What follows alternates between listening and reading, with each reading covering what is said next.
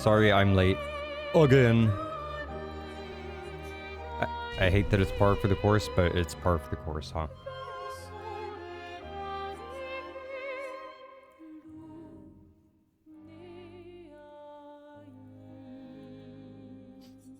Lurk? Yes, I very much recommend Grits, if you can hear me for a moment. You do not want... This stream especially, you do not want to unlurk for. It will ruin the entire game for you, probably, so...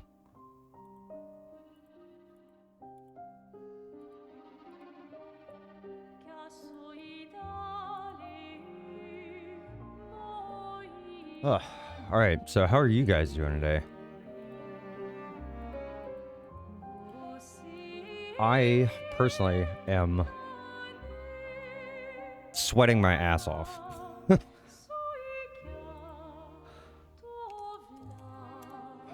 what's the temperature right now?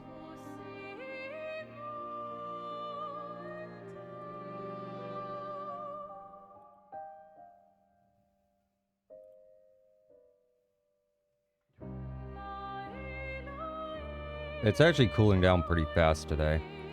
I think we're supposed to get rain, that's why.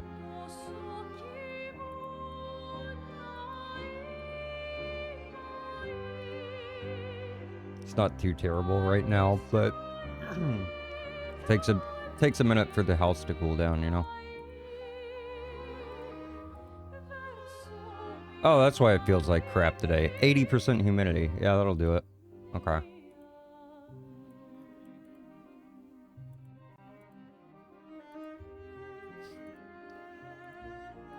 Alright, so tonight's plan is a lot of yapping, a lot of talking, whatever anyone wants to talk about related to the game,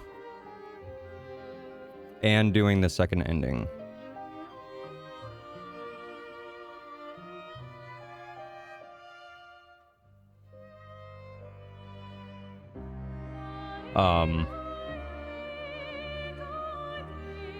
Yeah, we finished it last night,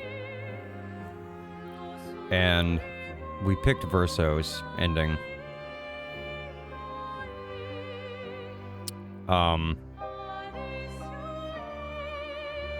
Which I knew what was about to happen with it, but it doesn't matter if you know what's gonna happen. It doesn't make it any better. If anything, it just fills you with dread of what's gonna happen.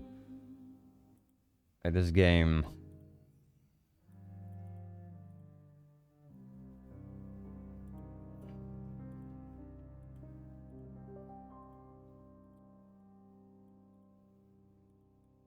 and then we talked for over an hour straight.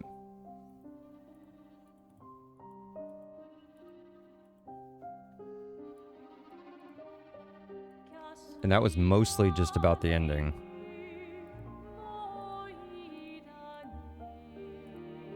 With a few other things about the game sprinkled in.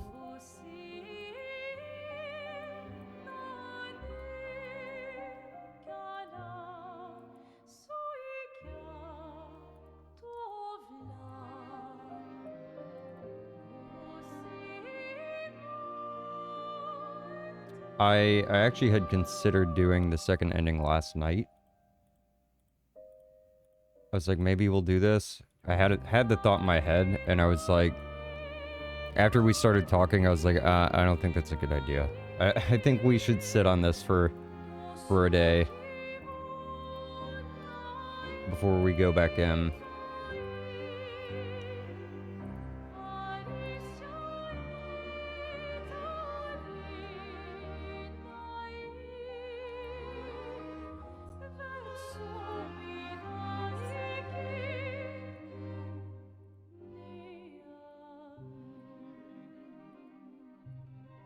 So, we can reload, right?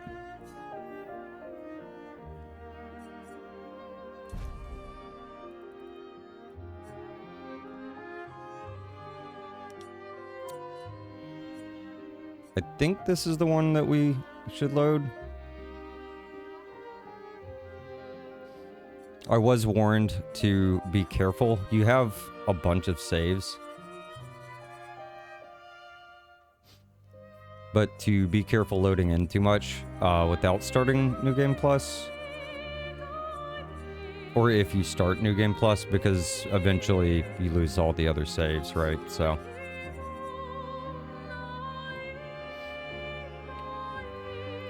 at a certain point, you can't go back. I think we're safe to load in, though, because we have so many.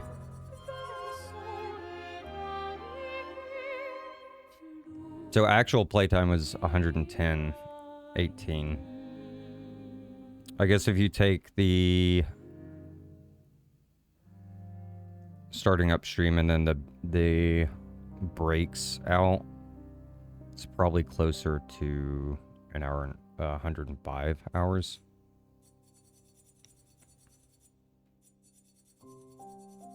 And it was super worth it.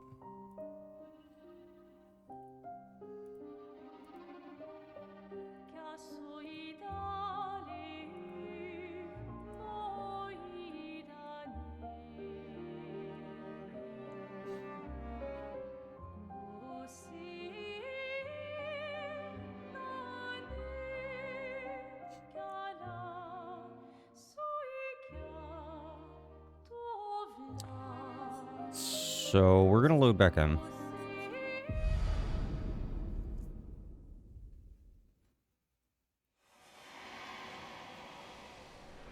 Puts me here, right? Yeah, okay.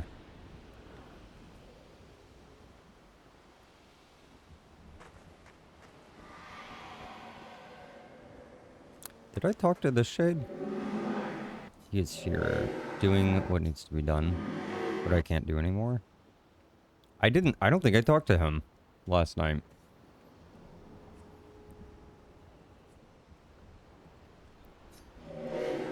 Needs to be done for my sake and theirs. Voice gone silent.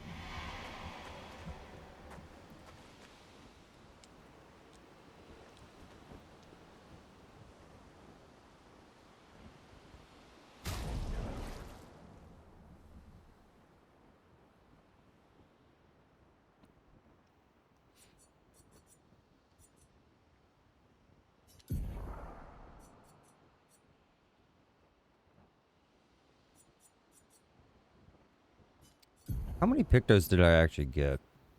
Because I think there are a few that I'm missing.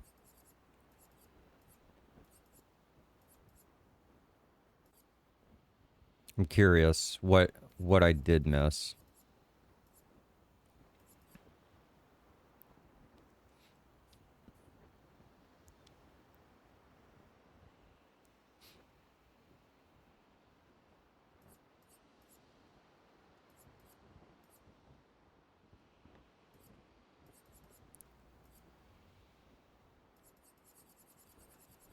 Let's see, energizing pain was the bottom one.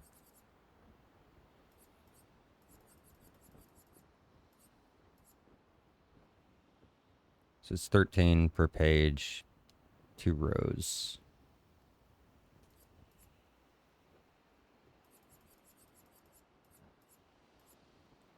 Three pages. 4 pages. Shit.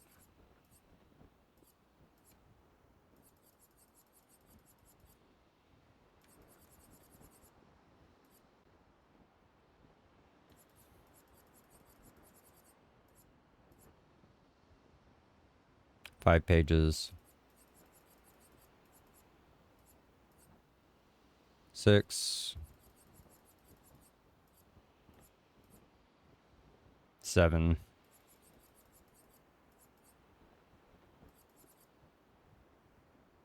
Respec time? No, I'm just like looking through stuff that I maybe could have missed or something. Just waiting for people to get in. How are you today? So 7 pages times 13.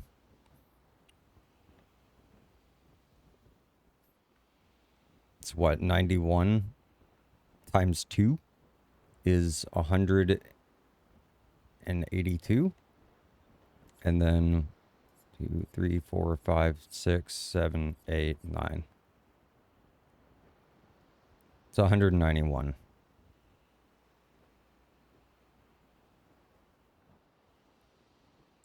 I believe if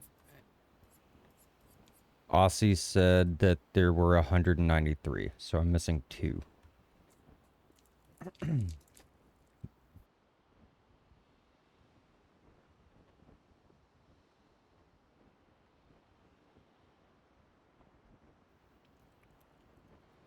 I'm missing 2. And the hard part about this is that I don't know which ones I'm missing, let alone where they are. Yeah, I definitely have Cheater. I've been using that shit like crazy. As soon as I got that, I immediately mastered it.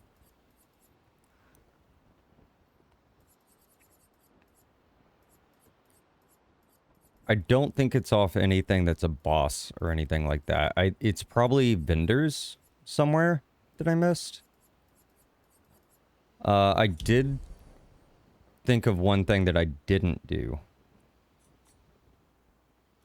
that I just completely forgot about, was dueling Golgra at the village with everybody. So I use CL for the arena.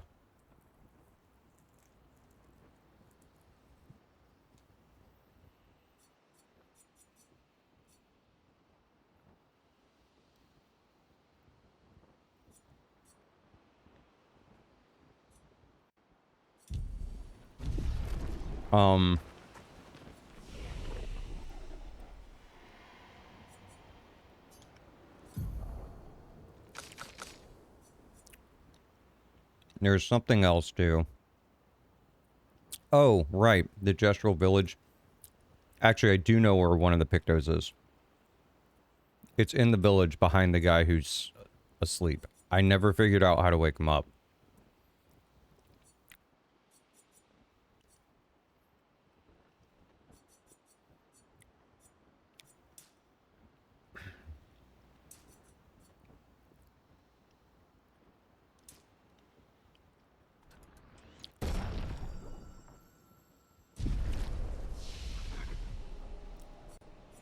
You want to know? You're stupid. Yeah, I'm at the point now. Stuff like that. If I was able to figure it out, it could take a very long time. Like a really long time for me to actually figure it out.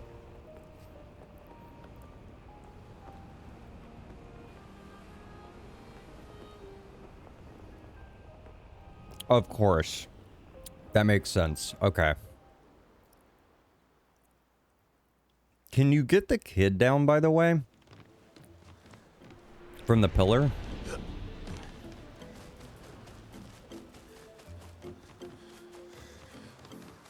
You can? How do you get him down? Because I got up there and everything. That's not a Gustav only thing, is it? Then talk to him? Yeah, shit. Dude, this would have taken me ages to figure out. You can do it with anyone. Okay. He's having a nice little nap on my stairs. You better not have woken me up just so you could steal in my house. Ha! That's exactly why we did. But, okay, that's just Chroma. But he's gonna fight us. Checks out. Oh, well.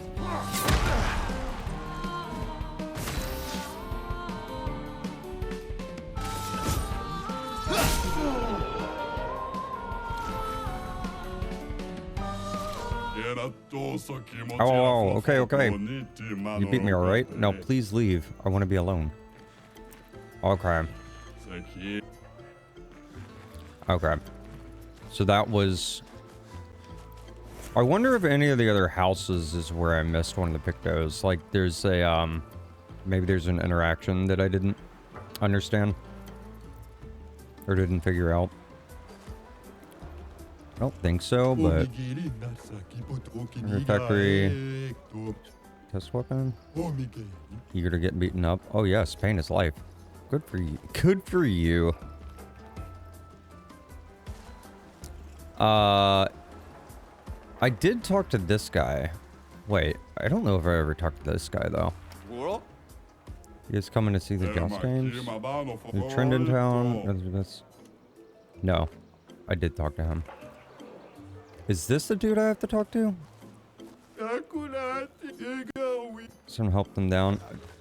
Because I talked to him, but it may have been after I went up there.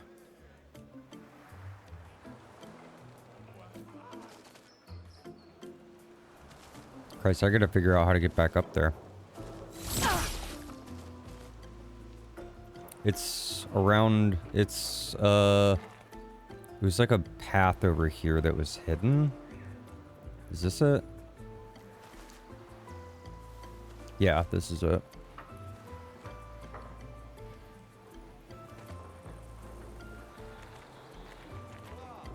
Talk to them.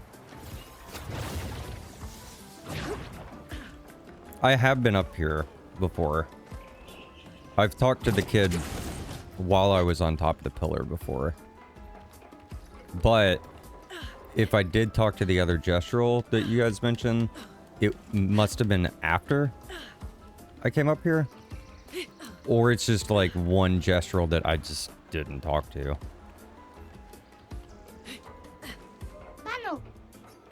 Not coming down. Okay, well, okay, alright. You know what it was? I talked to him after I went up there.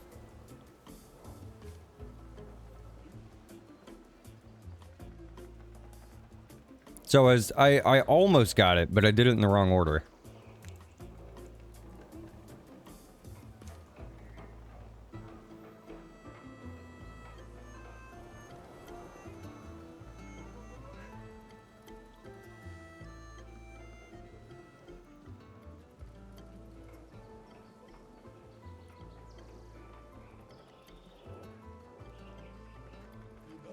Thank you, Automob.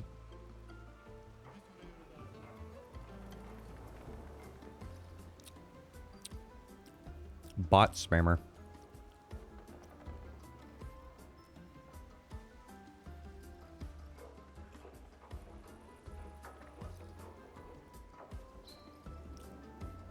Let me block and report this real quick.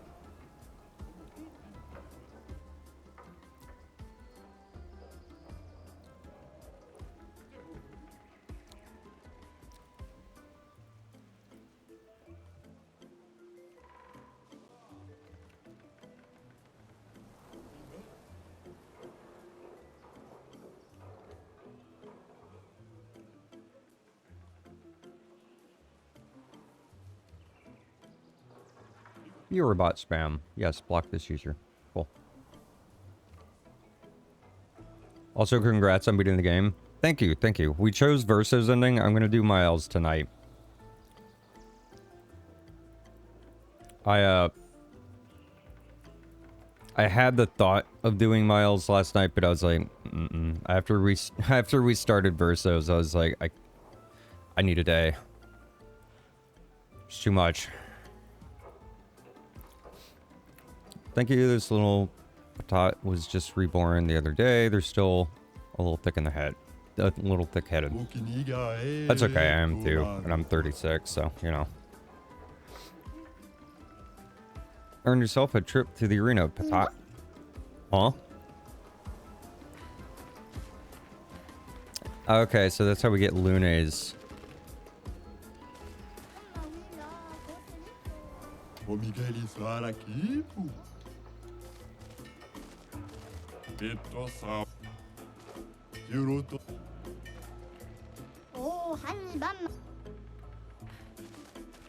Oh no.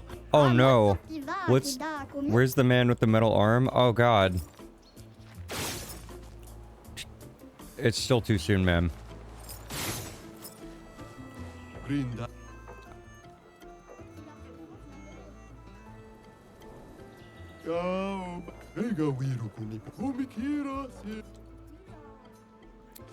Thought I had talked to him before. Maybe he has multiple dialogues.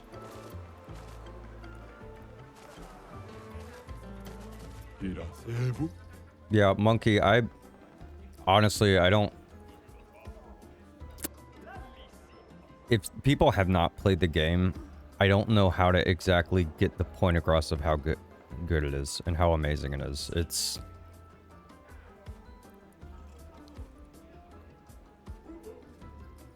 It's just fucking insane. Absolute masterpiece of art. What's up, Aldi?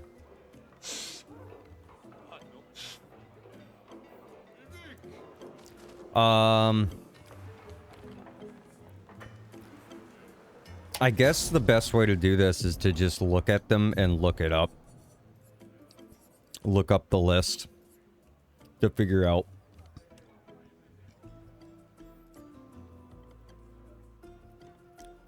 what I'm missing. Reporting for ugly cry duty, sir. Oh, man. Ugh. When did you leave last night?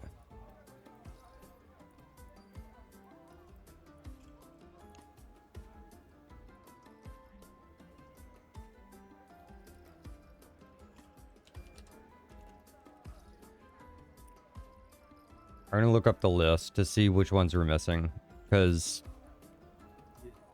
God fucking knows which ones I'm actually missing and where the fuck they are.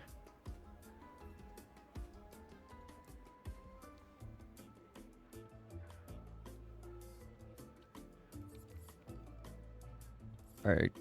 Heal, stand, shots.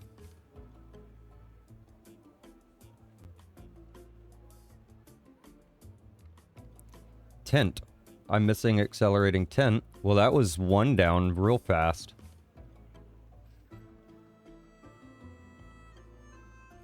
Okay, so accelerating tent.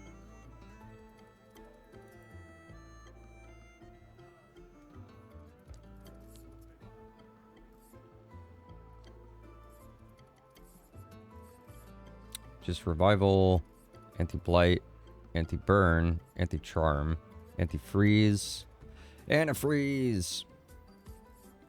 Yummy. Anti-stun, death's door, attack lifesteal, augmented aim, augmented attack.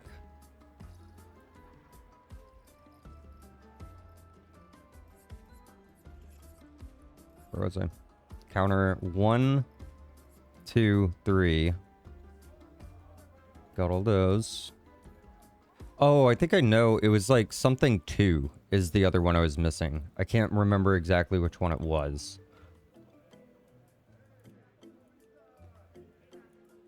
Around midnight. So you were here for the ending then, I think, right? You were here for the ending. But you left like right after. Kind of wish I didn't go to the final boss so late, since I did all the side content before that in my first playthrough, making the I do get that, and I have heard that you're not the only person with that sentiment.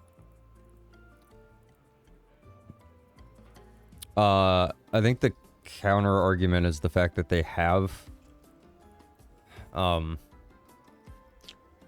challenge options. Which actually I think Punk was the one, when I mentioned them, he was like, wait, what? And I was like, yeah, they're in the game. And he was like, I didn't know about that. And I was like, they tell you about it. And he was like, I must have clicked through the text. I didn't even know. But I do get that. Like, you want a challenge for the final fight. I definitely understand that. Personally, for me, when we did it last night, I was actually kind of glad it was super easy. After having done that much, we were on side content for 2 weeks. And the side content was so incredibly worth doing. So I was like, man, I'm here for story.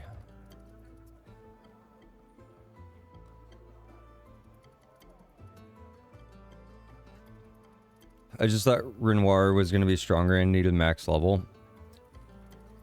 Yeah, you know what might have been a good way for them to have gone about it is making him scale with a level.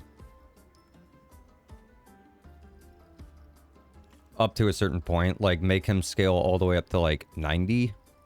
So that way anybody on story mode or who is maybe still, you know, they're not god gamers or anything. They're maybe struggling just a little bit still would have a cushion of like 9 levels if they wanted them.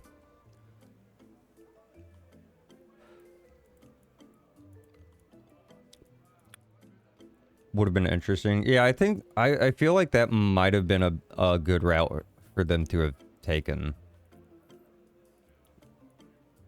Because it still would have given everybody,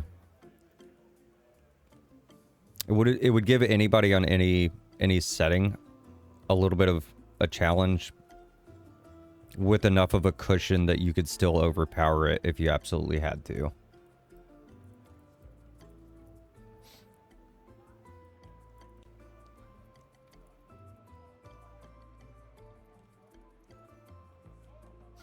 Also, yeah, Simon is the real boss fight. Simon.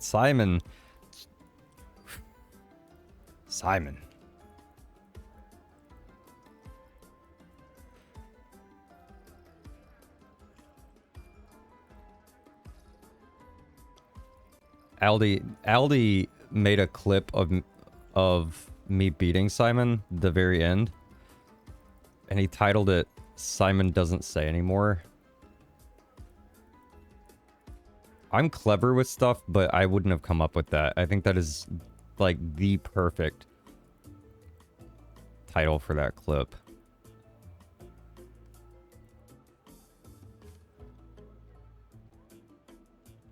So you were here, you left during chat exposition after the credits. Okay, okay. I couldn't remember exactly when you left because I was so far behind on chat too that it was hard to tell exactly when anybody who did leave left.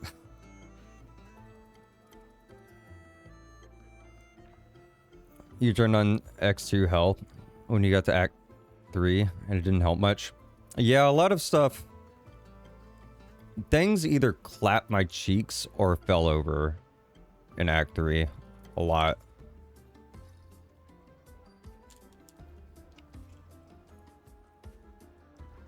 Most notably, the most difficult things I encountered were the second half of the tower, Clea, and Simon.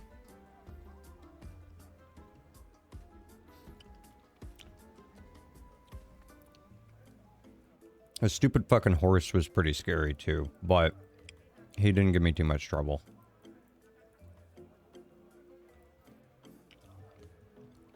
Also didn't know you could play the game still after beating him. Yeah, apparently if you reload the same save, it just has New Game Plus option.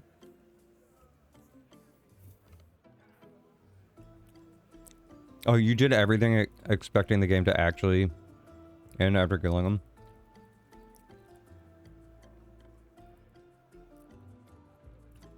This is how I got Joe to get the hidden journal. I baited his FOMO. Dude.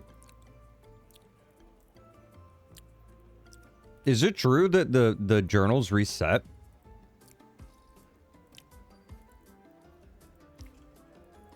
Or did you guys just tell me that to get me to fucking do it?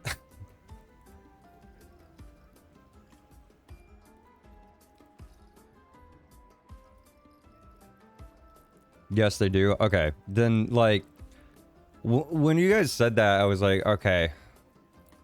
We can't miss it then. Like, something like that I did not want to miss.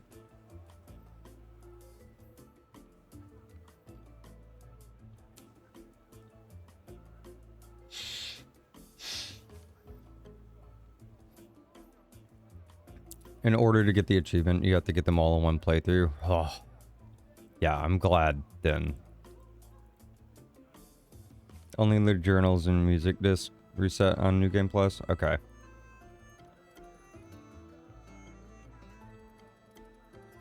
Then I need to find the... Make sure I have all the music discs, too. Ask me how I found that out.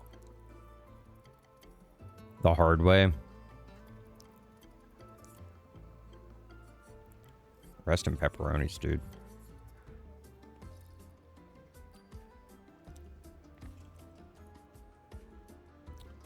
Where was I with this ship? Augmented counters. First strike, auto death.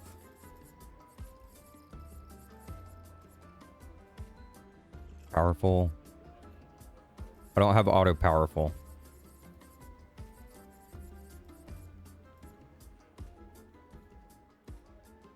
Maybe there's more that I missed. I might have missed more than that.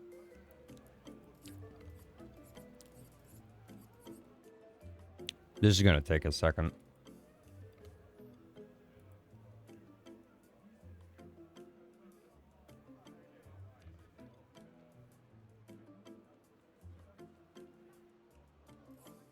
I have auto rush, right? Yeah, okay. Auto regen, auto rush. Auto shell. Base shield. Beneficial contamination? I think I have that right. Yep. Break specialist, breaker. Breaking attack. Burn. Death.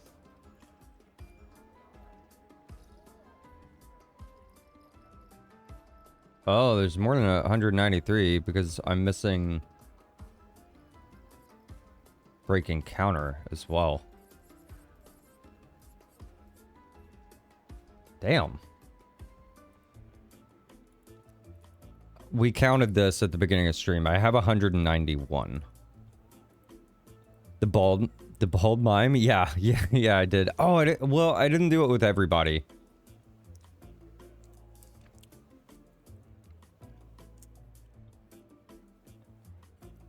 Yeah, auto powerful, braking counter, accelerating 10. I don't have those three.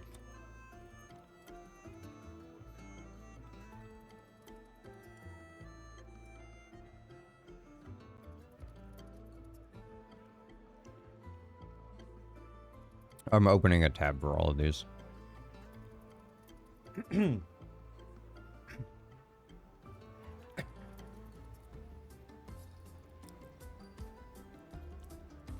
Shit, where was I?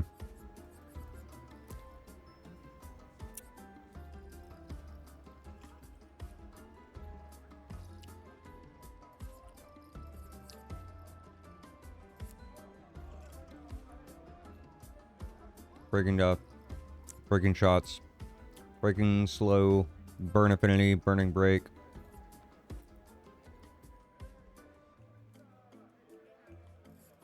Burning death.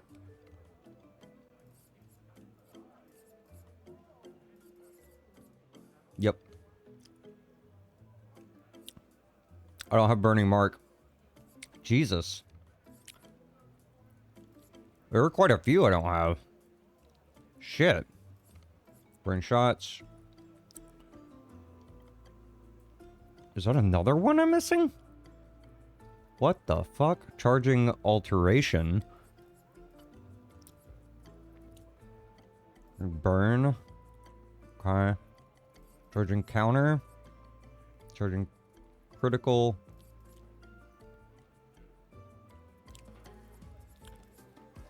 Charging mark. Good God, man.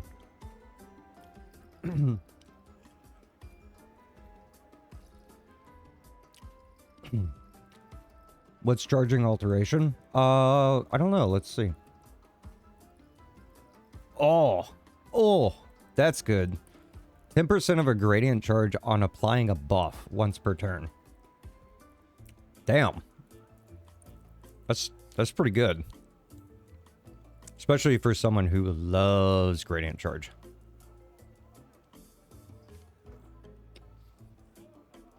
Anti-charm. Yeah, I've got anti-charm. I thought I did. Yeah, I've got it.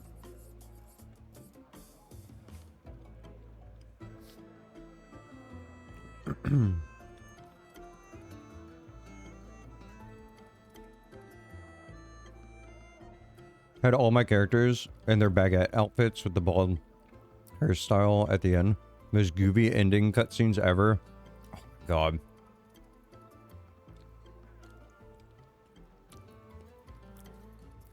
Yeah.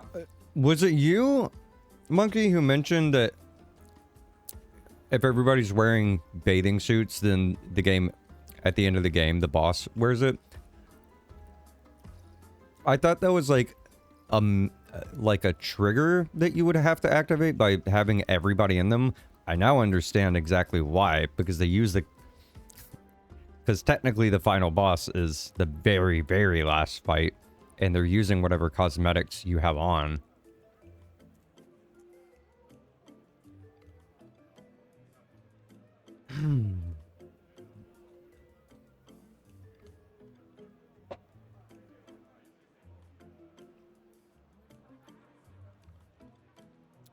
It'd be like 60% per rotation, depending on buffs.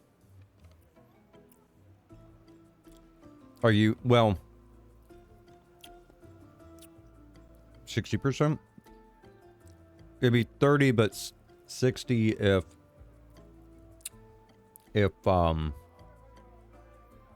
everybody has cheater on, right?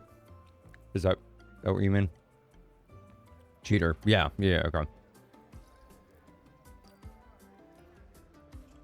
That one could be really easy to activate if it works with anything that activates buffs. Which I kind of assume it would. So like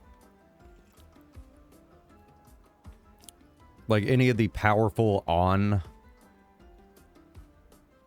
or any of that.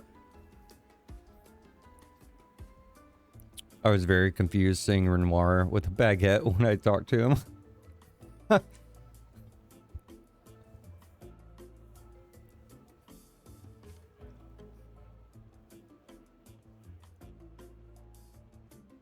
don't think I did, but I was just about to talk about that.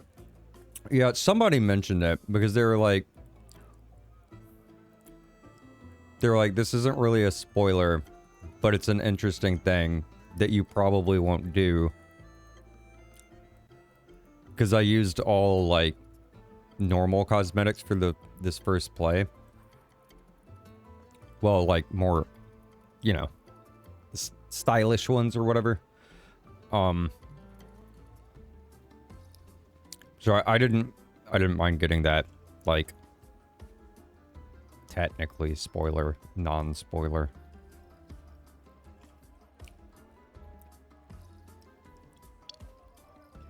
Okay, so where were we in the list? Charging, stun. Charging 10. Charging weakness, cheater.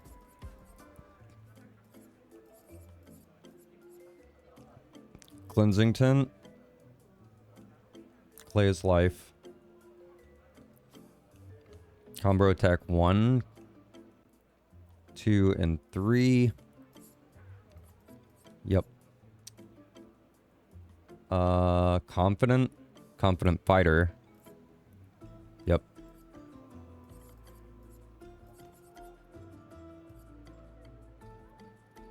Holy shit, I didn't use this for Simon.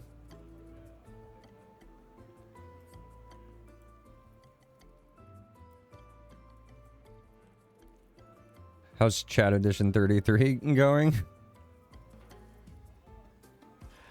Good. I'm going through things that I missed before we do the other ending. And whatever we want to talk about in the meantime. It doesn't have to be game related.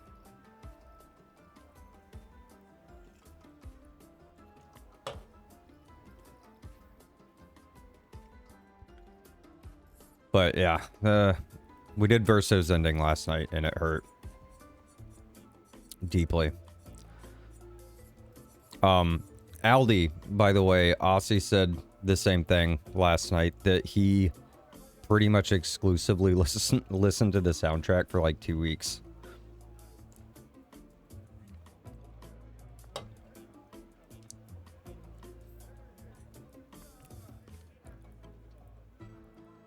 I was just kidding.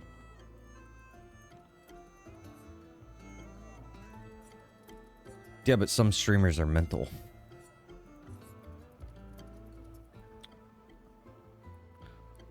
So right now we're going through the Picto list to see which ones I missed. I was told that there were 193. I counted. I have 191. I'm missing way more than 2. We're only in the C's and I've missed 1, 2, 3, 4, 5, 6 so far. So there's somewhere around 200. Confident Fighter.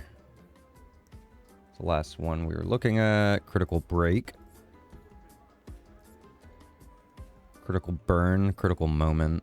Critical Stun. Vulnerability. Weakness. Dead Energy 1. 2. Did I miss 3? Is there a 3? No, there's not a 3 for that. Okay. Death Bomb. Defensive mode. I did not get that one. On receiving damage, consume 1 AP to take 30% less if possible. Oh, wow. Austin and I both. Yeah, that's why I specifically mentioned it to you. Because you had said that early on in the playthrough.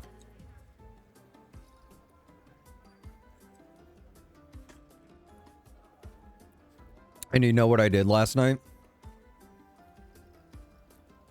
I added the free playlist that Steam has.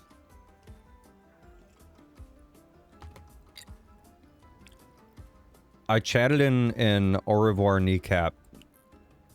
Kneecap's, the fucking name is great. The person we rated. Her chat for a little bit. I chatted in Punks. I got up and took a break. I sat back down. And I was like, do I want to play something for a little bit before I go to bed? And just like hang out in these chats? And I just sat here for like 5 to 10 minutes. And then I put on the playlist and just fucking blasted. I turned my headphones like way, like uncomfortably high. And just fucking listened to the soundtrack.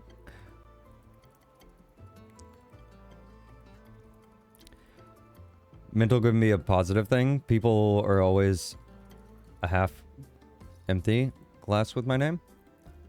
When something blows your mind, it's mental. It's true. This is very true. And mental can also mean cerebral, right? You're up here more than you're in here.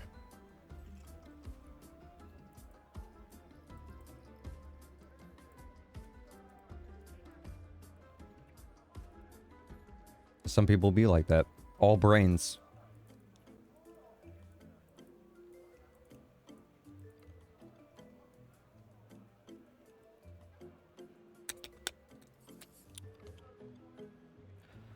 Okay, where were we? Defensive mode, right. Missed that one. Dodger, double burn. Jesus, this is gonna take half the stream. Double mark. You know what I think we'll do? Is we'll get this list. We'll get this list and then we'll do the ending. Or we could do Golgra, the Golgra fights real fast and then the ending. And then we can talk the rest of the stream while I hunt this shit down. That might be a good game plan, I think.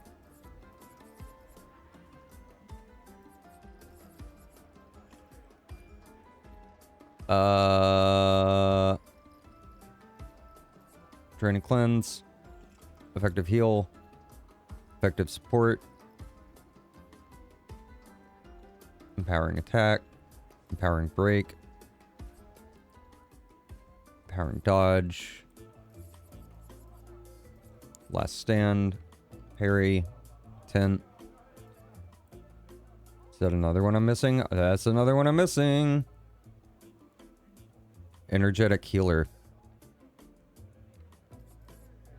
2 AP on healing an ally.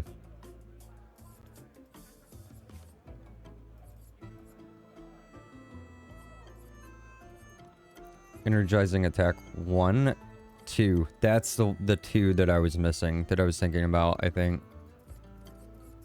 Attack 1, 2. There's not a third. I'm missing energizing break. Oh my god. What the fuck?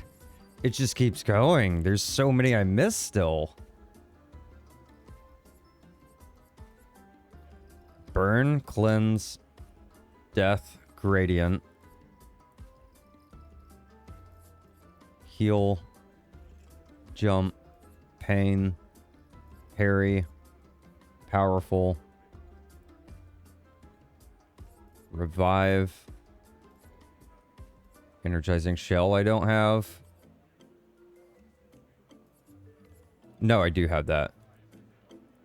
It's energizing rush. Oh, I skipped over rush. That's why I didn't see it. Shit, where was that?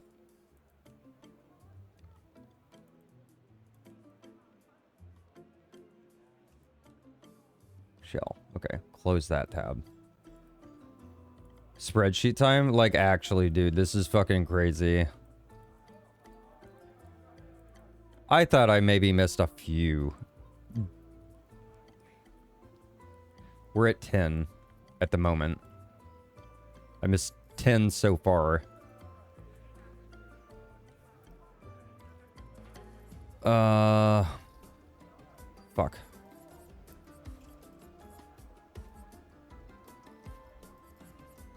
Rush shell. Shots. Start 1 and 1, 2.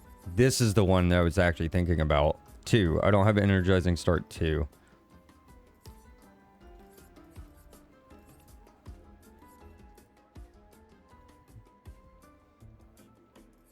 I have 1, 3, and 4.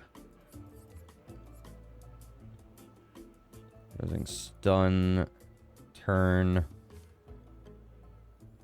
master, yep. Enfeebling attack, enfeebling mark, power. I don't have exposing attack. Do I? Nope, don't have that one. Exposing break. Don't have that one. Both of those give defenseless on base attack and break.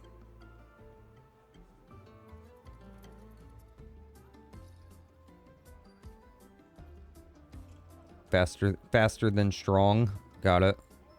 First defensive, first strike. Fueling break. Full strength glass cannon. Gradient break.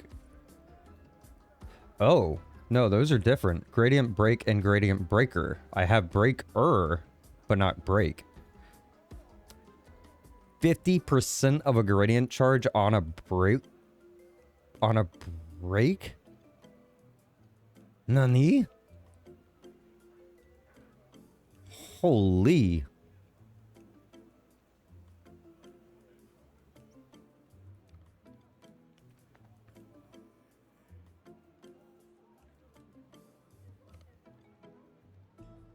Gradient fighter I don't have. Which is 25% increased damage with gradient attacks. That would have helped on Simon a lot. Jesus Christ, man.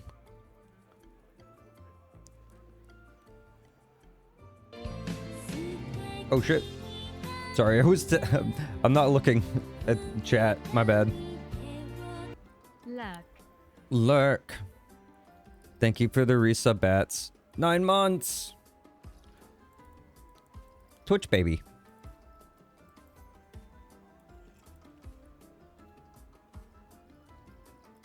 Thank you for lurk.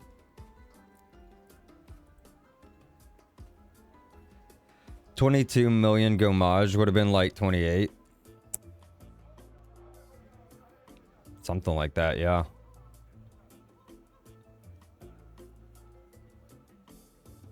Yeah, it would have been right about 28 mil. Actually, the one... You know how the fight ended? I broke him. He got a turn. I Gomaged him for 21 mil. And he lived with 10% HP, but the Gomage refilled the bar again. Mile did not have another turn before him, but I broke him with Lune. That sliver of health he had, that 5 to 10% would have been gone. He would have just died. We actually would have just hard skipped half the fight. Yeah, I definitely would have killed him. Like, for sure it would have. Because I think he died in like the first 3 hits of Burning Canvas. And I didn't have a lot of buffs and fire. I had quite a bit of fire, but I didn't have like a bunch of buffs up or anything. I think those hits were only hitting for like 750k or something. So he only had maybe 2.5 million left ish.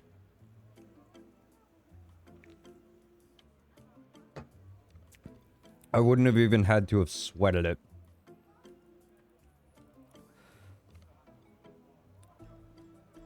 Although it would have been a little less epic, I'm not gonna lie. The stars aligned perfectly with the end of that fight.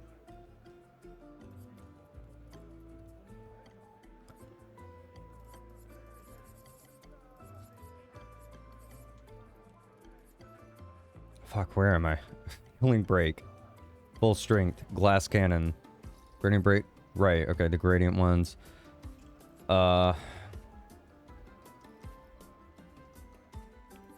Defenseless.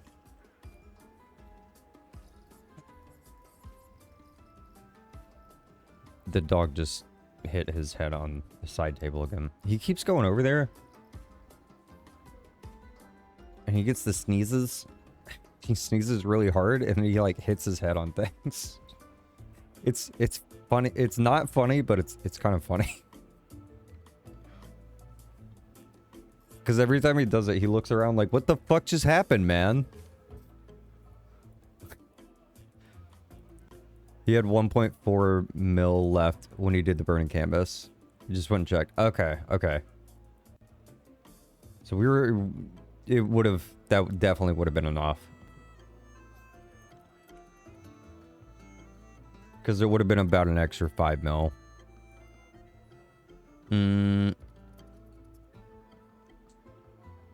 6 mil. Something like that.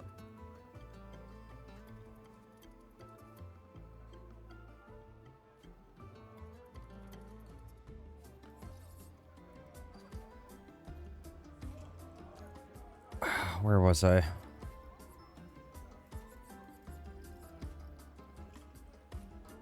I don't have greater powerful.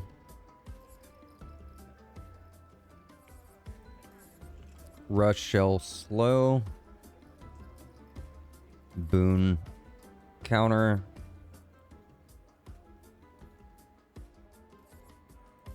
Death. Fire. Mark parry. Share. Stun.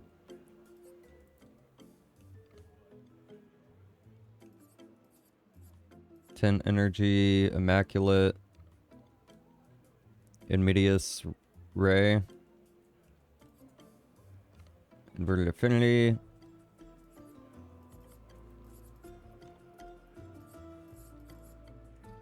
Less than critical, longer burn,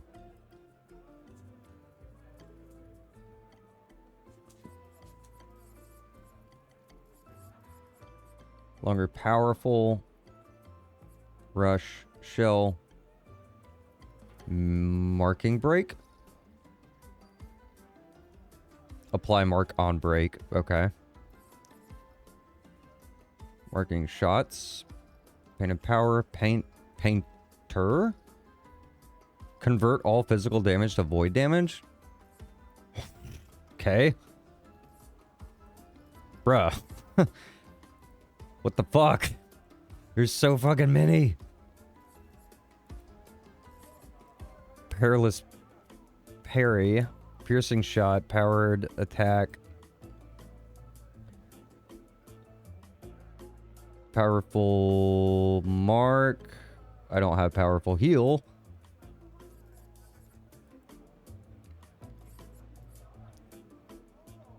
On shell. Revive.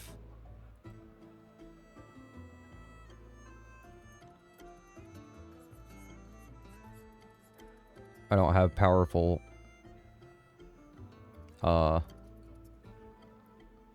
shield. Nope. Don't have powerful shield. Don't have powerful shots. No, I do have powerful shots. Shit, where was that?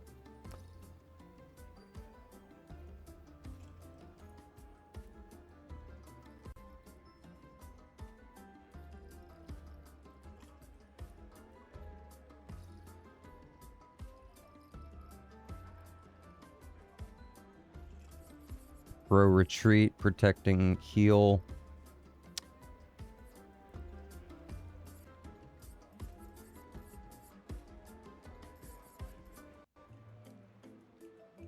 Missing protecting attack.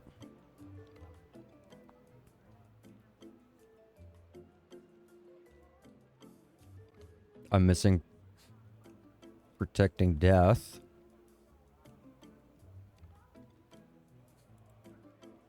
Heal, last stand, hint. I'm missing protecting shots. Good God almighty. What? Where did I fucking miss all of these? What did I not do?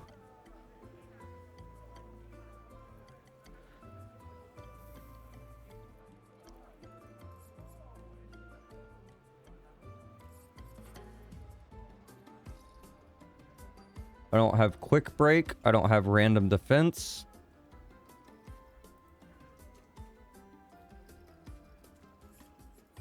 Recovery. Revive. Paradox. Energy. Warding mark. Roulette, got it. Rush on powerful. I don't have shell on rush.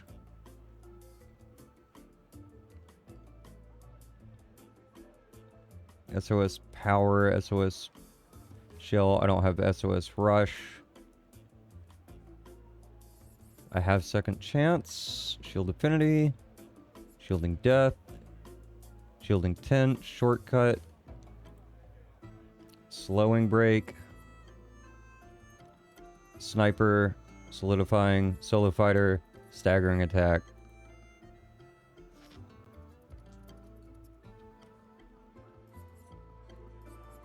Stay marked, stun boost, survivor, sweet kill, tainted, teamwork,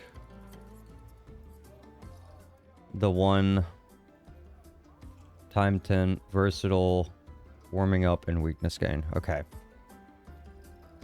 Okay. I made it through the list. Holy shit.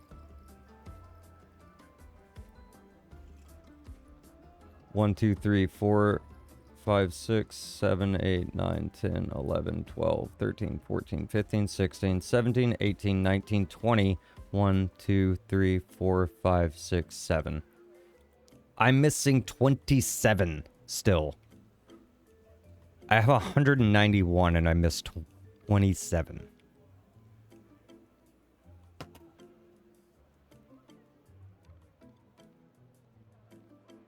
Also, my sub is full term.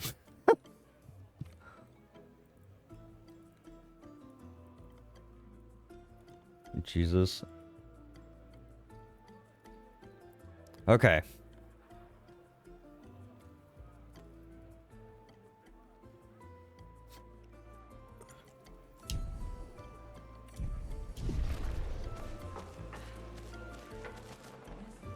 How tough is Galgra now?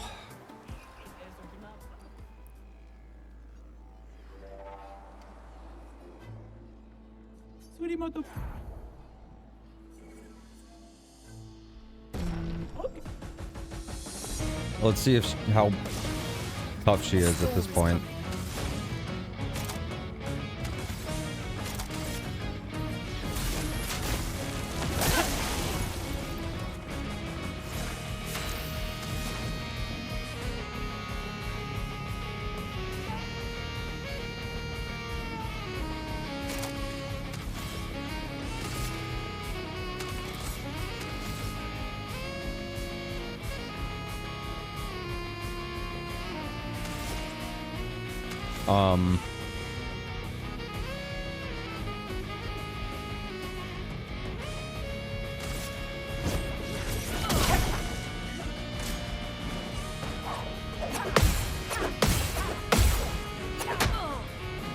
Damn it, I missed one. So she's still a badass. Got it.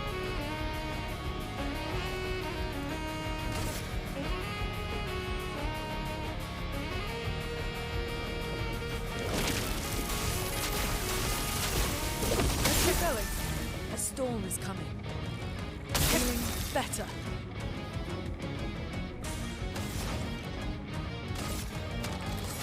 Fuck, I didn't burn her yet.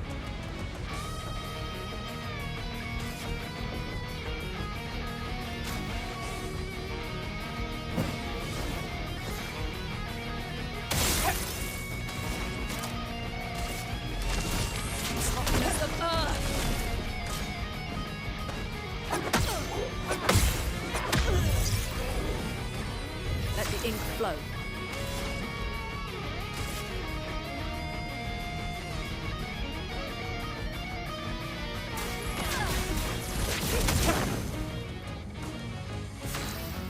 Galgra is a beast regardless of when you fight her. Yeah,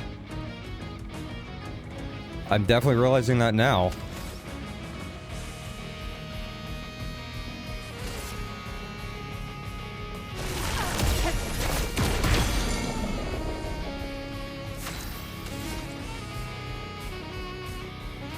Oh, that's right. Skybreak actually can break. Whoops. Doors of Chroma, open! I am maybe gonna have to actually set them up for this. Storm is coming.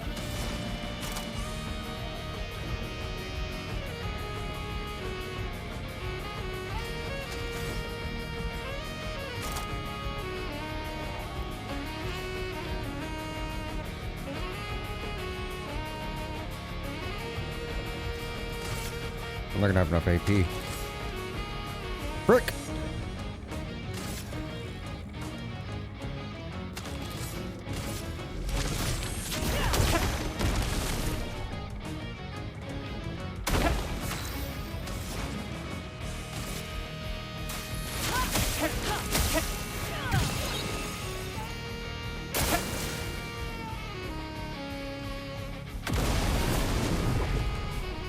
I'll do She's it. mad.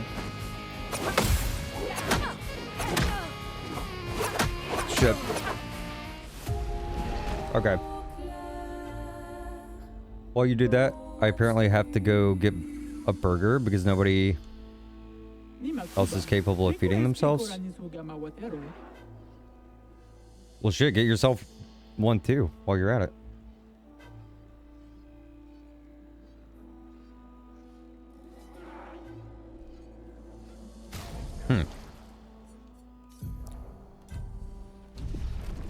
Let's do my L's first and get that one out of the way. I ain't had Weege since last Friday. You're be getting water and such. But hey, soundtrack does slap. I will say that.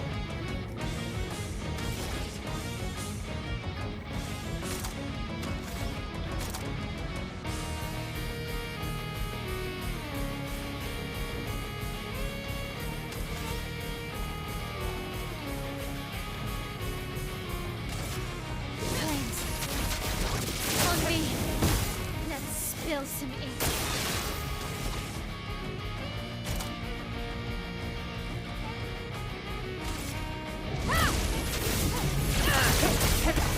Finesse and grace. Flames on me. Oh, it's a gradient. Whoop. On guard.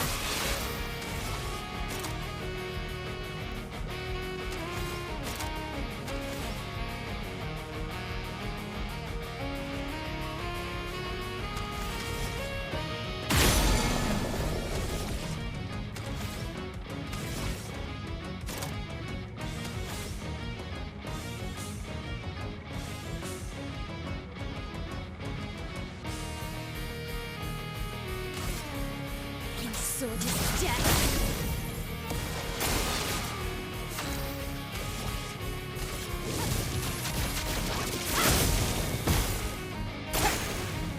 On guard.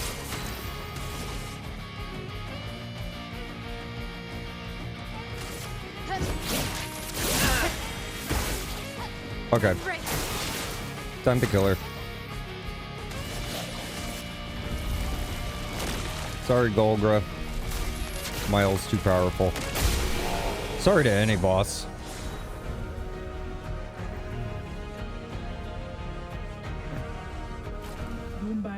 It's a me, Luigi. Oh my god.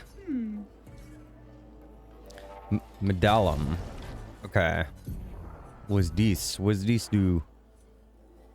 Start in Virtuous Stance. In Virtuous Stance, every burn applied is doubled. In Virtuous Stance, burn deals double damage.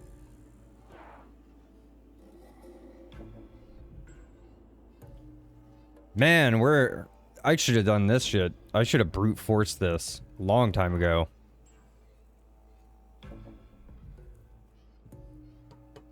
In fact, I wish I had gotten used her for the first duel, or for the arena. Wow. Stalum is still pretty fucking cracked though, because it has percent scaling. Which one is? I wonder which one is actually better though.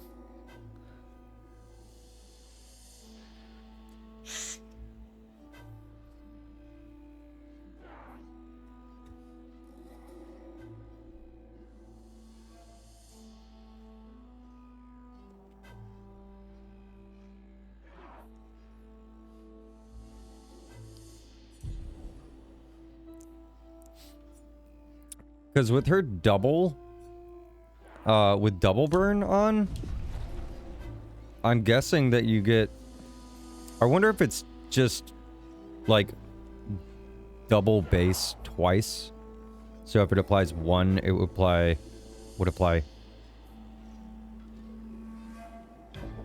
2 additional. Or if they stack and it's doubled twice. So 2, then 4. Sup, Bosch?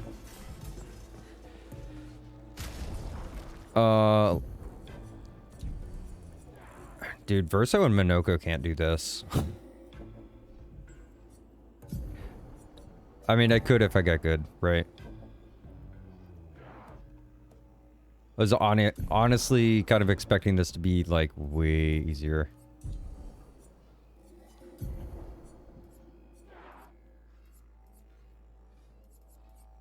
At this point in the game, I was wrong.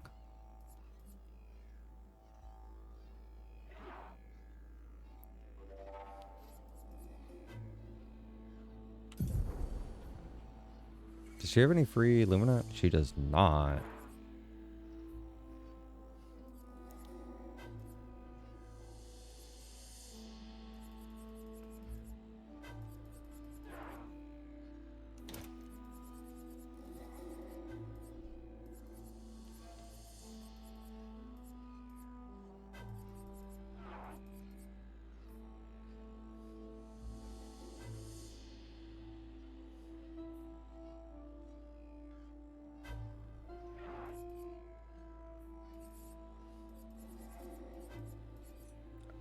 Um.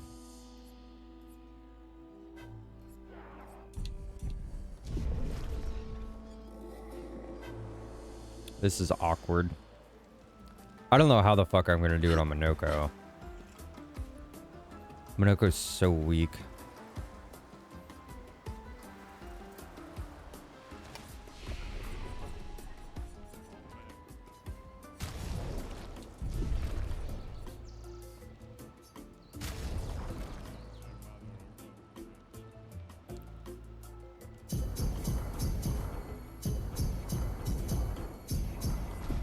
See what I can do with 290.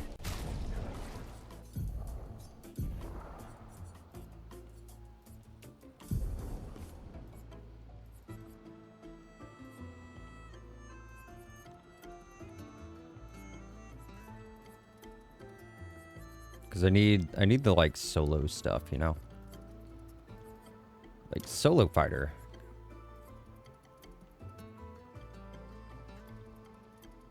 She didn't have like glass cannon shit on either, does she?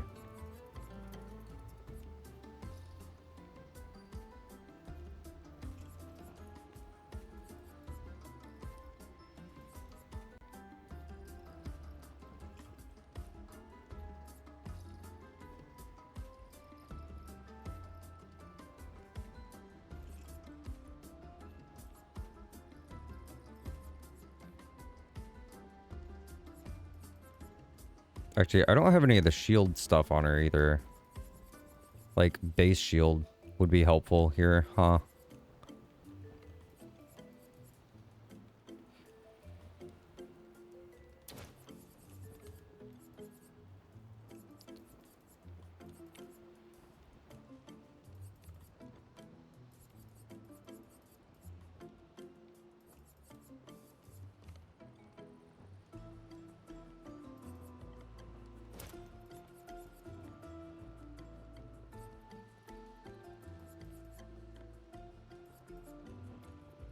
This may be enough.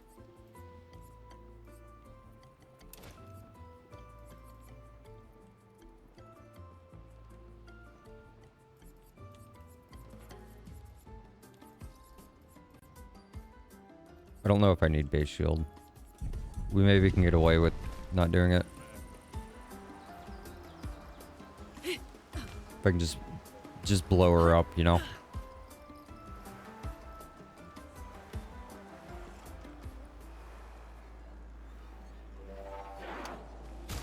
Gee, hold on.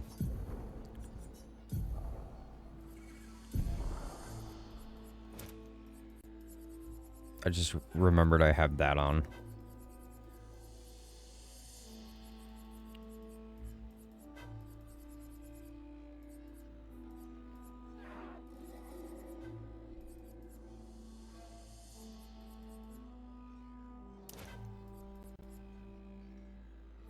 What can I get for 3? Anything useful?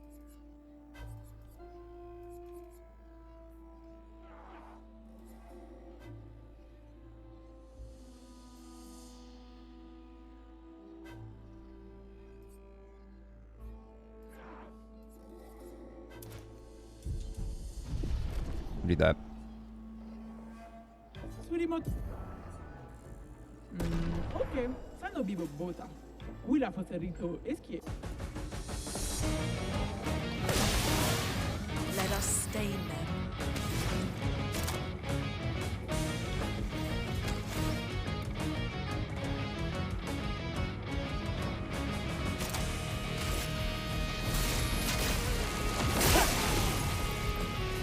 A storm is coming. Gulgra, my boo. Gulgra is a beast case. Nice. Awesome. That helps a lot that we got that.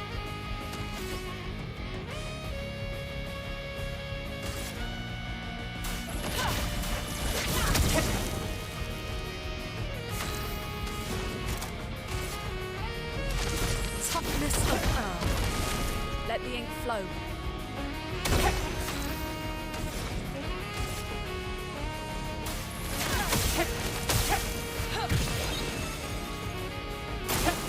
ready to evade. Shit. I won't lose again. You better not lose again, because if you do, it's GG, ma'am.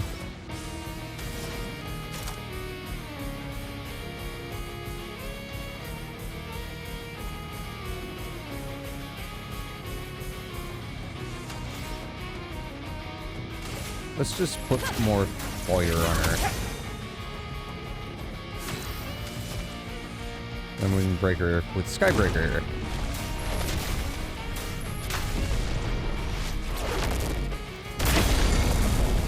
Let the ink flow.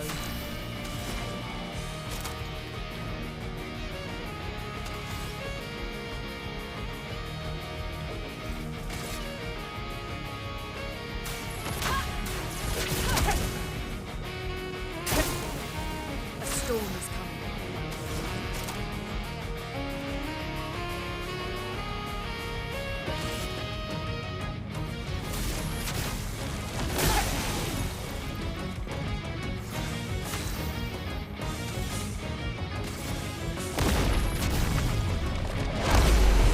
There you go.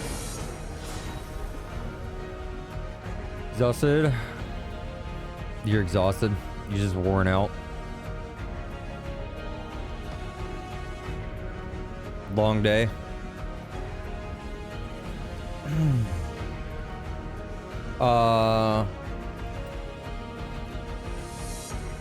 I'm alright today.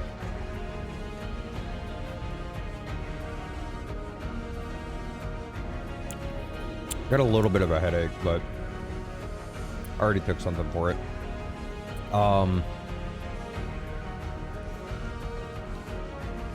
That and, you know, still processing Verso's ending from last night.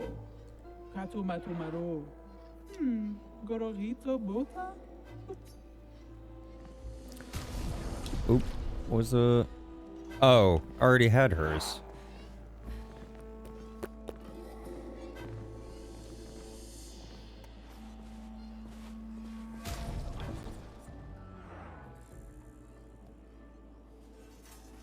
Do I have Verso and Minoko's then?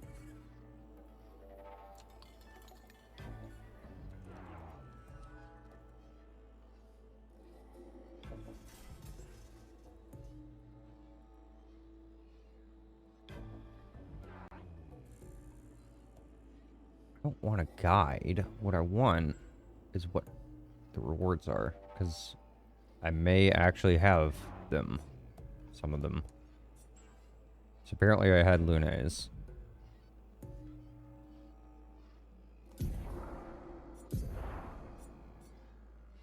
Yes, I have his already.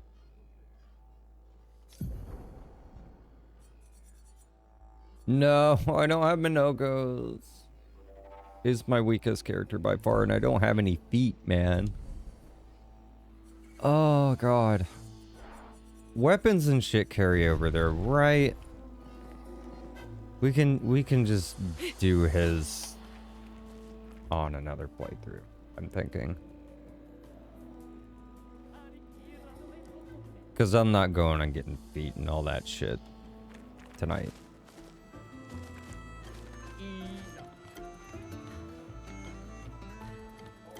Feel that, not gonna lie, it's been...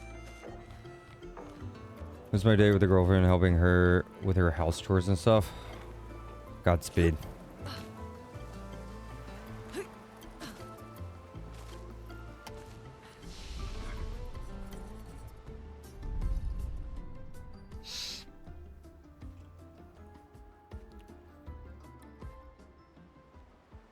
Trying to clean a house with someone who is really something.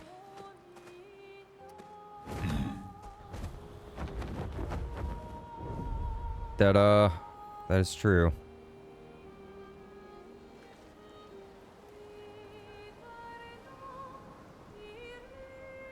Can speak from personal experience. Hang on tight.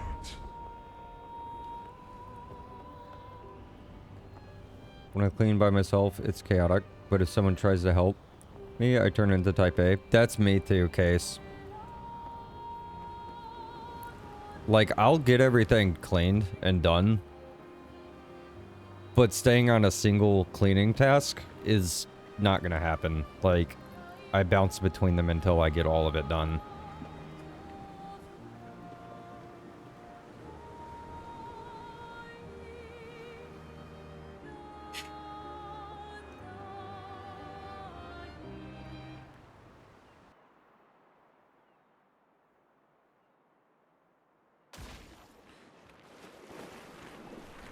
Forgets about shit all the time. Mm-hmm. Yep. That's ADHD for you. And, bipolar does that, too.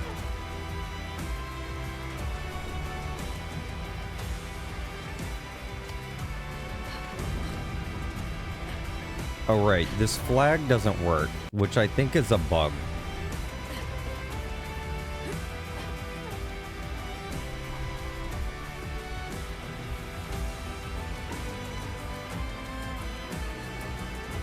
Started making habits so I don't forget. Yeah, that's the best way to do it.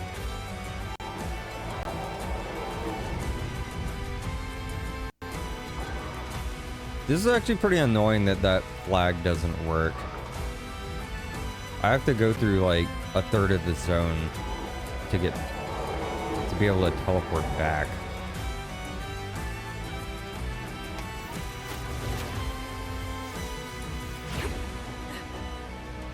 She forgets she's holding her phone.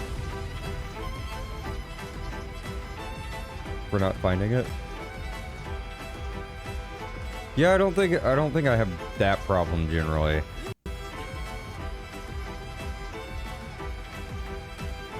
It's this way, I think, is where the flag was. I think it's right up there.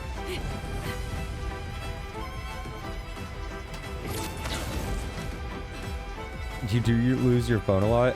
I actually don't really ever lose my phone or like my glasses or wallet very often, but that's because I like make it a point to have these things with me.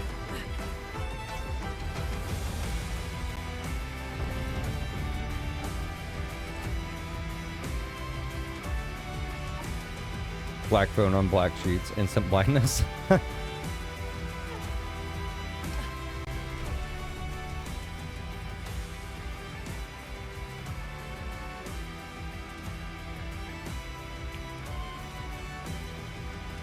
That's kind of understandable. You would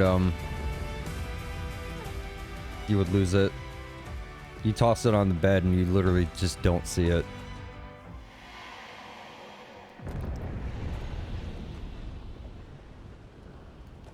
Oh, this dude's back here? Oh, wait, no. We're on the other side of it, though. So we can just go. We'll also place it willy-nilly.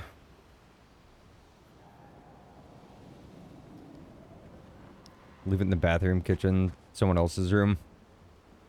I like make it a point to have my phone with me. Like, it sits right here. So if I do leave it in here, I know it's in here. Like, I know it's where it is, exactly where it is. But whenever I get up, if I get up from the PC, first thing I do is grab it and put it in my pocket. Otherwise, I will lose it. For sure. Like, 100%.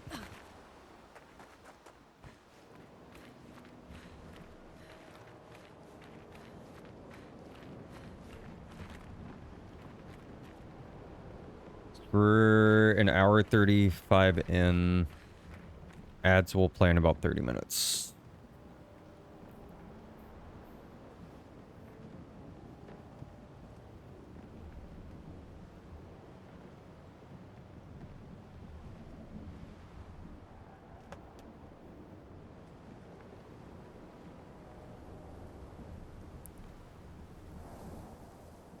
Leave it in the bathroom, kitchen, someone else's room. Then I'll ask Alexa to call my phone.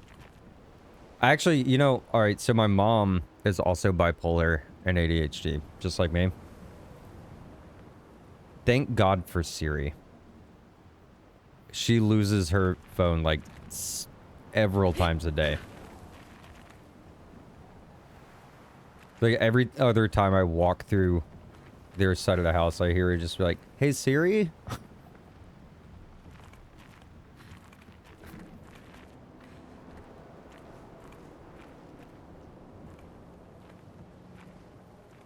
I have Siri off. I don't know why. I don't blame you for having it off. Like,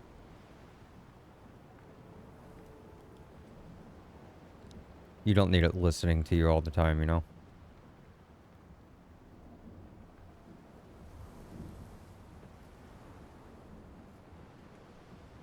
If you don't want it, that is.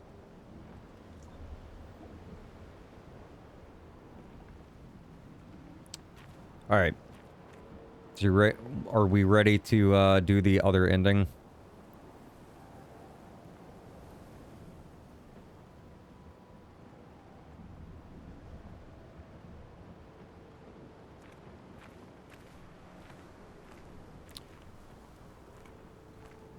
All it'll hear is live commentary when I read novels. It'll hear everything. I'm lurking tonight, but I hope you're ready, bud. I don't think there's any...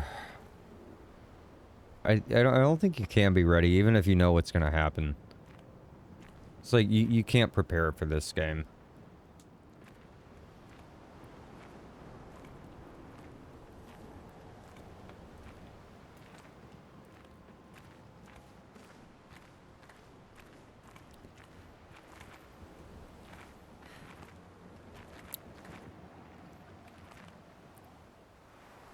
Hold on. It was nice knowing you.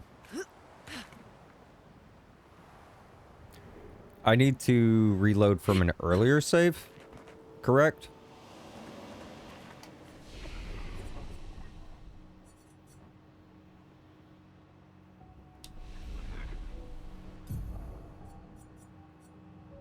You returned? Good timing.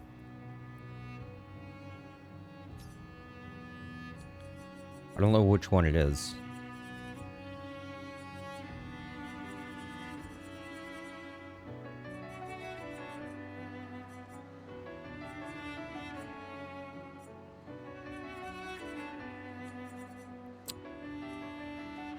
It's before 1:10:18. I know that much.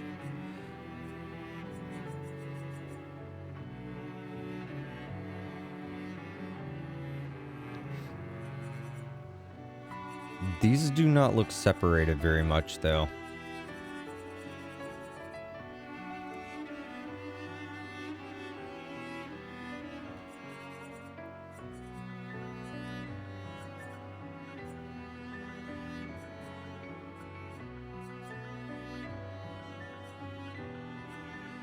Oh, I'm sorry. I'm stupid. They are. Right, that's hours. 11:24. Yeah, I think that... Yeah, because the end sequence is roughly 30 minutes. Yeah, that'd be it.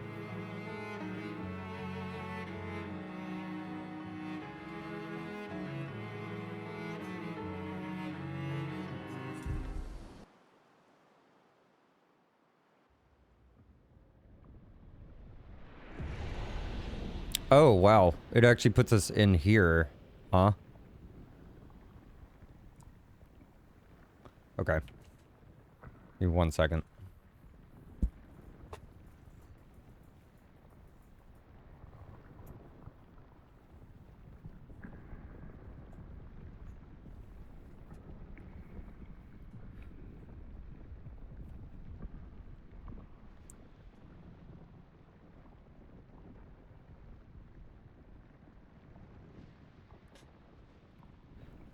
About when I laid down with my phone to watch. Yeah, and that adds up from what you said earlier. You said you left around midnight. And the next save was right around midnight, so that means if you saw the ending... Did you find all the pictos? No, because there's 27. It's gonna take a minute. So we're gonna do that as we talk after we do this. I'll reload again back into the save we were just on to do that.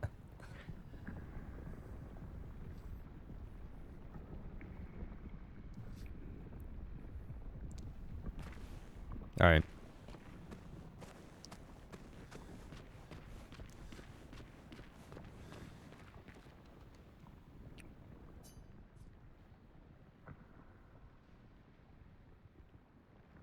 What happens if you just leave?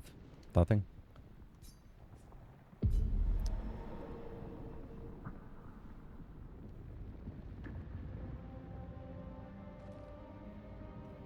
$3 a.m.-ish my time when you're done? Jesus.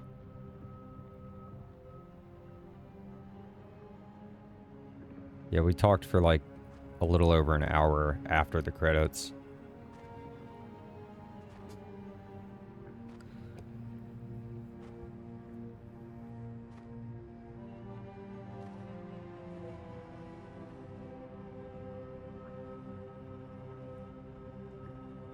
Hi.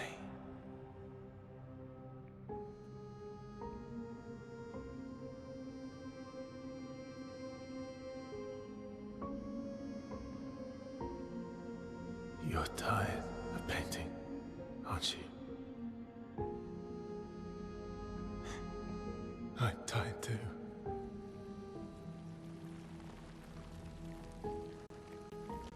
Shit.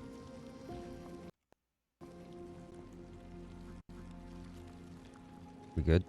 Okay. That's...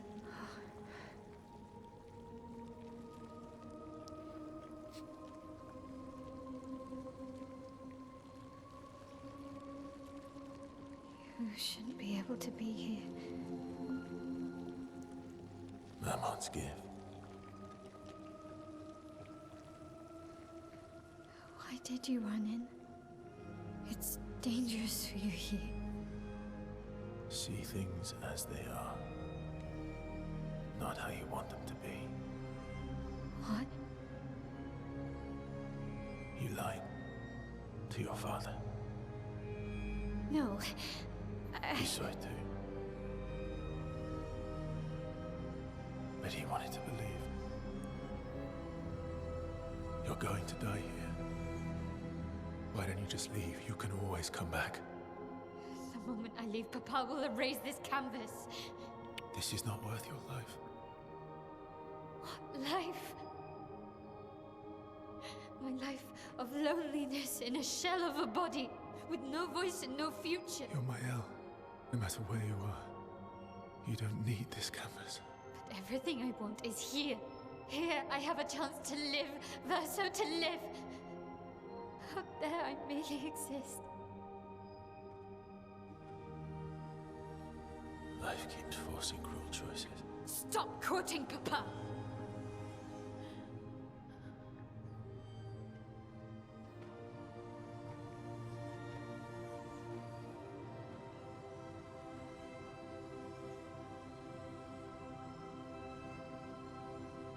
It's time to stop painting.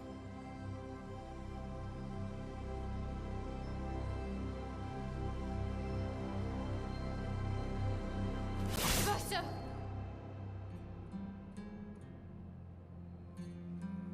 Papa also said, hold on to each other. Old friend, you've traveled miles, spinning in circles. Your blood I feel like she took that out of context. I'm sorry. Have a good night, Mental.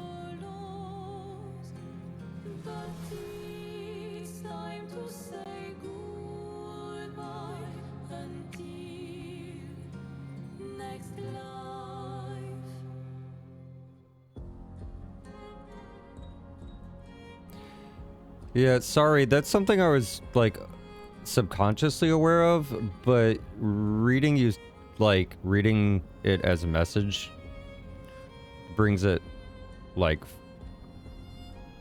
actually puts it on, brings it forward, I guess. the fact that he's talking to himself, who is painting him, but the boy him is tired of painting him, and he is also being tired of being painted. He says, your father. That is, you know, I caught that last night. I didn't mention it, though. Because there's just so much shit to unpack with this game. Yeah, he very specifically... all of the wording in this entire game is completely intentional.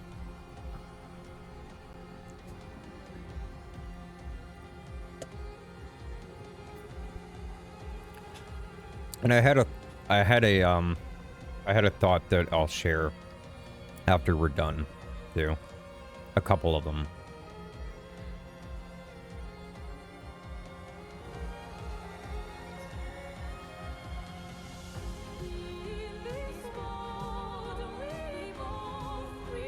That's why I wanted to see it all again, knowing what I know now. Yeah, that's why I honestly am considering just going and doing a New Game Plus after we're done doing all the things in this, because I want to experience it with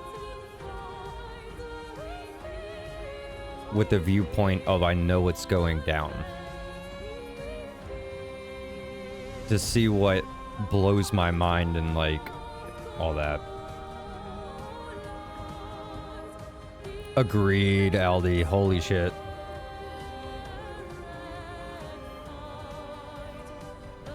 Yeah, I know there's a ton that I missed. There has to be. Like, just loads of it. I even caught a lot of the foreshadowing, but they did this foreshadowing so unbelievably well in this game that it's just vague enough that you don't know what the fuck they're actually talking about until the moment it happens, and you go, oh, fuck.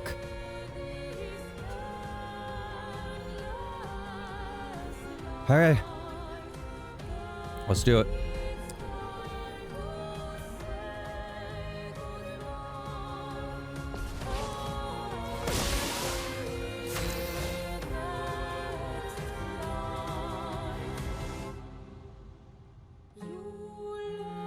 She's my strongest character.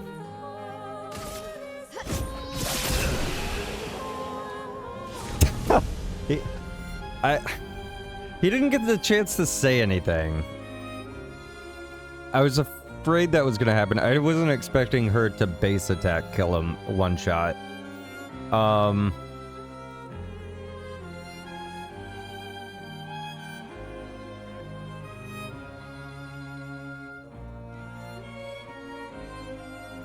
Yeah, I feel like I need to redo this and like take off some of the damage.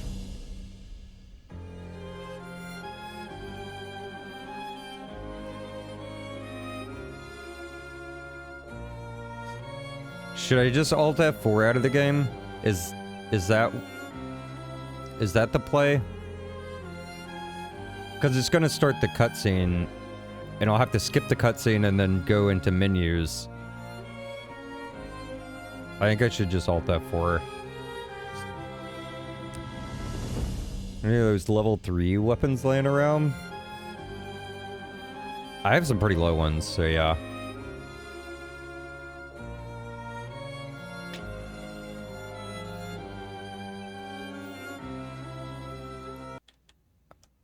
We're Alt F4ing out.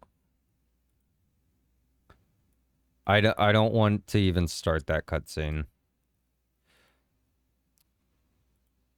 To be honest, though, I didn't expect just her base attack to one-shot him.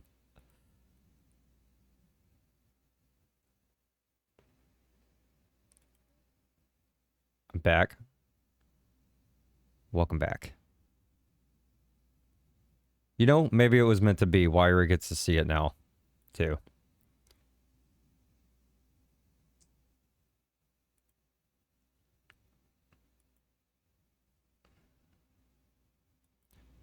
Could skip until he hits you. If that triggers the dialogue, though, because when I did Versos last night, I did skip a couple turns. And they only... Mile only said anything when after I hit her.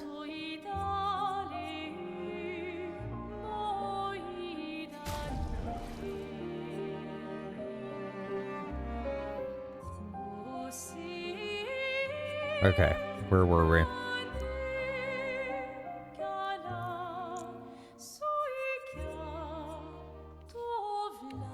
Let's just go back to the same save. The one we know works.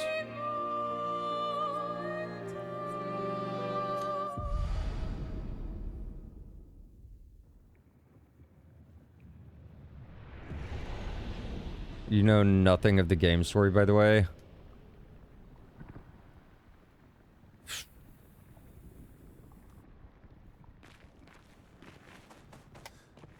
There aren't enough words. Honestly.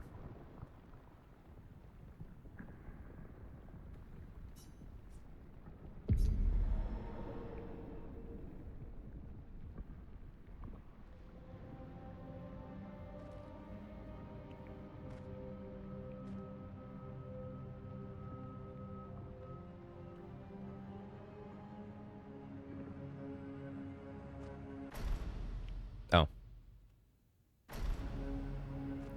We'll watch it again.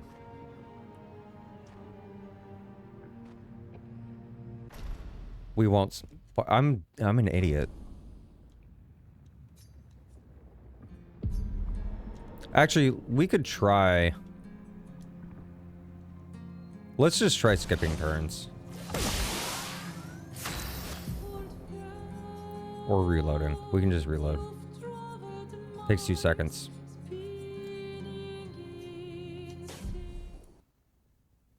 I was reading chat. Distracted myself.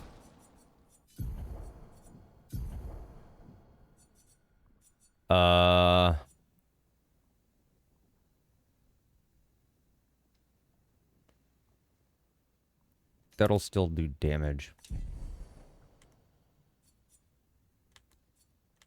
So we can still kill him, but...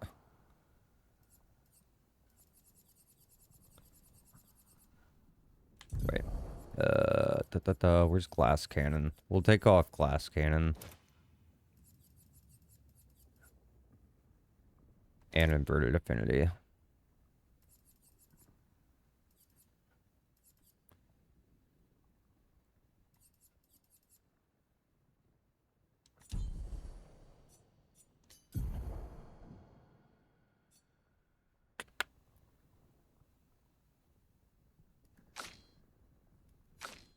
That should be enough.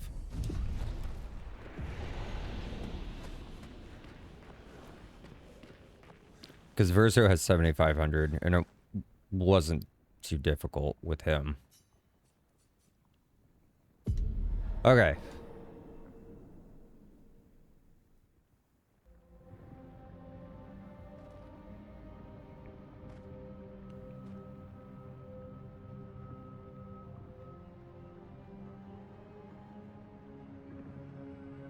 Take 3. Third time's the charm, right?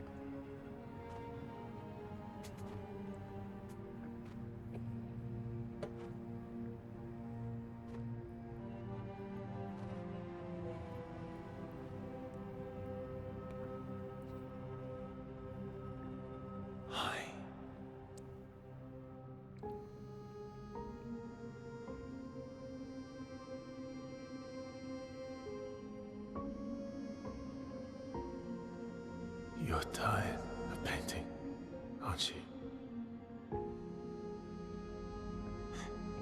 I'm tired too.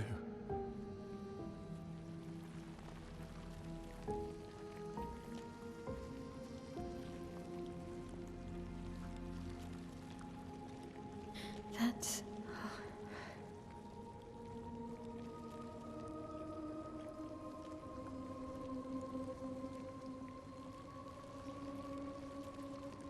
You shouldn't be able to be here. Mamon's gift.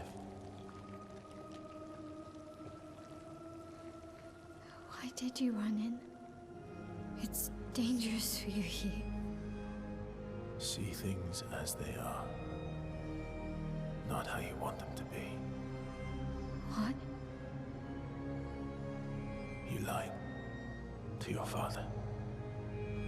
No. He saw it too. But he wanted to believe.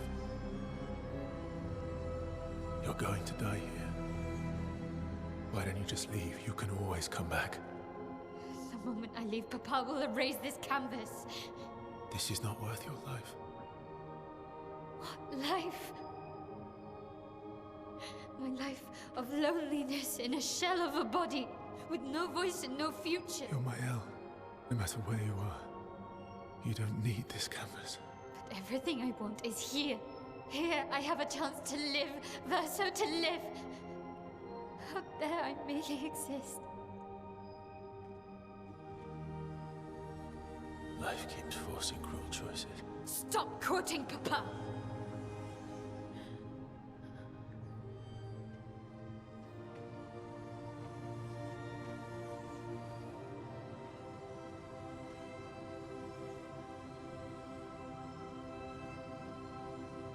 It's time to stop painting.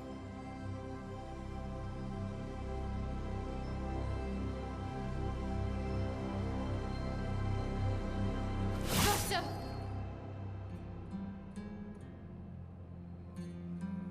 Papa also said, hold on to each other. Old friend, you've traveled miles, spinning in circles. Your blind eyes on the dial, stripping I'm sorry. out colors. But it's time to say goodbye until next life.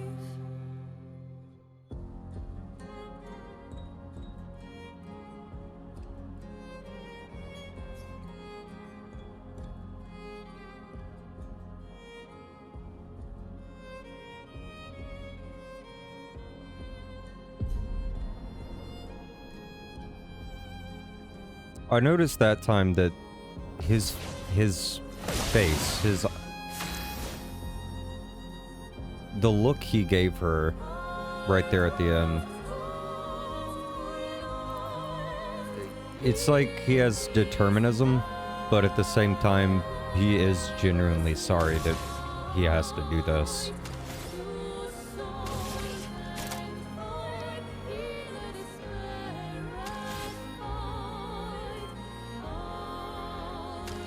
Yeah, we're just gonna... see, we'll skip turns.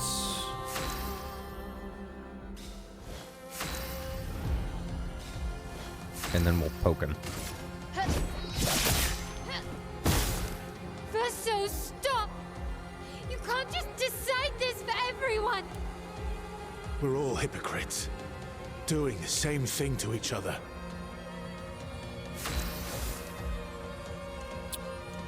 Thank you for the hydrate potion.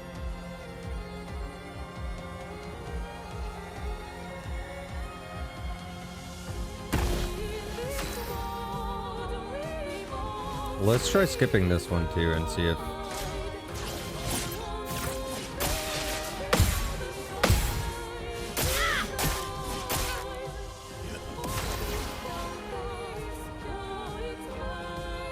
yeah, they don't say anything if you don't hit them, unfortunately.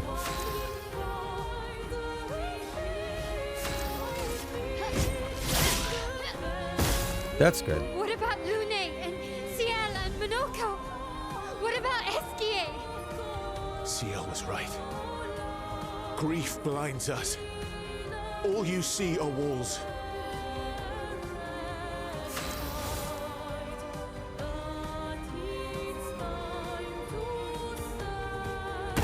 This fucking music, oh man. This is the whole game, Moira.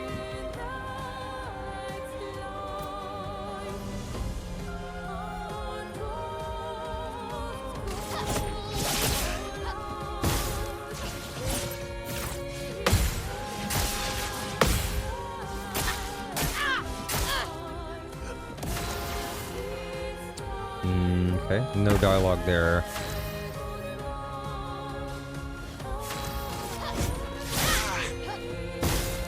I've lived a long time, Mael. There are things we could never outrun. I'm so tired, Verso. Please, can we just go home and talk about this?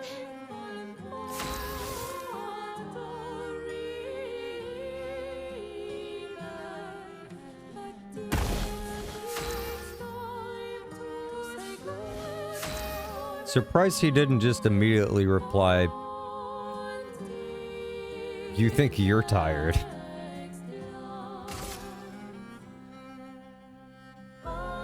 Final Fantasy IV would be all in at the end. Just a weird thing enemy. Just sleep. What, should I had to go buy a low-level weapon to do the quest?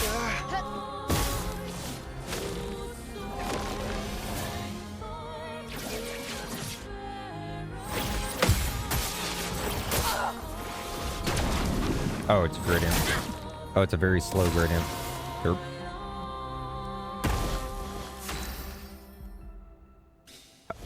I definitely didn't get all the dialogue last night, but it does seem like it's the exact same conversation while they're fighting.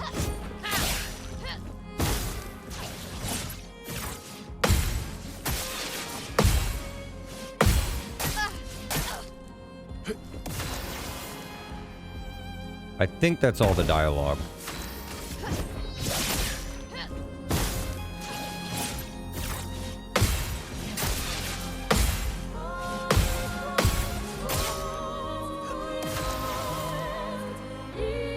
Alright.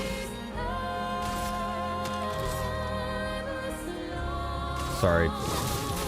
But it's time for so. Oh, ads just started. I'm going to leave it right here until those finish. They're only 2.5 minutes. 2.5 minutes left. Same line about hypocrites and her please let's go home. Yeah, I did not get the last part last night.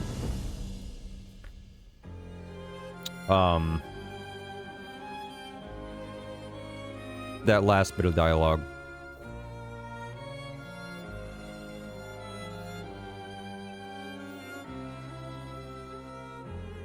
But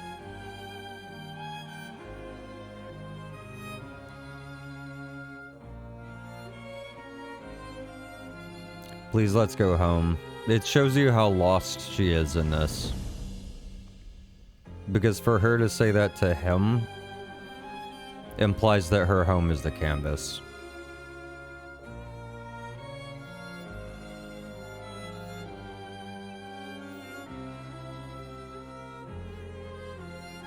Like I said, I think it's kind of funny that she said, "I'm so tired,"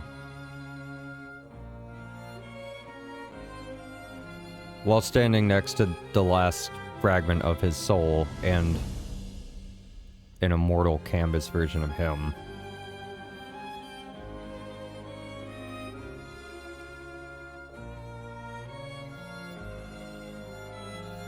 I'm sure she is tired, extremely tired, but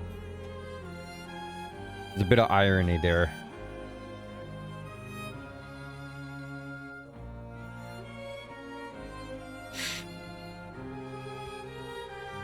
Her perception is her whole life in the canvas. Yeah, yeah. And it's obvious that her entire thought process is what she wants.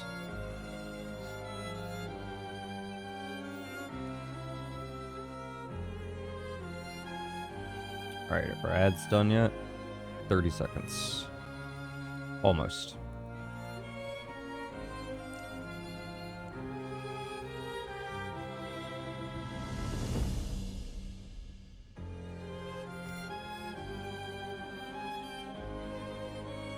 And then we get to cry again.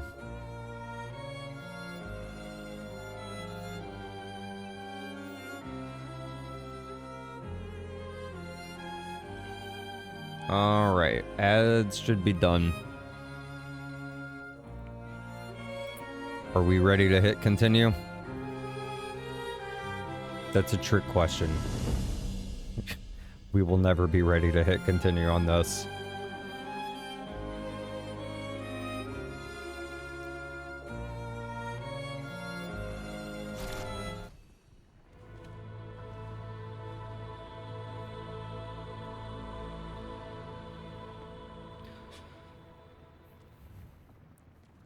Please. Thank you. Stop him from painting. Don't say that. Please, don't say that.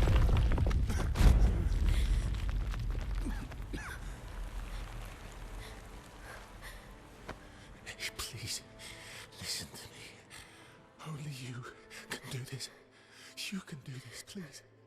Unpaint me. Unpaint me. So,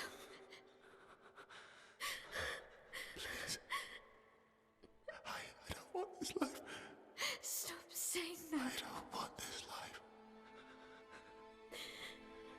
I don't want this life. I just wanted to live this lifetime together. This lifetime that was stolen from us. Please, bro. Please. I don't want this life.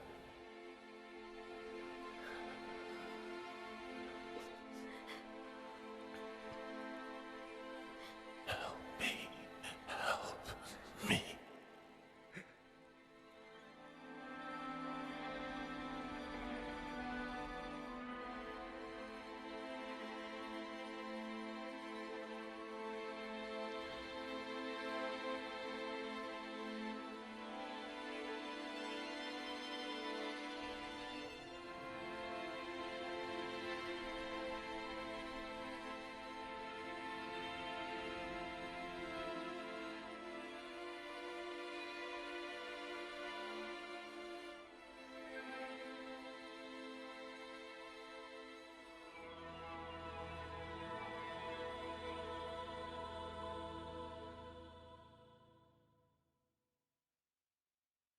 If you could grow old, would you find a reason to smile?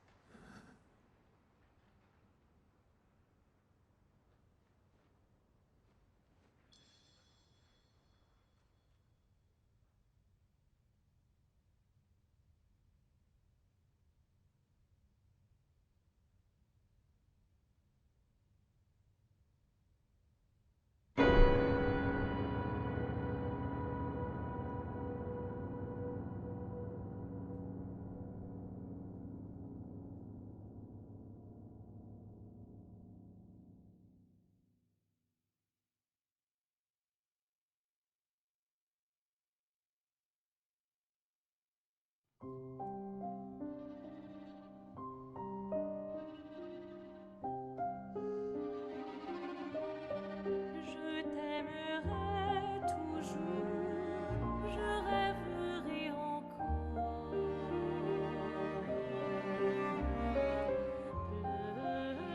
pleurerai encore, aimer, oublier et rêver. That is fucking twisted, honestly.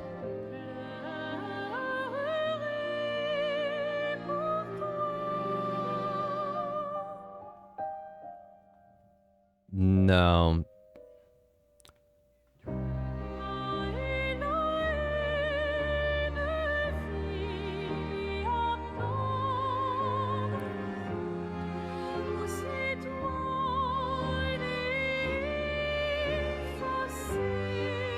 That ending actually makes me a little bit more mad than sad, honestly.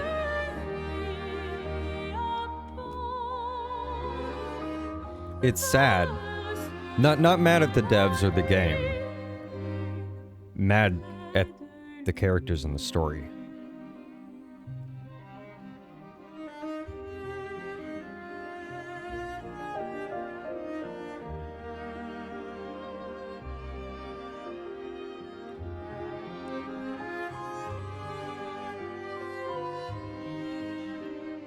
So, Wire, to catch you up, basically, to give you a rundown, it's extremely complex and very...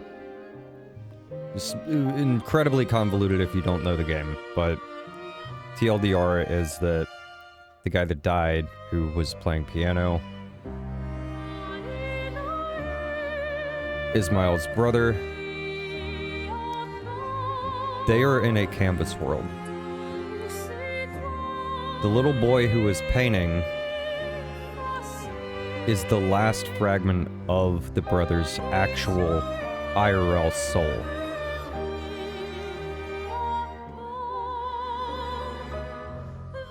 The brother died in a fire, saving the sister. And the sister, that is actually the real sister, but she has come into the canvas.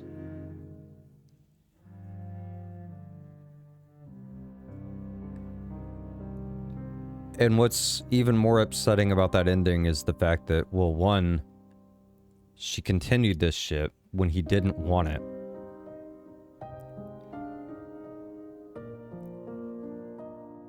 And she didn't let him she didn't even let the canvas version of him die.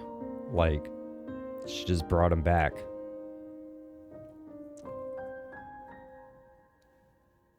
And what he says earlier in the game is that his passion was music. It was never painting. So to be forced to paint indefinitely is like an ultimate torture.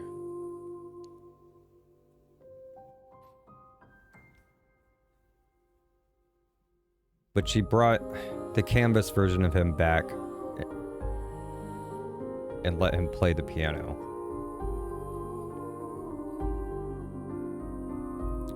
I guess as a, look, you can do what you want to do now.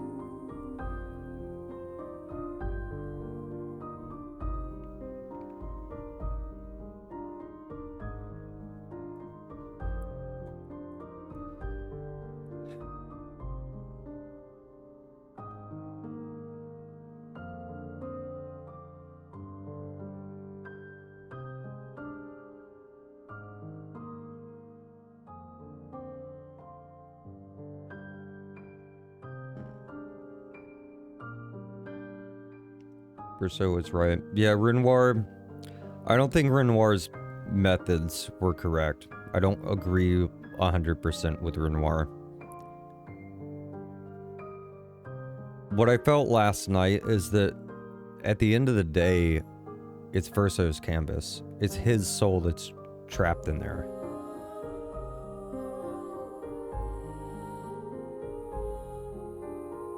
And it's unbelievably selfish of any of the family to be fucking around with any of it.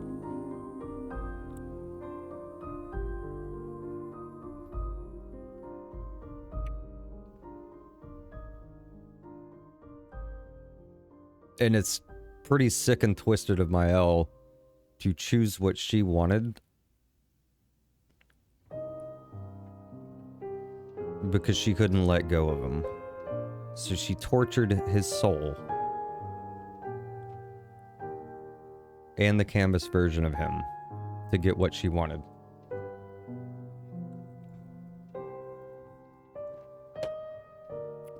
That's fucked up. That is fucked up.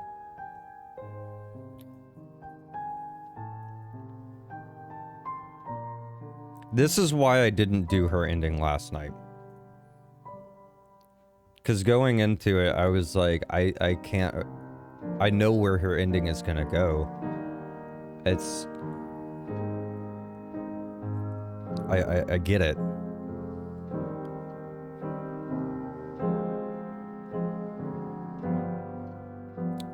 So on top of this, Wyra... Since she is in the canvas, her IRL body, which the real brother, the real Verso saved, is going to eventually die because she's in the canvas. She's not living.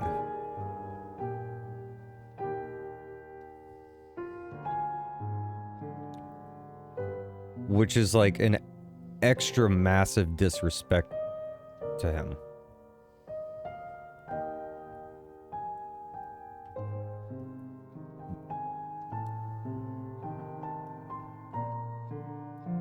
Like, everything about what she did here is just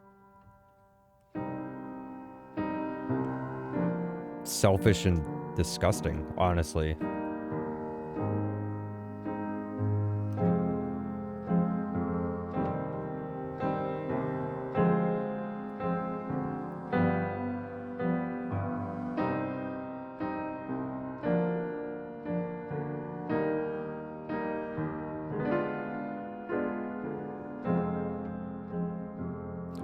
Seen people say that Verso was selfish in destroying the people in the canvas, but yeah, that's the only way to let the family move on. And if you care about those painted people in the canvas, they're being tortured with the countdown and expeditions too, and that countdown will only continue.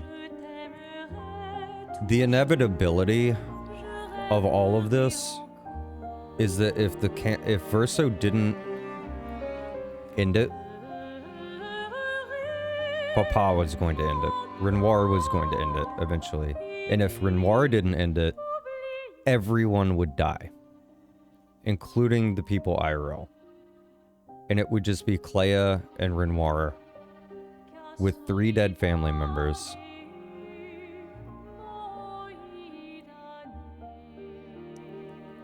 And a burned out canvas.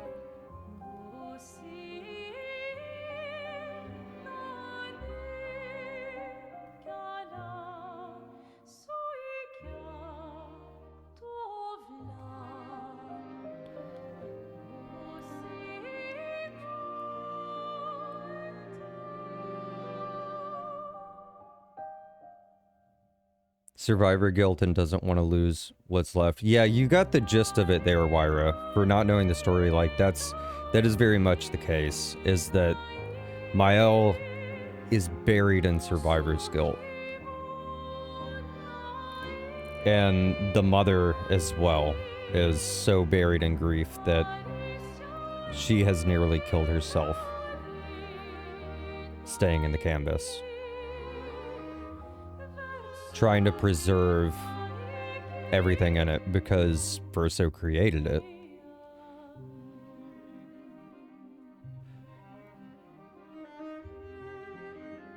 I also think it's kind of blind of the family. The fact that they're so obsessed with this canvas and the things he created in it, when his true passion was not painting.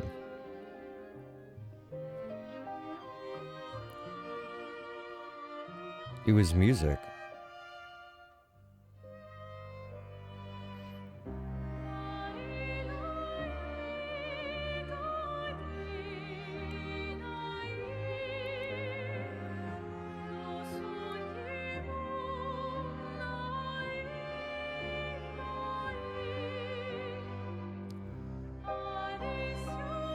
Yeah, Aussie was here for Versus last night. I don't want this life fucking eviscerated my soul. I was this close to bawling my eyes out until we went to the epilogue. And then I just got mad.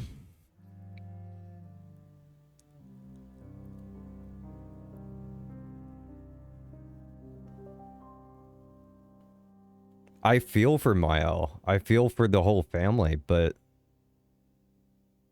God, it's so fucking sick.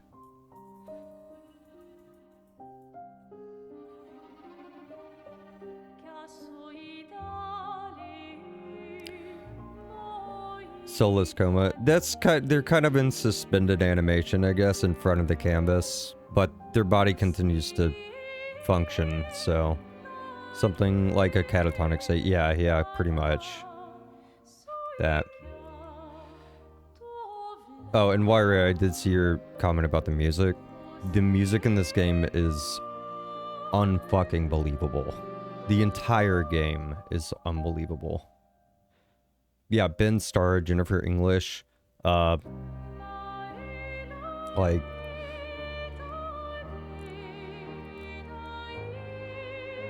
I hope Jennifer English wins Best Voice Actor this year.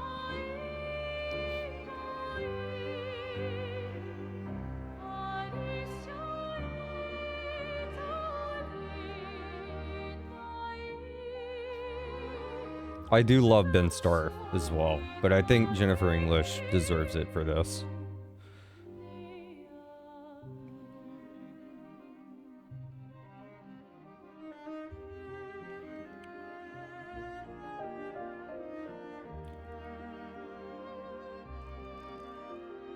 Not only didn't grant him the same courtesy as he did his painted sister, but make him a piano bitch.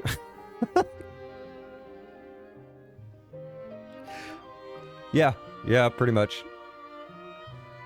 Yeah, which is, I think, what was it Aldi who said, that look, I know that look?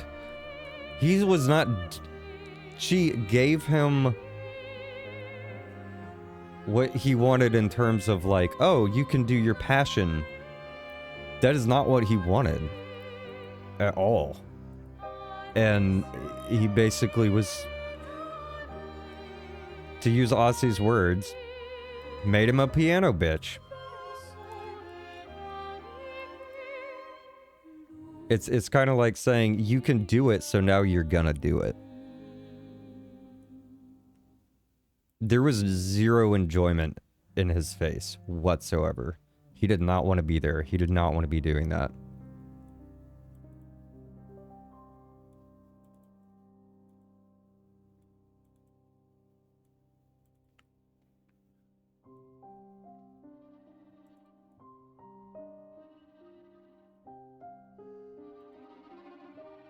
Yeah, what Sorry said. Just look up all the songs. Just look up the soundtrack. Hit play all. Get lost in the soundtrack. In the eye movements, yeah, the eye movements and everything in that final scene were... I remember mentioning that very early in the game. The amount of emotion they pulled from just the facial expressions and the eye movement. The most notable one to me was Lune after Act 1, when Gustav died, and they're sitting there, she's sitting there, and Ciel comes up, and Lune just goes straight into what the plan is. We got to stick to the plan. We got to do this. It's like trying to process things and at the same time ignore it. But her eye movements through that whole thing, she didn't have to say a word. Like, they didn't need to add into the dialogue how fucked up she was by that, because of how amazing the expressions were.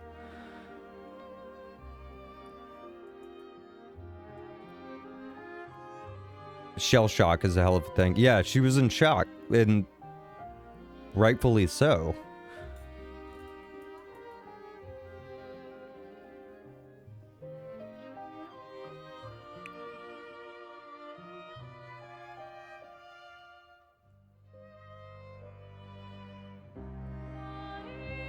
Gustav's eyes right after the beach. Yes, you're talking about the trigger warning part? Because his eyes in that scene are insane. Again, he didn't have,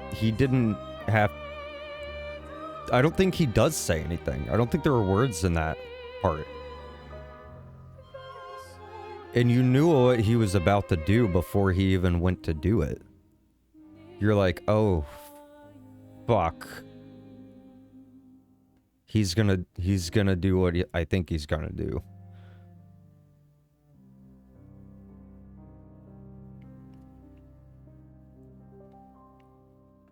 It is crazy difficult to capture human, like, that. What's the word for it?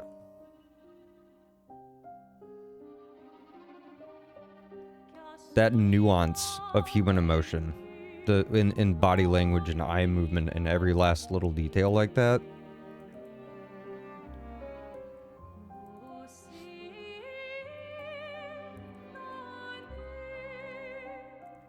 I don't know if you noticed this, but in Mael's ending, Verso starts playing the same song that plays in Menu, which means cycle starts over, while in Verso's ending, it breaks the cycle. I did not catch that actually. That is a good catch, Fab.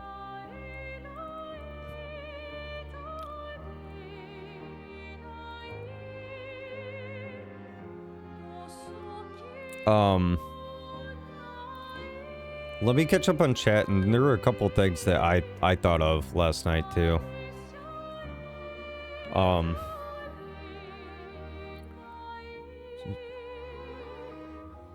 They should have hung it on the fireplace and admired it and moved on. The canvas, yes. Agreed, that is the appropriate thing for them to have done. Maybe take a peek in there or something. Appreciate what he did with it. Hang it up.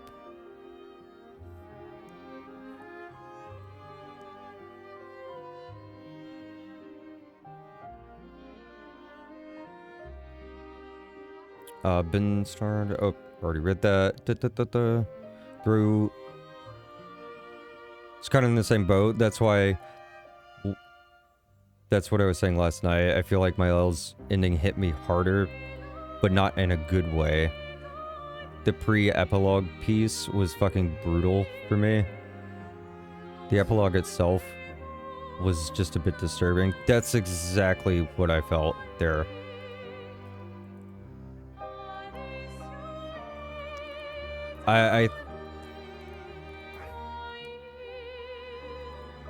Yeah, it's... I think that pre-epilogue scene was actually far sadder than Verso's ending. Because at least Verso's ending had a resolution. It had... You know, this has been done, and this is the life now. Everybody can move on, heal.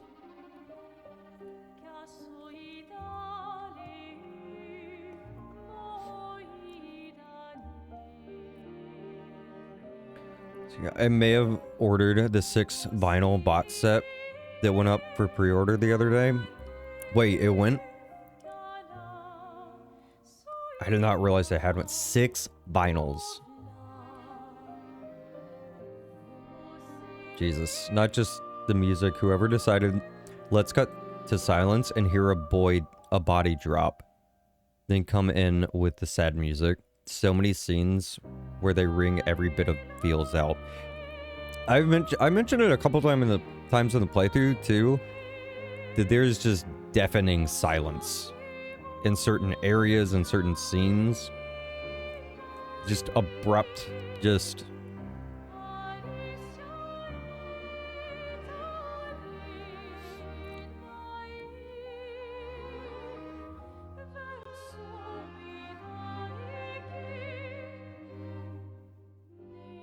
It's actually an interesting point on that is my guitar teacher, I remember many years ago,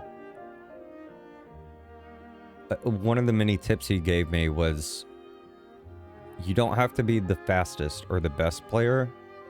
What can make you better that is extremely lost on a lot of people, a lot of guitarists, is not about the notes you play, it's about the notes you don't.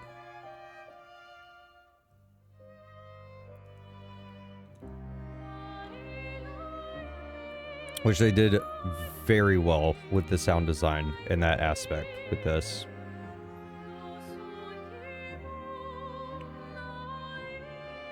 Like we were just talking about with the dialogue and the eye movement and not needing dialogue sometimes.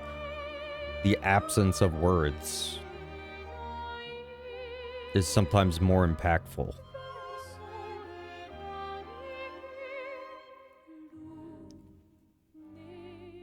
Also, like comparing name Clear Obscure to concept of yin yang. I think this game uses that concept perfectly. Absolutely, yeah. Chaos and order.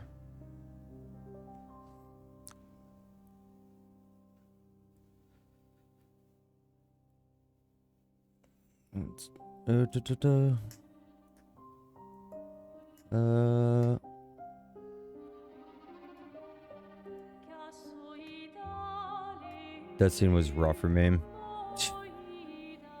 A lot. There are so many scenes in this game that have been rough, man.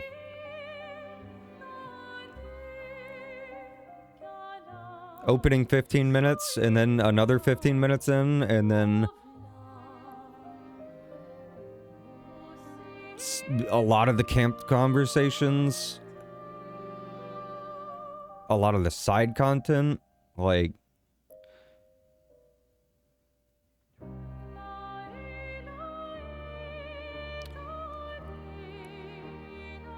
You know what I just thought about, though?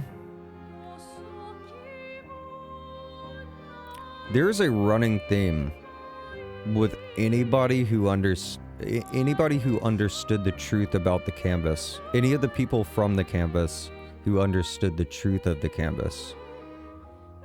Every single one of them wanted it all to end. Clea, Alicia, Simon, all of them. Every last one of them. Anyone who knew the truth wanted it to be over.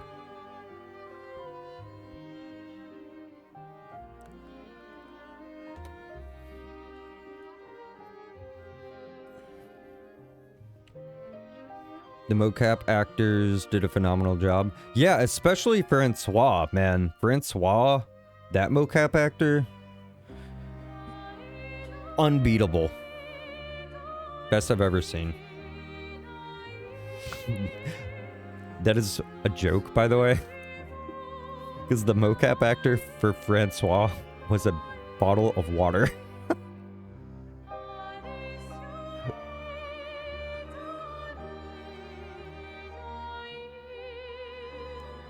We have a sliding door to the back porch. Wait, what?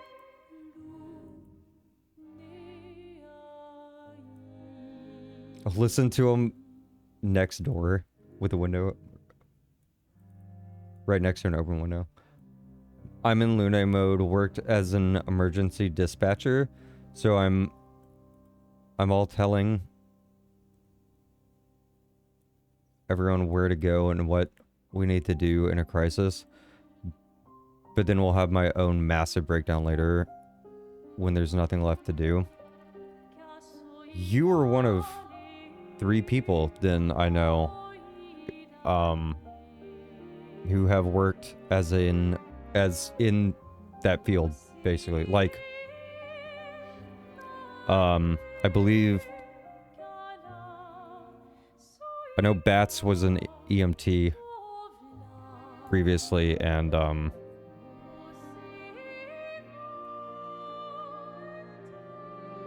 Dr. Pepper was an EMT, right?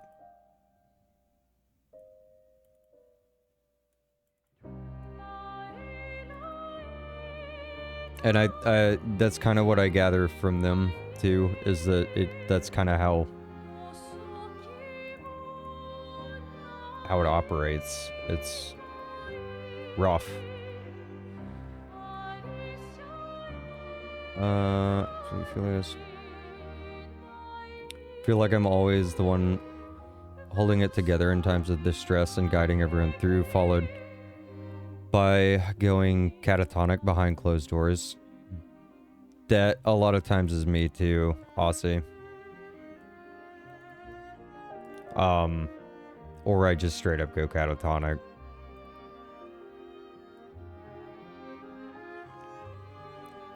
It's not that I don't want to show emotion, it's just that's my initial reaction to a lot of things. On the wild note of facial expressions, as I mentioned, I've been trying to fill the void. Since this game, one of the things I picked up was Final Fantasy 16. Story's fine, but the characters just seem so stiff. Even in emotional moments, I just found isn't really attached to the characters, despite the main character, Clive, being voiced by Ben Starr. Yeah, sometimes voice acting isn't enough, or good animation isn't enough, or just story isn't enough. That's what this game excels at, is piecing every last part of a game together. Like, it's got amazing voice actors, it's got amazing music, it's got amazing writing, it's got amazing animation, it's got some of the best turn-based gameplay ever made. Like, it checks every single fucking box. Like, every single one of them.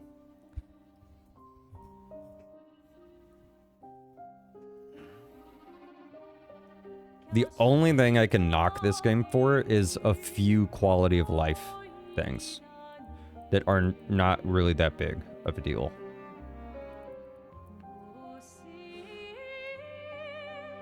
On par delivery, okay, man, this game just nails it. Yeah, it does. Useful, but also slow processing time everyone else takes. Oh yeah, to going, like, to helping everybody else and then going catatonic. Yep. Yeah, it's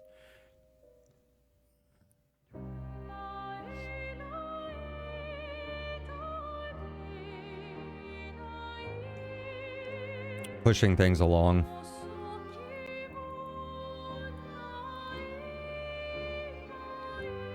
The music is obscenely good. The silence is used as such staggeringly good effect. The music. Just want to leave this here. Oh yeah, the collection. Okay. Alright.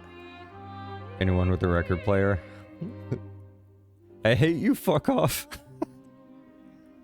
It's wild how much I was impacted by Sophie's scene after like 35 minutes of knowing her, right?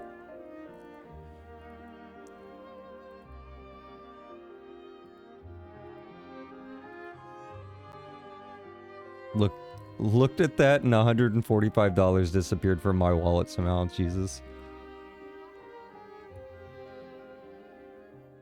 Made a pet rock beautifully tragic, but fucking A. They sure fucking did. I just thought about this, but we see SKA and the rest during the end. But did anyone check on Francois? They sure didn't. You're right. Neither ending, in fact. That's fucked up. That's fucked up. No wonder he's so angsty and upset all the time.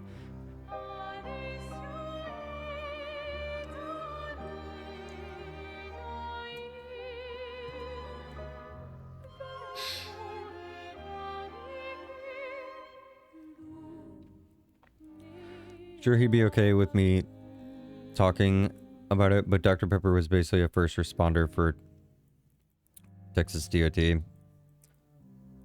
Whenever there'd be car accidents on the highway, he'd end up being the first person to see a lot of the time. So he's working through a lot of PTSD. Surprised he hit this game as hard as he did, to be honest. I am very surprised he blasted through the whole game as fast as he did. Honestly. It actually concerned me a little. the speed at which he went through the game.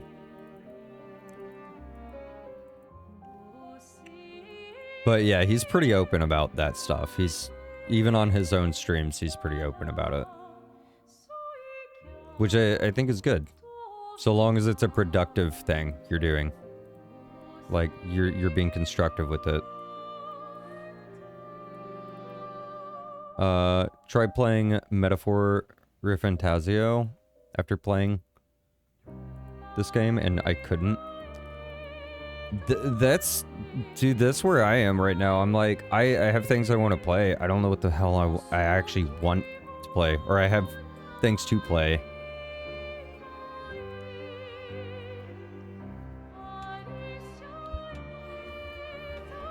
That man bulldozed through it. He really did. Samir, I was like, dude, it's okay to take a break and process it. And he's like, what's there? Another 15-hour stream, sir?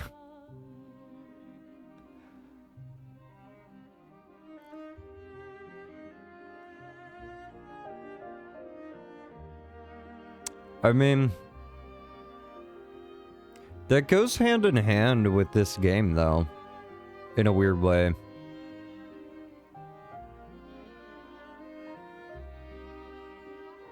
That's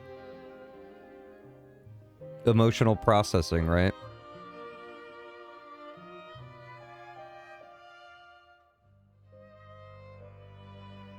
Some people want to rip the band-aid off as fast as possible and get through it. Some people want to process each bit at a time.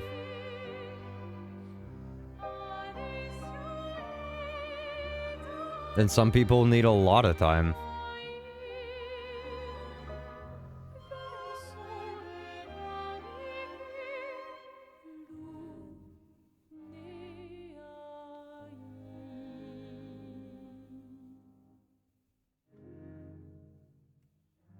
Wake up in sweats with some of those calls in my head sometimes.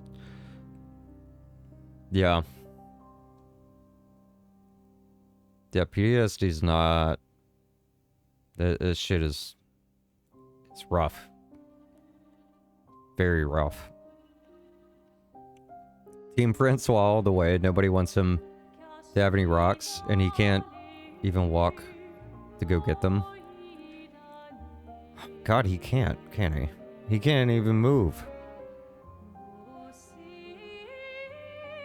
Having said that, on being on the topic of IRL mental health, if anybody here ever needs just someone to vent to, let shit out, my DMs are always open.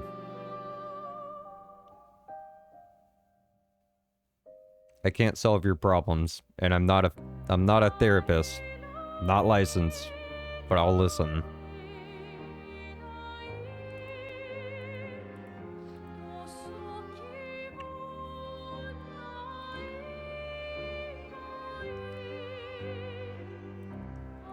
Hydrate, thank you, ma'am.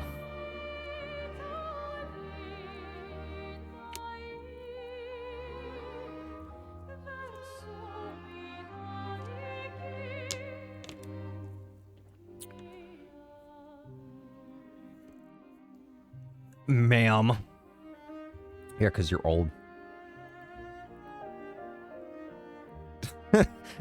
Said that right as you typed that.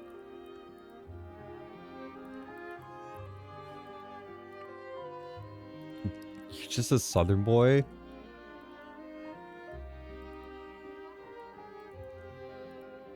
That's fucked up. I'm old. I'm old. I'm old too. Hi, old. I'm old. It's like the Spider-Man meme. Everybody in chat just goes, I'm old.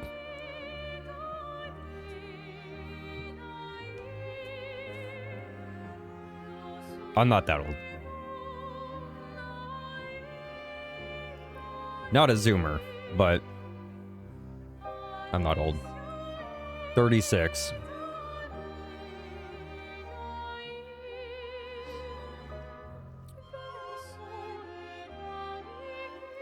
Are you 45s on vinyl old? I mean, if you count them coming back into style. Not originally, though, no. Hey, me too. Yeah, I think, Aussie, I think you're like, I think your birthday is like 3 or 4 months before mine, if I remember correctly. You're like just barely older than me.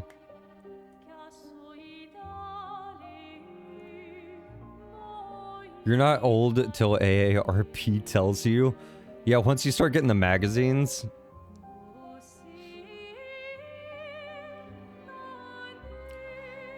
I'm a June baby? Oh, okay. Maybe you're younger than me by a couple months then.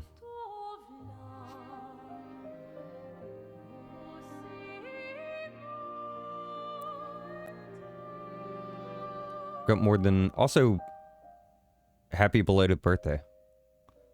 Got more than a decade on you. Easy. Actually, the majority of my community is 30s-ish. Late 20s. Up to 50-ish. I don't know exactly how old a couple of them are. I don't generally ask age. Exact age. But I know a couple people in my community are like at least in their 50s.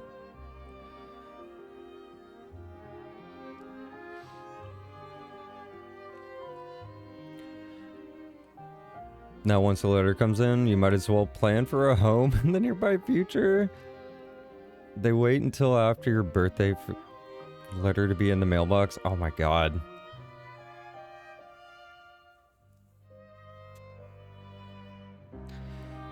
Lord. You're getting emails and postcards. They're a little early, but not by much.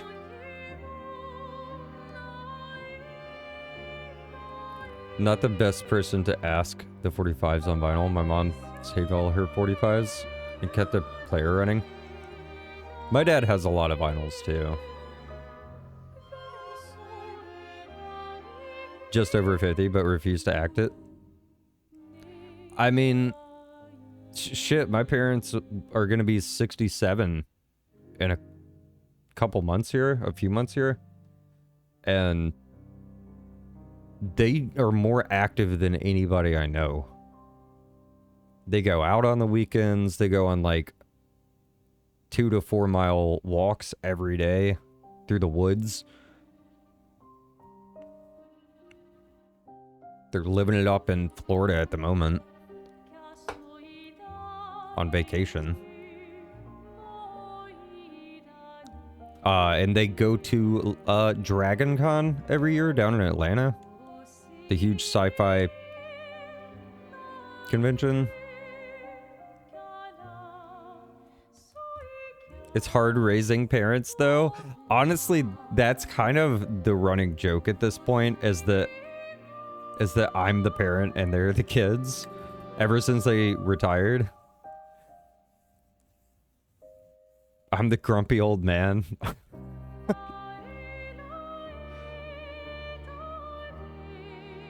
I'm just a baby.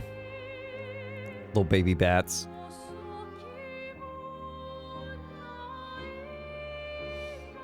See where Joe gets his nerdiness from? Oh yeah, for sure.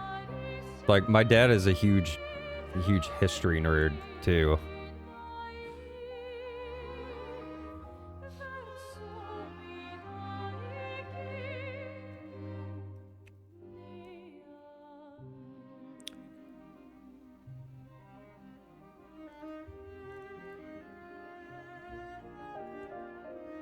My mom asked when I'm going to give up gaming.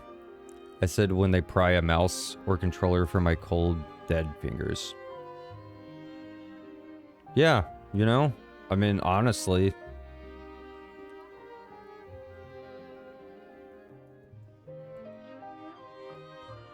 When we're getting games like this, and you want me to give up gaming? You're out of your fucking mind. I got more out of this game than I have any other piece of media.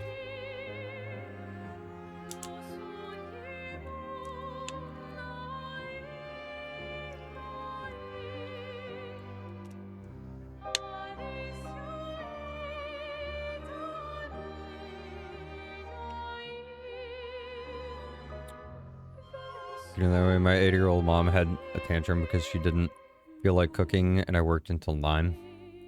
So I had to get her a burger because she won't drive at night. Oh, that was... Okay, that's why you got the burger. Okay. Alright, I got you. You mentioned that earlier. So, game related.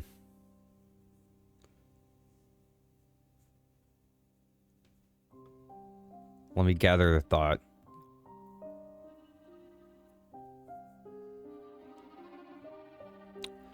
Something that I don't know if any of you noticed about Verso's ending.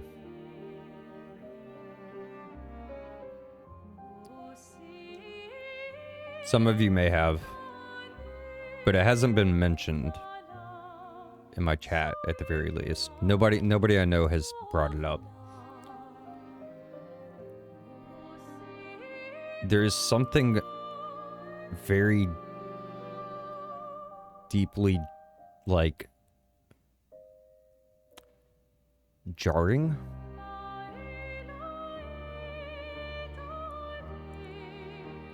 that the writers did. I feel like completely intentionally because of the way the game has been was written.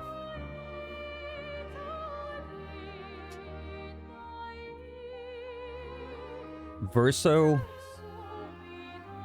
is holding Mael as she's gomaging, right?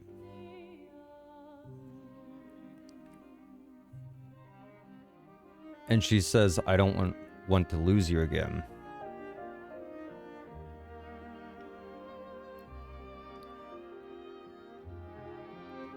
At least related to the family,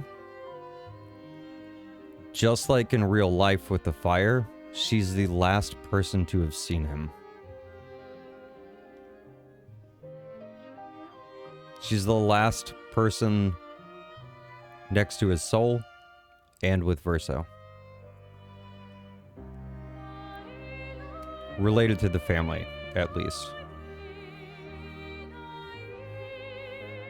And as she's gomaging, he repeatedly says, it's okay. It's okay.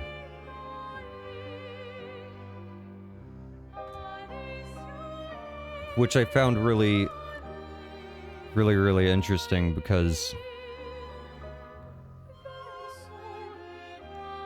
it's closure for her. She has all this guilt and the survivor guilt and everything built up, right?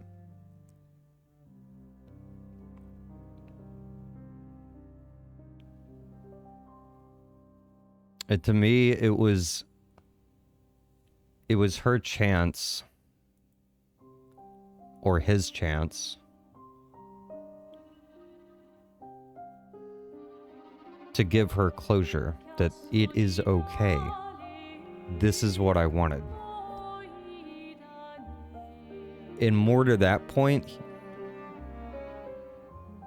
he saved her twice. He saved her life twice in doing that. He did it again. He gave his life again to save hers. But this time he had the chance to say, it's okay.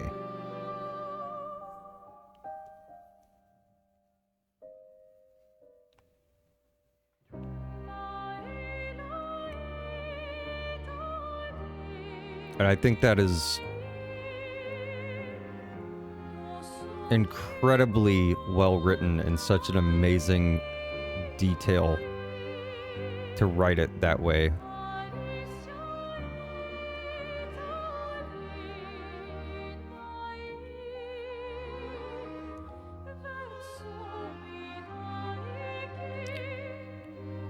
Clearly they were close. Also, even though Verso's soul is a little boy, he wasn't when he died, if you look on the dates on the grave. Yeah, actually. This is true.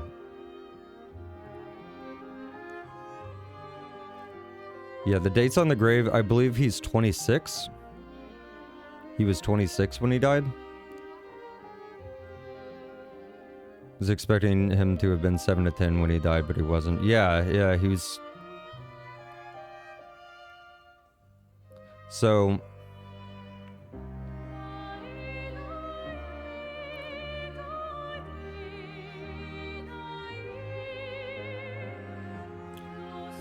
My guess on that is the fact that he didn't want to paint.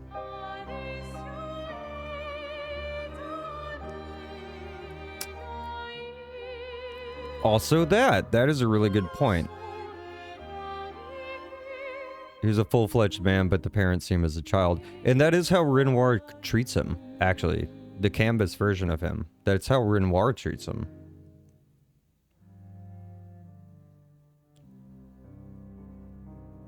That's actually in the conversation at the end of Old Lumiere. Miles sees him as the brother-father. Mm-hmm. Like Gustave. Exactly. Exactly like that.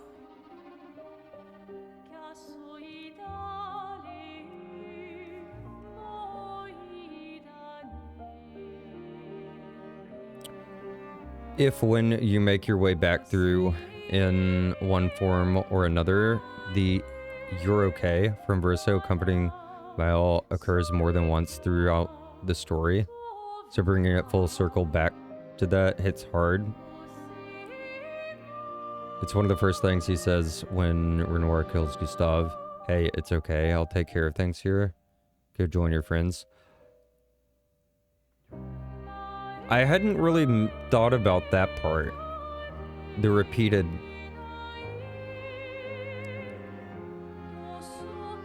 That repeated theme.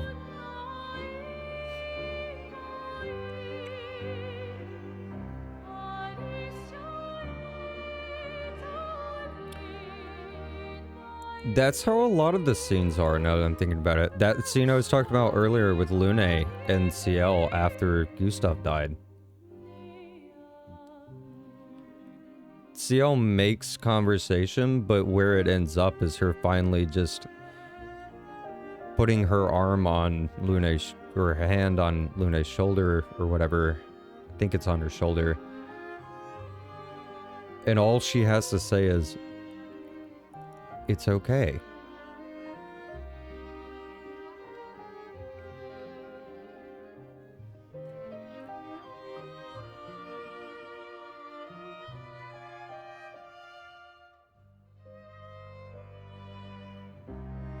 Waking up in the manor scene as Alicia too.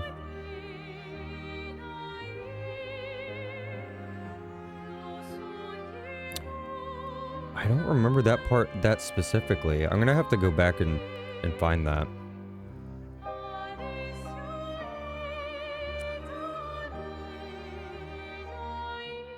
I mean, I remember the area and all that. I don't remember exactly, because they throw so fucking much at you at the end of Act 2.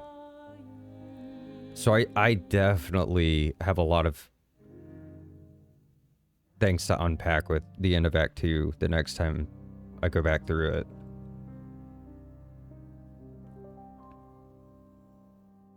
"26. So he was a full-fledged man." Oh, reread that. Yes. Verso actually appears on the beach. You can see him rescuing Mael in the background, then again outside of the manor. The first time you're entering.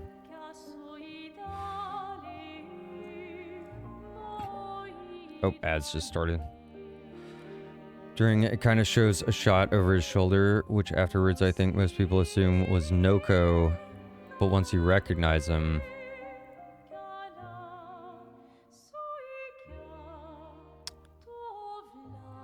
Really?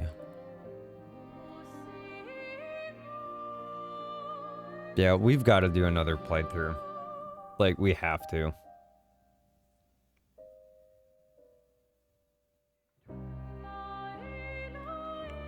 Where else? Oh god, the scene where he tries to comfort her after Gustav and she doesn't want any words. Knowing the whole thing is about her guilt over his own death. Hits different now.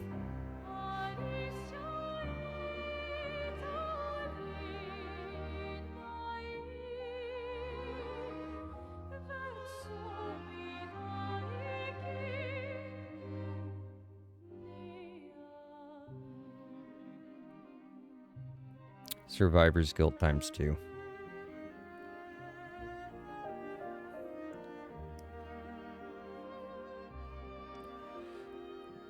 Burning in Alicia's dream as you're waking up after killing the paintress. It's okay, you're okay as she wakes up.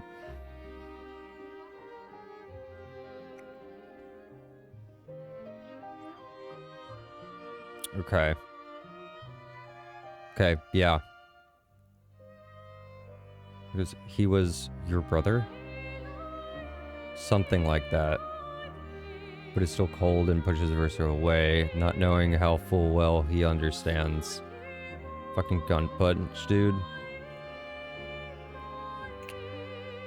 Yeah. And now we understand why he lied so much through the whole thing. It's not just about the fact that he was going to erase the canvas himself. It's about... I think Verso actually omitted and lied. Not just to protect, you know, the goal and the mission that he was on. It was to protect them. He was trying to make sure he wasn't doing even more damage to Mael, because he knew that was the real Alicia. He knew who she was. And he was trying his best to not make things even worse for her. He did fuck up a few things, but it's not like any of this shit is easy. Moonwalking bear? Question mark? Survivor's Guildception. Need Dr. Mick to stop working and just binge play this until he's done. Man. It's gonna be interesting to see what his analysis of the rest of the game is gonna be. His professional analysis.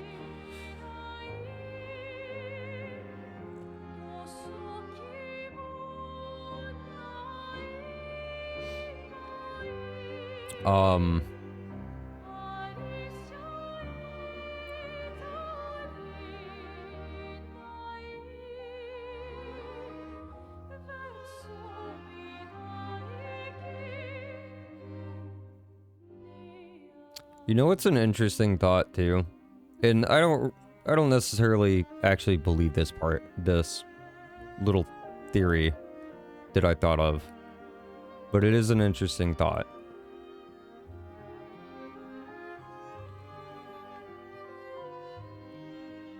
Even the end of Act 2, there's some like supernatural shit going on, right? Like they know how to manipulate things IRL. Which they never explain any of that.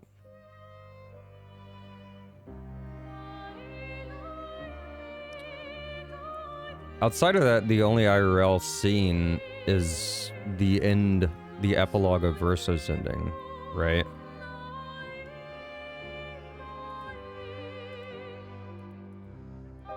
And Mael wakes up at the end of Act 2 from a nightmare.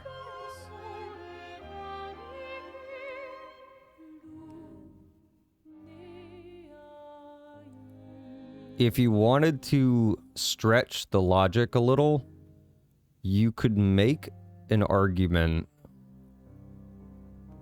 since the end of Verso's epilogue is there's no dialogue or anything. It's just the family visiting the grave. You could make an argument that even the end of Act 2 is actually just in Alicia's head. And the entire game is just her processing everything through nightmares and flashbacks. It's her way of dealing with the trauma and the burden of survivor guilt.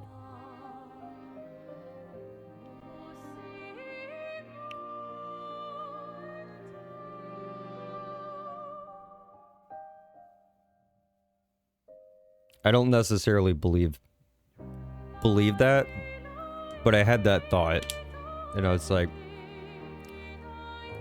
that's pretty wild to think about, that it could have just all of it could have just been in her head. And that's how she was coping.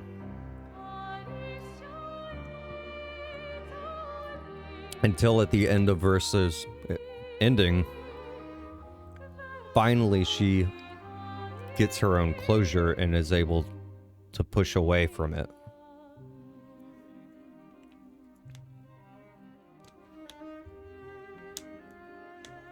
I think a lot of that also stems from the situation with Julie. The one time he was trying to protect those he loved, he was literally tortured and forced, debatable, probably influenced by Pinot Noir, to kill those he cared for most.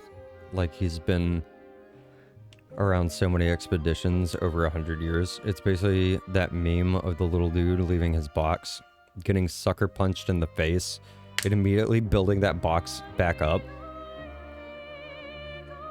It's true. Yeah, that's... Yeah, he intentionally stayed away from all the expeditions, but he helped them. It's because he knew who she was. But he did initially help them.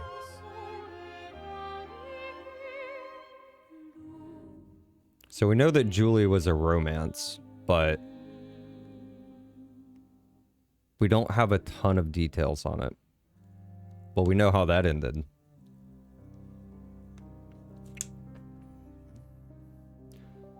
Her ending could just be a nightmare, or her worst fear becoming the paintress herself, except trapping everyone instead of gommaging them. Or like, yeah, it could be a nightmare that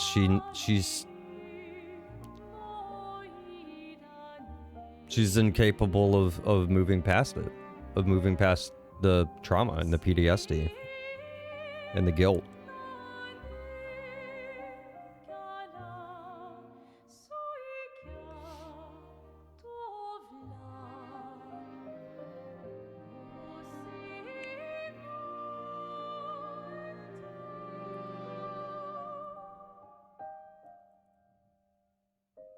Bushy, you okay there? You okay there, bud? Maybe after the credits, she wakes up in the manor and realizes she needs to move on. In the, in Versa's ending, I think, like, if you were to think about this as a dream or mental processing and all, then yeah, Versa's ending, that's probably what would happen, right? Is that she realizes she needs to move on, and maybe even the family doesn't actually blame her, but that's how she perceives it, because they're grieving in their own way.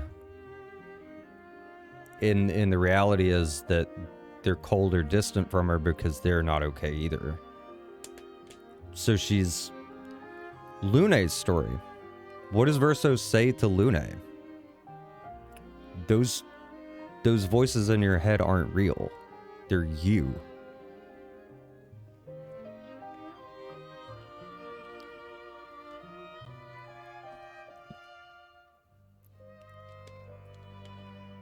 And they do allude to the idea of, are things in a dream real?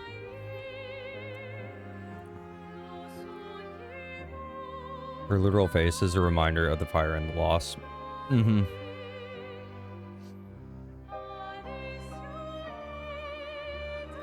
So,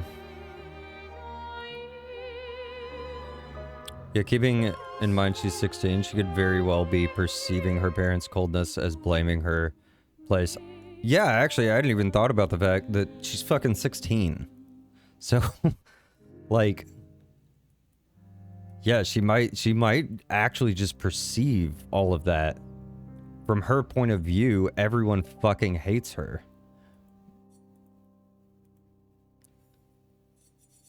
From an adult's point of view, maybe that would still be, it would hit you a little, but you would be able to understand their positioning on it better.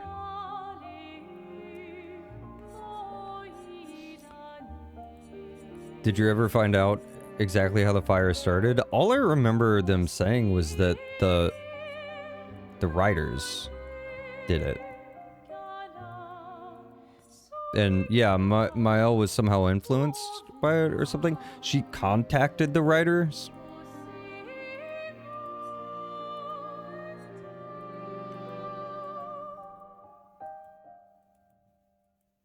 And that's what I was getting at before was... I don't remember them ever giving much detail on the writers, so it could just be a meta reference of they are the Deus Ex Machina. The actual writers of the game.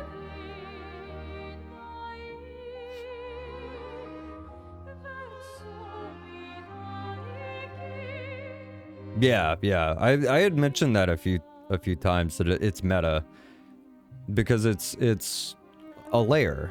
It's layered. You have the canvas world, the game IRL, and actual IRL.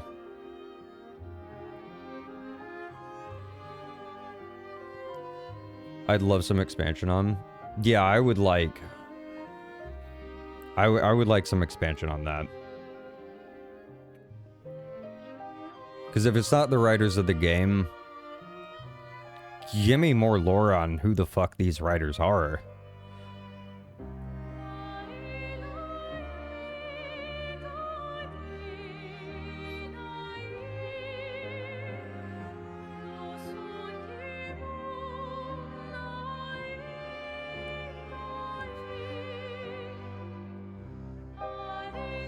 And why the fuck they're at war with the Descent River? Yeah, right? Why do they hate each other? Maybe the painters are the graphic designers and they get in a fight with the story writers.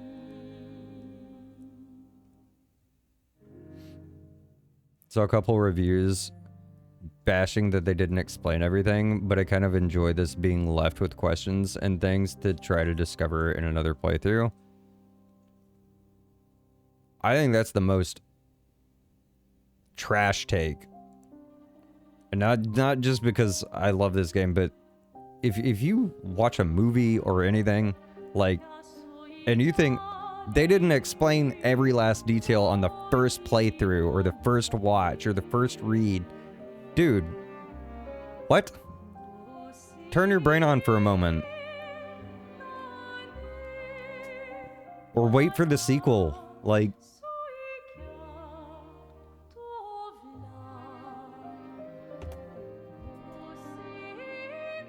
Stop letting everything in life spoon feed you. We're in this era of media that everybody just Googles everything and like looks everything. They want everything spoon fed to them. Like, I want every last detail just laid out right in front of me. Fuck that, man.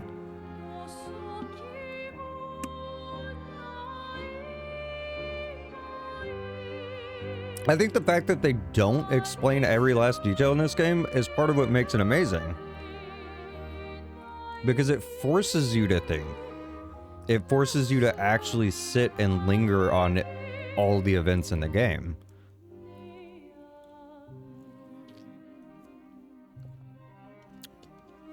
It makes you pay attention.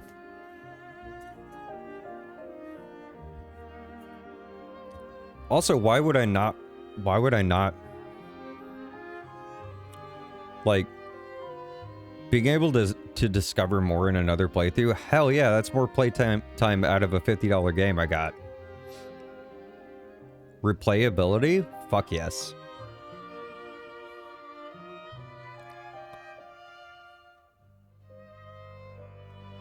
That's so stupid. That's so stupid.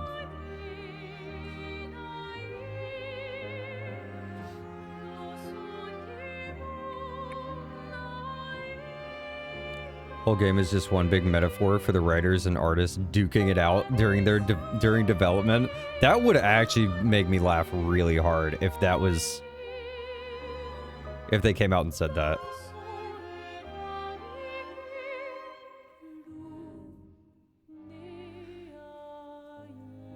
I think it leaves just enough to interpretation to keep it intriguing and allow people to come to their own conclusions. I don't want the story wiping my ass for me. Exactly. Like I don't want stuff. Yes, it is nice to have games and stories that are kind of like that. It is nice, right? Not everything needs to be grandiose and obscure and all that, right? If every piece of media was like that, then it would be tiring and taxing. But I think games in movies, in books, stories that leave things open-ended or with questions or whatever, I think they're necessary for the growth of story writing.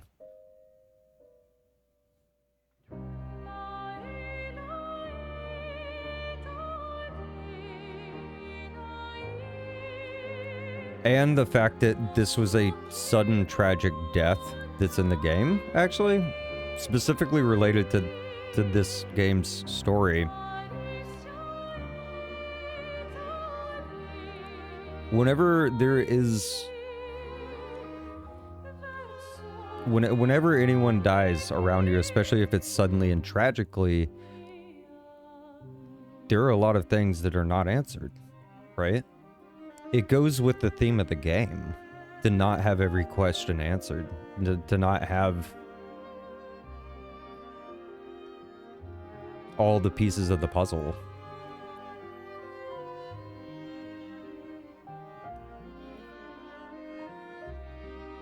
I think the dog needs to go out.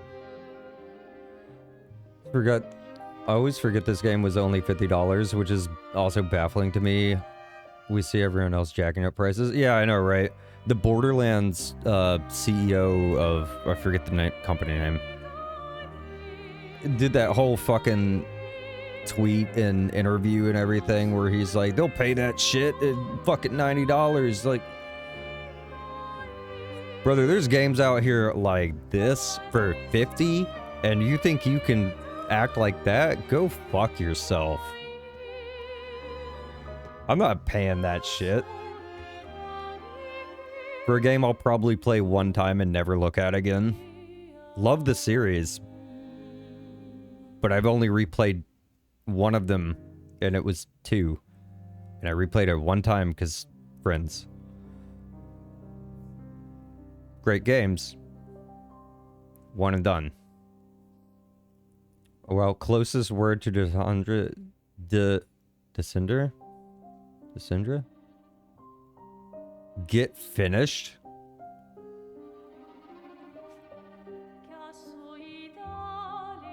Gommaged. Randy Pitchford. Yeah. Yeah, that asshole.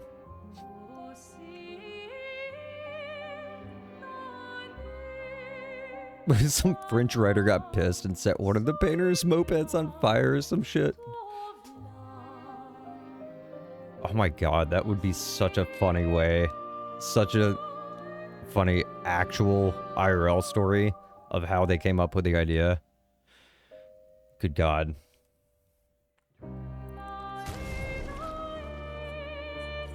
Alright. Where was the last other save that we had?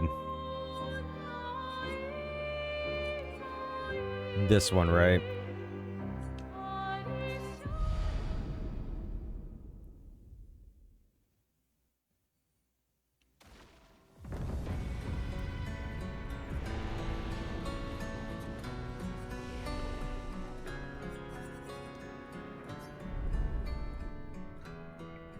Yeah, it was this one. Because this is where I saved it. I went to the flag and I was like, oh shit, I need to reload the game. Alright, I'm gonna give you guys music and then I need to take the dog out.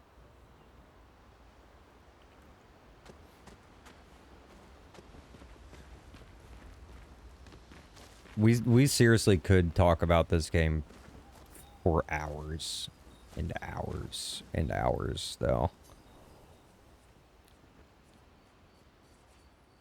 Go Pits Girl. You don't need to do that, Wyra. You can have your points back, because I'm about to do it anyways. But thank you for the encouragement. What the dog doing? What the dog doing is we did both endings. We did the second ending tonight, bio, and Jesus Christ. Dog, but what the actual dog doing is dog's gonna piss all over my floor if I don't take him out. Can you pet that dog? He said no, I'm stinky.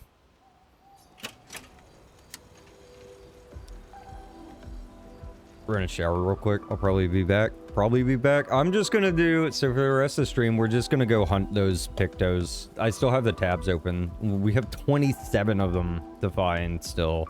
I'm just gonna look them up and just go to wherever they are and do it. But we can chat while I do that, because it's not heavy or serious content or anything. I will be back in like 15 minutes. Finish quest for white neb runs. I think I did. Pretty sure I did.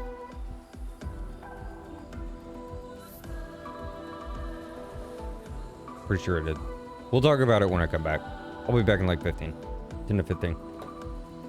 Consumed by art. I've been consumed by this game, which is art. Here be.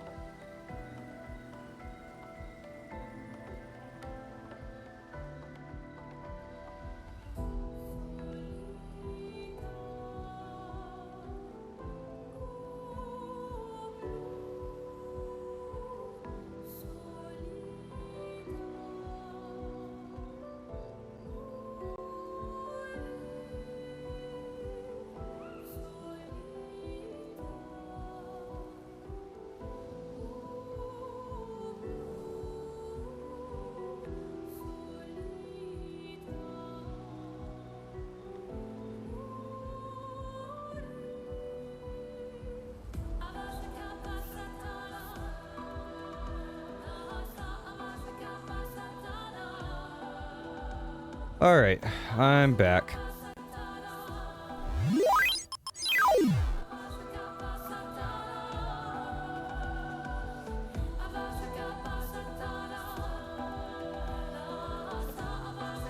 Welcome back, thank you.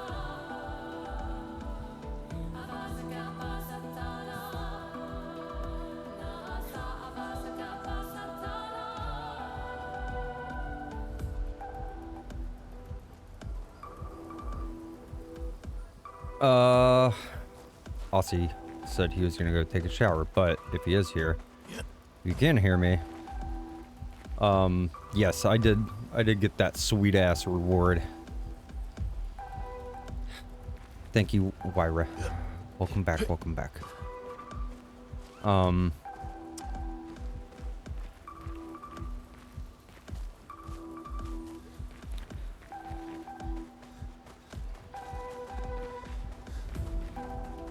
Yeah, it is.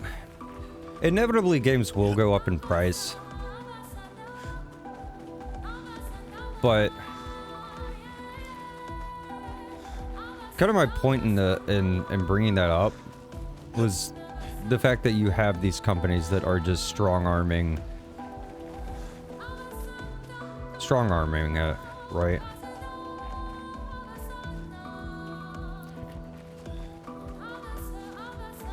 And basically saying, we'll ask what we want, you're gonna pay it. And that's a problem. So even if they did get a lot of backing for this game, they still would have investors they needed to pay back. One way or another. You can't, like, even if people owned businesses and stuff, you can't just take that money. Like, millions of dollars. You can just take it and be like, yeah, okay, sure, thanks for the money, bye. Well, he still rolled the dice and said, we're gonna release this at $50.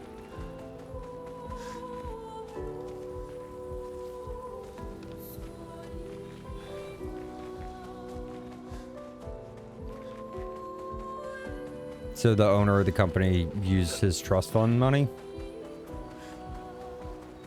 Jesus Christ, he had like millions and millions of dollars.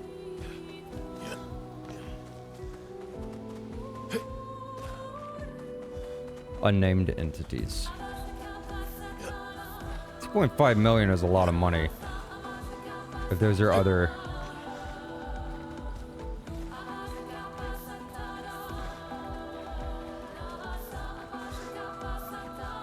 Four different investment companies. So then his dad saw this as an investment.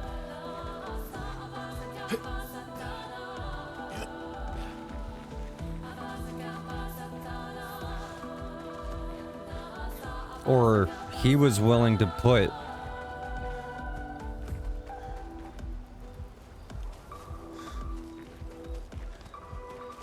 that's a hell of a lot of money though.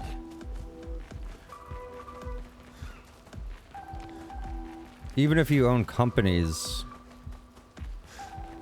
or if it was a trust fund or whatever, that's a big gamble to throw that much money down.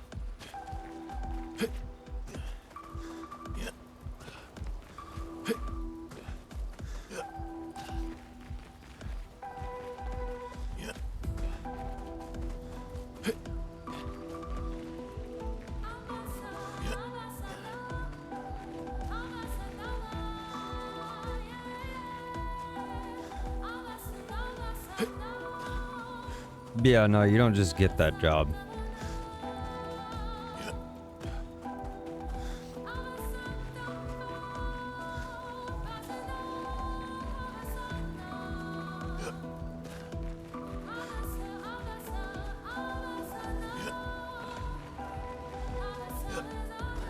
So the owner of the company, rich, came from money, what have you. Did something worth people's time with it.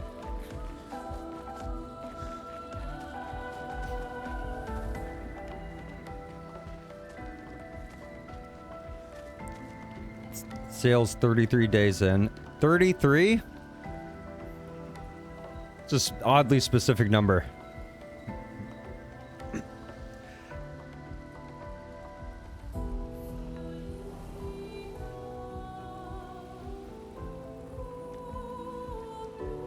So like I'm not discrediting the fact that like if all of that is true, then Jesus, right? That's crazy. I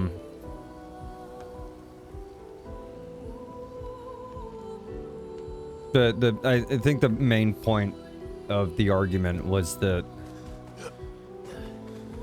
no matter who it is, there's a lot of money involved. And they rolled the dice and said, we're gonna drop the price down to 50.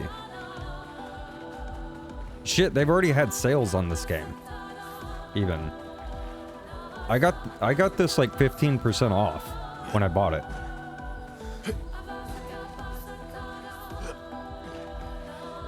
Which, I mean, you can do if your game is selling. But a lot of companies won't do that for a while because if it's still selling, money.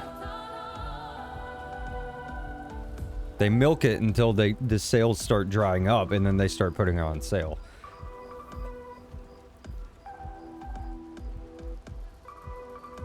So, just saying Sandfall is a very rare exception to...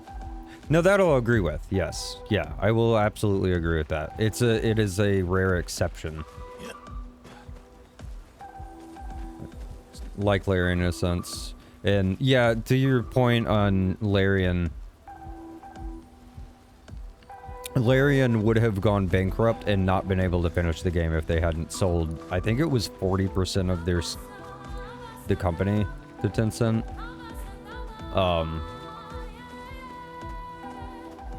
Which they did not want to do. The CEO did not want to do that, but he was like, we have to finish this game. And we have to find a way. I did Deluxe, just like, hey, thanks, take more money. I literally did that last night. After we beat the game, I literally opened up Steam while we were still chatting and all, and I was just like, take my fucking money, like, take it.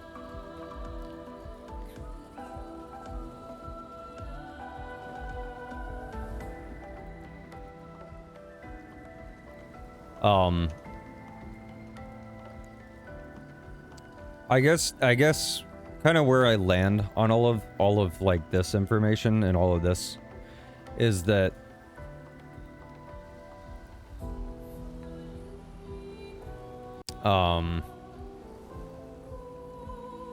I know that a lot of people would probably want to discredit this game based on stuff like that, right?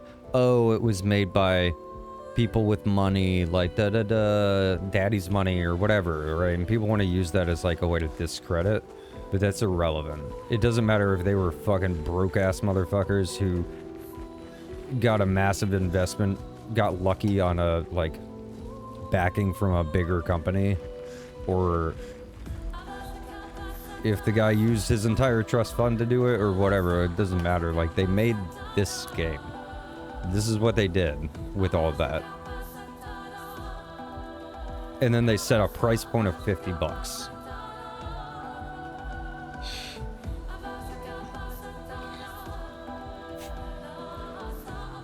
Meanwhile, you have other game company CEOs literally dropping $30 million in cars and then saying, "Oh no, we're not out of, we're kind of out of money. We're gonna have to make cuts to in the company. Also, sorry, our game sucks. It's because we couldn't develop it properly because we let people go." But they still asked $70 for the fucking game. Fuck you. Get out of here. Like, that shit needs to stop. And companies like Larian and Sandfall are the exceptions to that. I don't think it's enough to change the gaming industry. sadly. But if it keeps happening, maybe it could.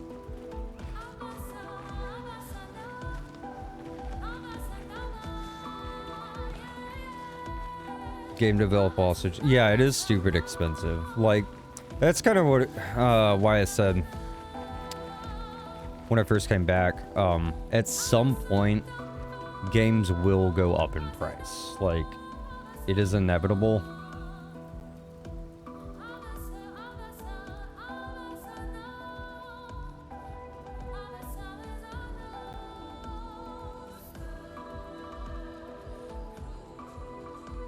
But there are also the two extremes of it. Companies who actually could have made even more than 165 million in a month. And then companies who force making 165 million in a month.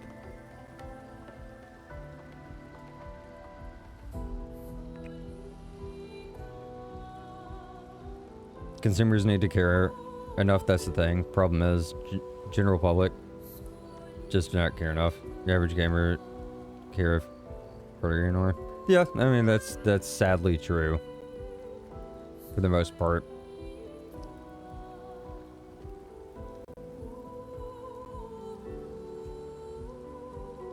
Which in that regard, I guess I'm really extra glad to be an RPG gamer, because a lot of these amazing games that have been coming out that are set a little lower on price point, they're all RPGs. BG3, Expedition 33, Sea of Stars.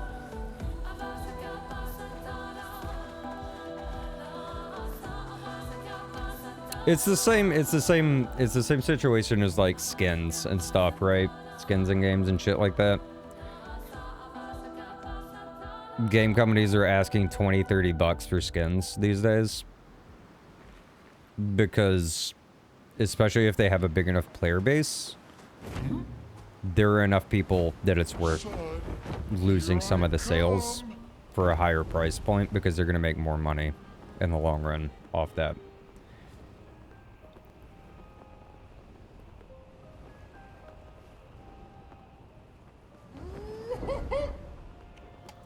So we're gonna look for all these fucking pictos.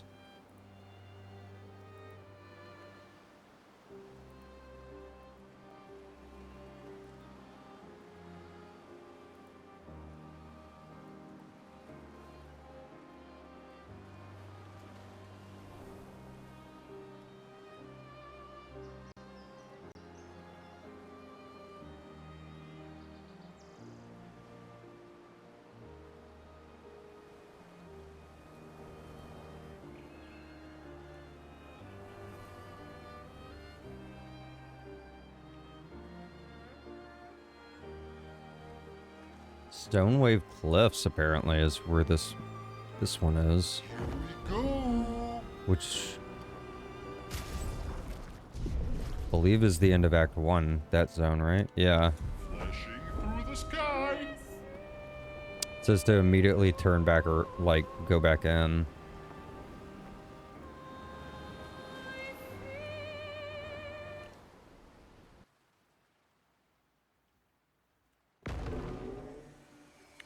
Not that much after taxes, salaries, etc., but still they made far more than they spent. Yeah, there's no way this game cost them 165 mil. I would not be surprised if this game still costs 20, 30, maybe even 40 mil to make. When you add up salaries and equipment and yada yada yada, but wait a second. What is this?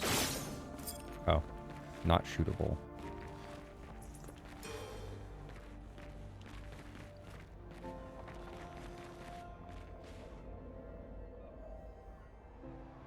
Well, meanwhile, I got Witcher 3 free with my graphics card. Sat on it for a year because I didn't think I'd like it. Played it when Final Fantasy 14 was doing the data center move, and I needed something to play for 2 days. Spent the next month immersed in it. Bought a copy from their store because damn was it worth it. Nice.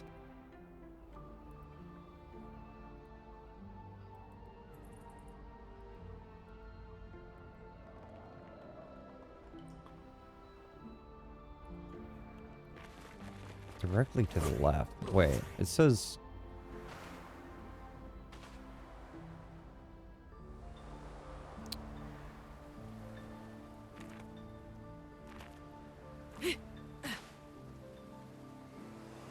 Oh my god. Ha! It was right there. If you approach from this angle and you're looking your vision, your field of vision, you start looking over here, right? It draws your attention. So that's why I never saw it. And from this angle, yeah, I probably just did the same thing as immediately did that. Lol. That's funny.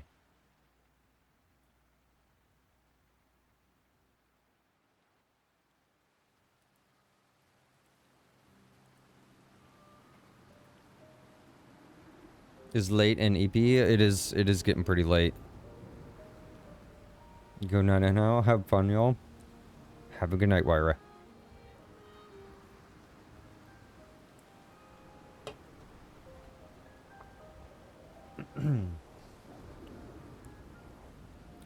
RPG has largely faded into more niche spaces. Younger generations don't play it as much as us. Yeah, yeah. It's true.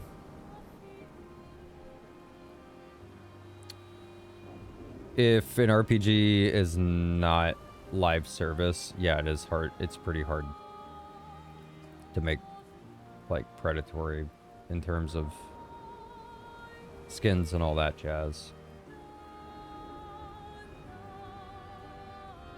Where's the next one?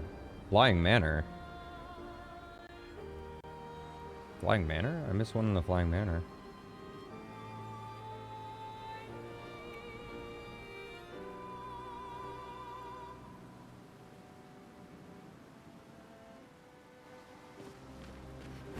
I missed a mob, and behind the mob there's a path. Hang on tight. Or I maybe just didn't see the path. I may have even killed the mob.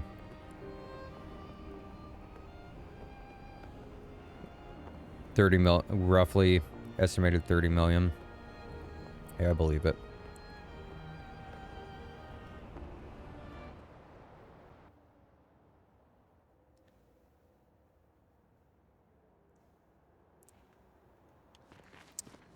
Not make it predatory.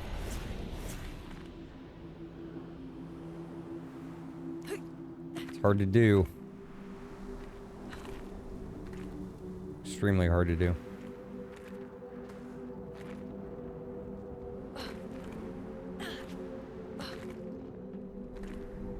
RPGs go up and down in popularity. Oop. Yes, they kind of started niche. I do feel like RPGs are picking back up again.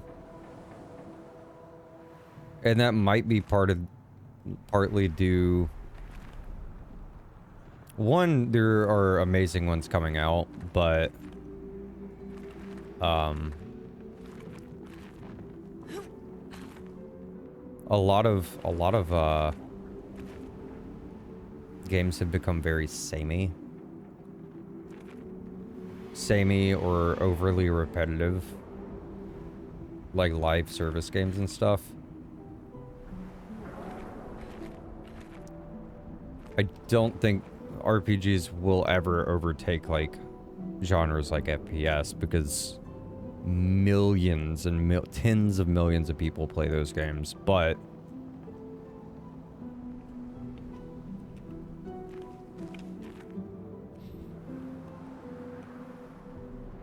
I don't know, maybe someday.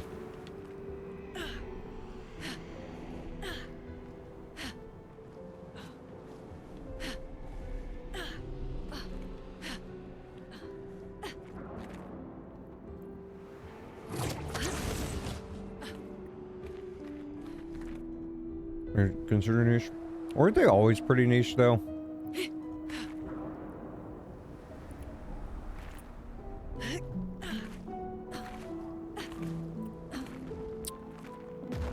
I guess, like, Diablo 2 was really, really, really big back in the day.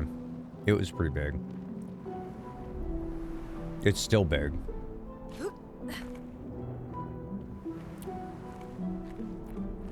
Let me double check where I'm going here.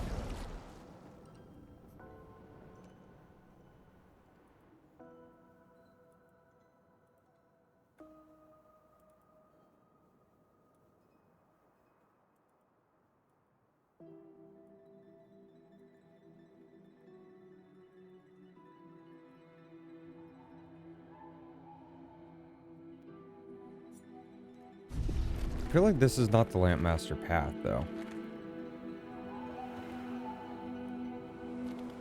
This was the Duelist path. They don't correspond directly, apparently.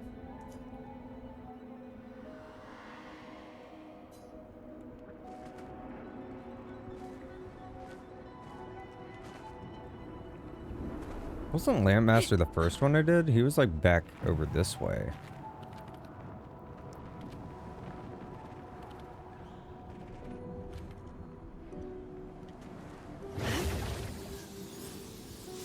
Considering some of the first games we had were RPGs because of technology for live action. My first games were text-based RPGs. Yeah, yeah. Yeah, like back in the 90s they were really big because, well, partly because we had the golden era. And we had quite a few of them in general.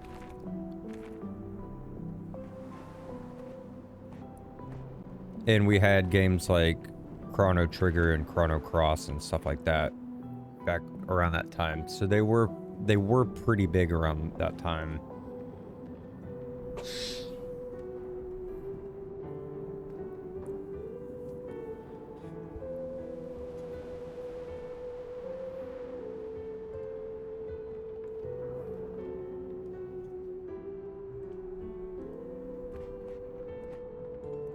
Super high quality like Expedition 33. See, I'm kind of opposite on that. I do like what I like, but still I play all sorts of shit.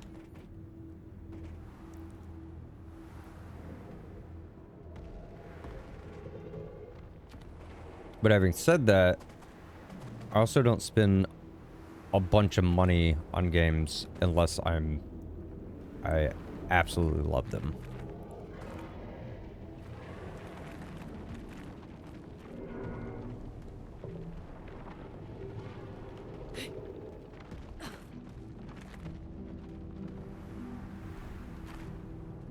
Lampmaster was up here, was he not?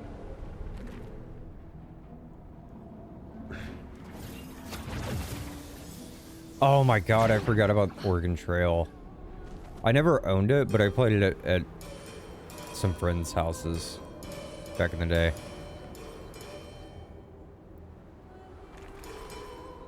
What a banger of a game. I didn't know there was a Hitchhiker's Guide game, actually. Heard of King's Quest, never played it. Zelda.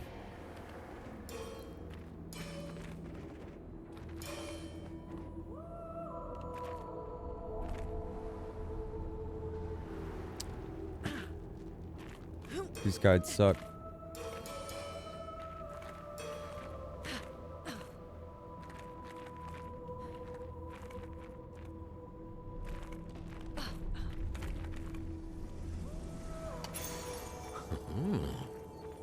That's it, I think.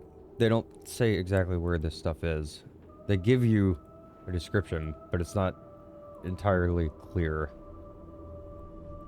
Yeah, this is it, though.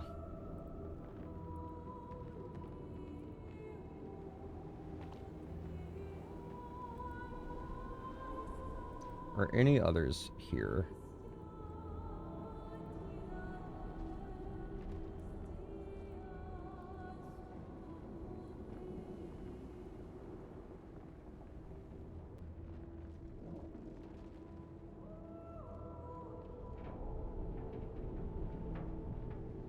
Flying Manor. Okay, there's another one I missed here.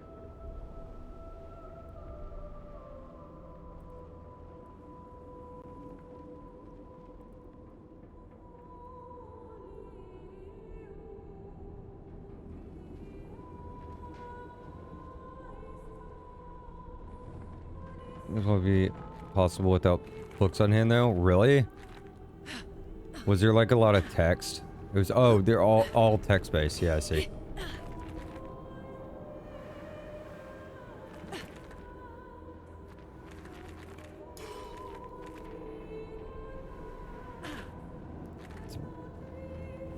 It's been spending some money on Warframe.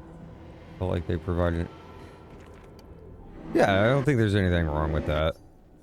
Like, it's a game you play a lot. You appreciate the devs for making everything, like, free and stuff. Like, I don't think there's anything wrong with dropping a little money on those. A Vec boss was... Who was the other boss? Least... Oh, that guy, right, Goblu.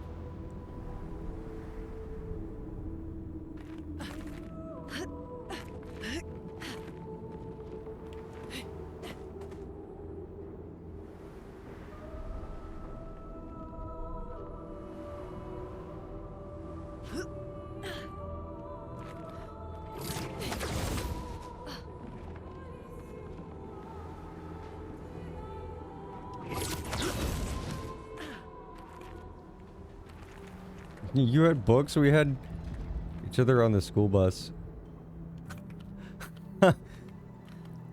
The good old days when guides weren't around or anything. You just had to talk to your friends who were also playing the game.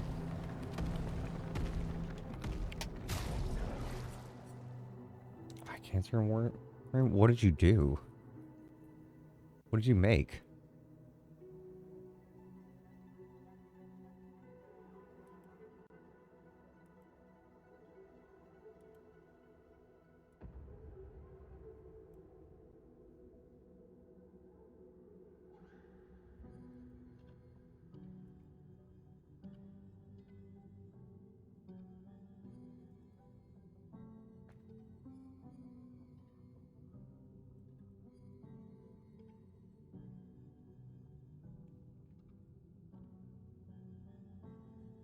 Come up the stairs on the west side of the room, grapple across, jump.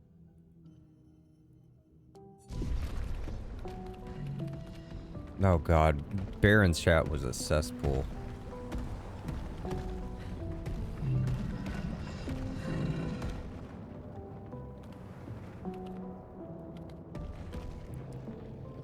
Fucking... that fucking place. This is where a lot of people learned a lot of things, though. Oh. How do I grapple across there?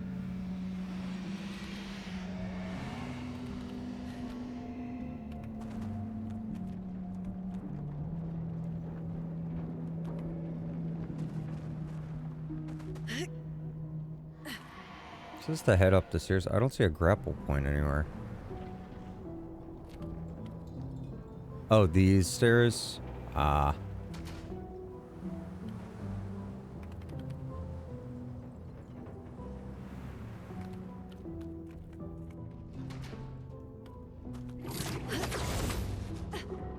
I love in games, in game guides, though, like this, where they're like, the west side of the room. You're like, there's no directions in here. There's no mini-map. There's no maps.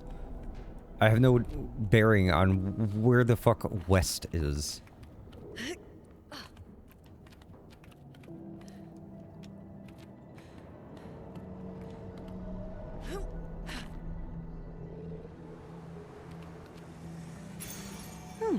Lovely. Convert all physical damage to void damage. Okay, that one's done. We got painter.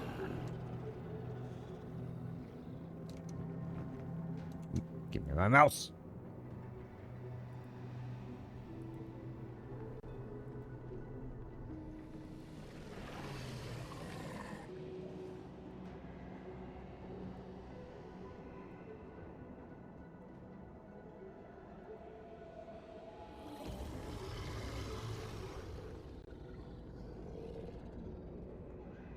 I missed a lot in the Endless Night Sanctuary, apparently.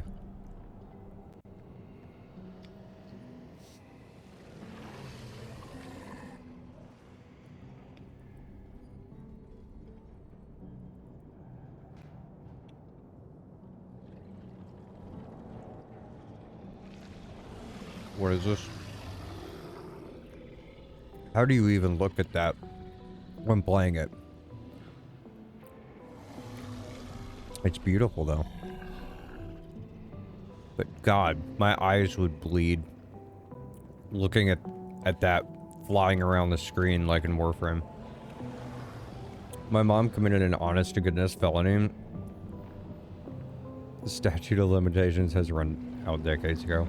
On a monthly basis to read some of the sci-fi stories that were serialized when... You know what? If I knew, I wouldn't even report it or nothing, because of all the things to go to jail for, nah, not that.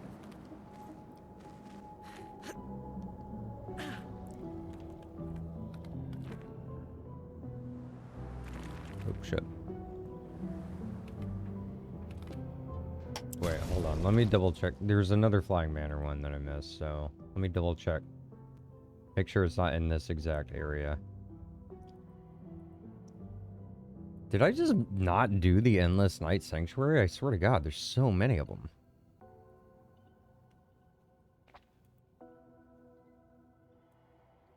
Good Lord. Like, the majority of the ones that I don't have are there.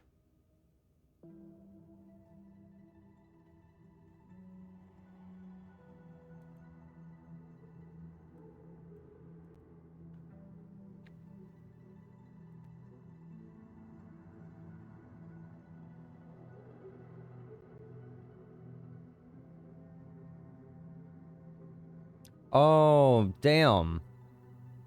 So, the floating cemetery has one I can't get because I refused to kill the guy. That one is auto-powerful. You can't get auto-powerful unless you kill him.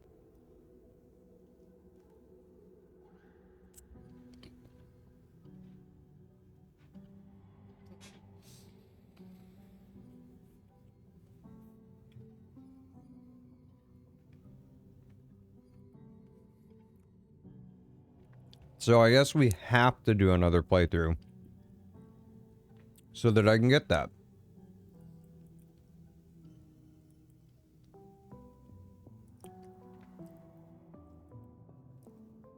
Shit, there was another one at the Stonewave Cliffs.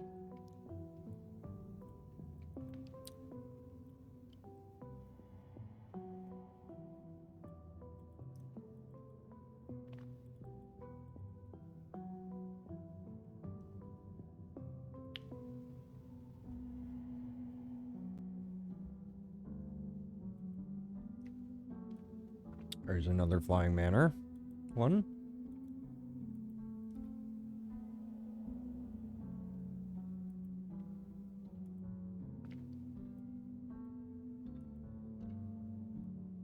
Good God.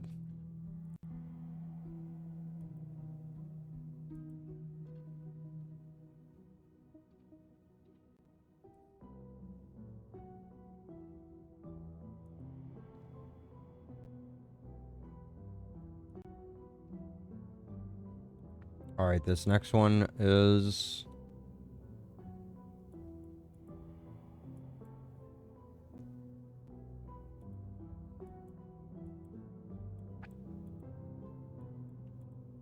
Oh, that one's Gorgon and Lampmaster area too.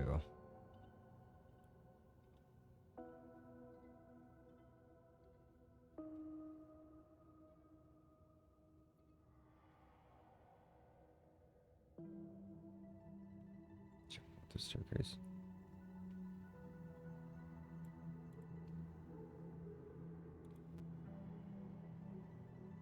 Kind of thing is why my dad banned me from checking out books from the library. Oh, that frame is the never touch it category, like as in never play it. Bosh, gotcha.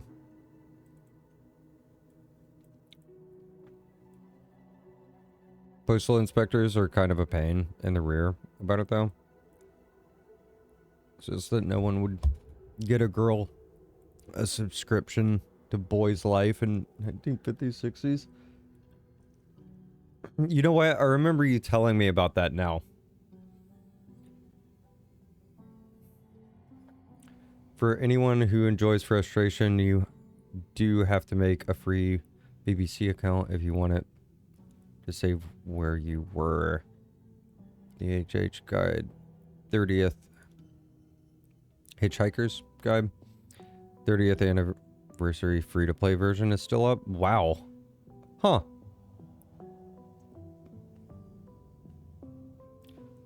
Your uncle... Oh, had a subscription, so she took my uncle's mail. Read the sci-fi stories. That's illegal.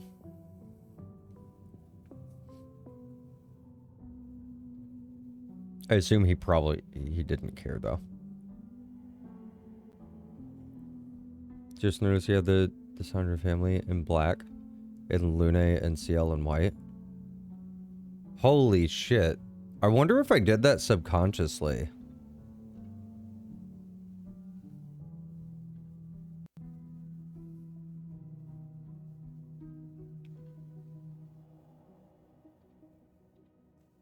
Minoko doesn't count because he's in swag. He's in the big kicks. The good... Wait a second. Wait a second. Wait a second. Wait a second. Where's my shit?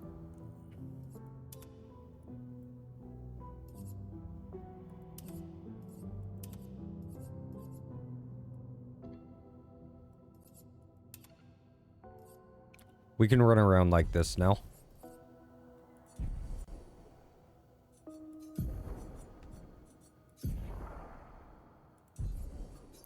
Hi, Rix. Speaking of Warframe, I'm in the process of feeding my 1,000 Forma. I assume that that is a shitload, right? Oh my god, I got 2? I got 2 with the deluxe edition? There's a... Oh my. Wow.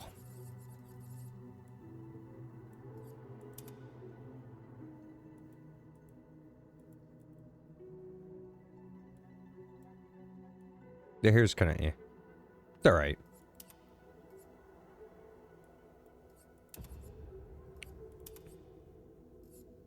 This is my favorite one that she has.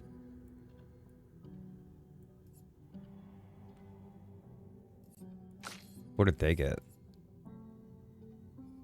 Nothing? Nothing? Wait, no, they got it.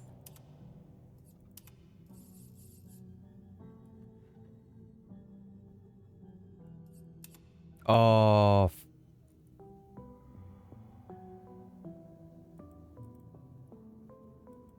A laurel of flowers.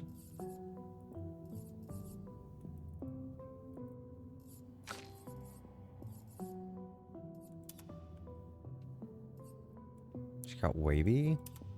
I'll give her the flowers too.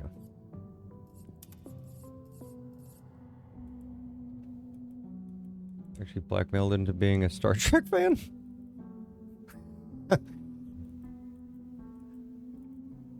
Star Trek is pretty awesome. So, that's a win.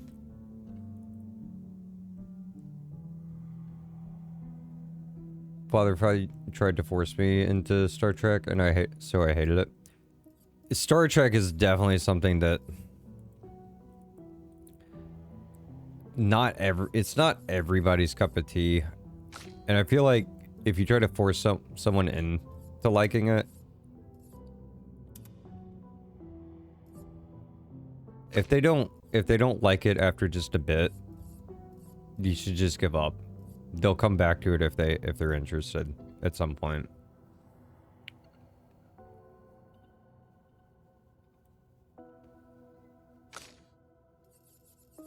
You know what? Because you pointed it out, I'm gonna keep them in black and white.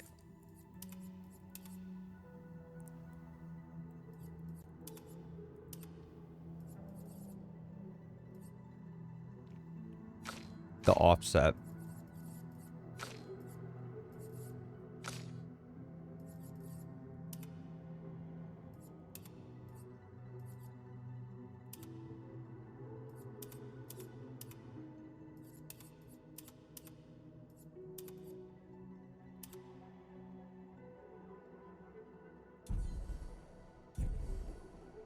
Beautiful.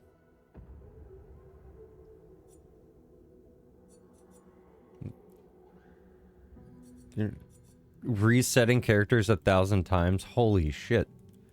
The madman. That's dedication right there.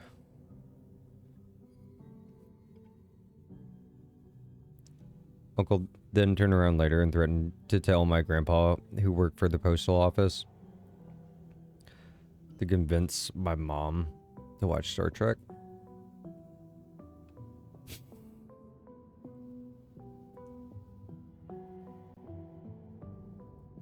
Okay, so that's the story of it. Got it.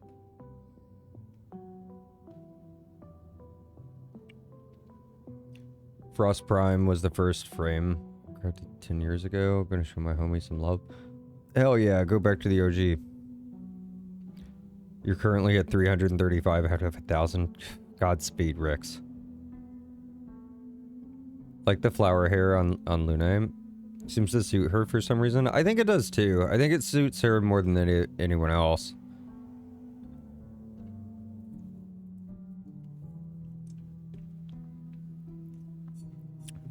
My favorite through most of the game for her was until we got white. I did the white hair because white hair is cool. It wasn't double braid for her. Shit, which one was it? Just the half ponytail? No.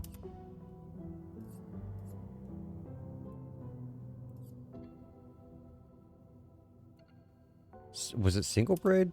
Single braid. I really like single braid for her.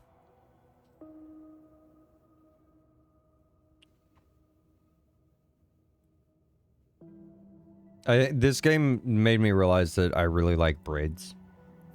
Because my favorite for CL and Mile both is the double braid.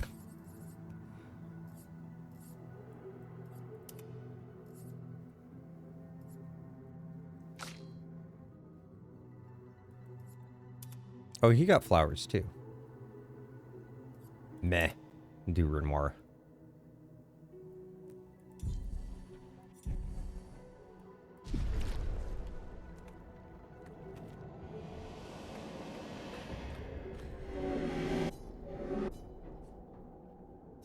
Damn, that really does suit her. That looks great on her.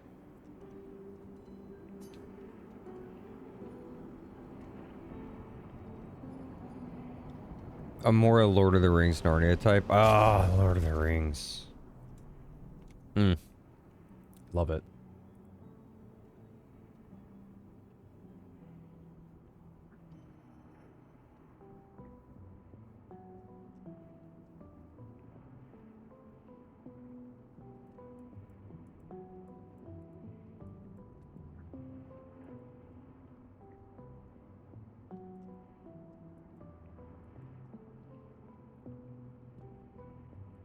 Okay, so let's go back over to where the Lamp Master was again, because I missed another one over there.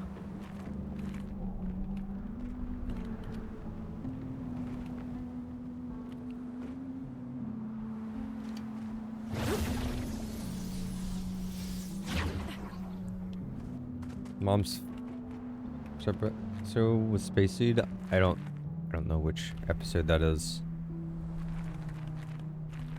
I will be completely honest. I have watched some Star Trek, But if you ask me questions about Star Trek, I'm just gonna blank. I do not know it anywhere near enough. Which is why I should actually take the time to watch a bunch of it at some point. Because I do enjoy it. It's just one of those series I didn't appreciate until I got a little older, but you know, life be life. I just never got around to watching it really.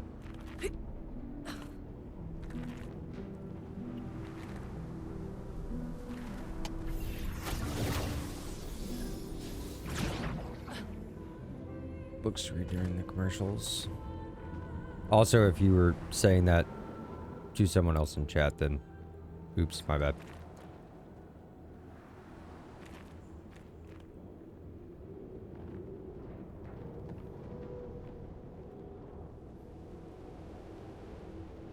It was the first episode where they introduced Khan. Ah, okay. I see. I do know who Khan is.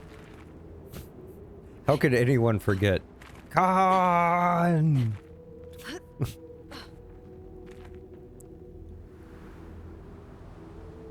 Okay, so wait.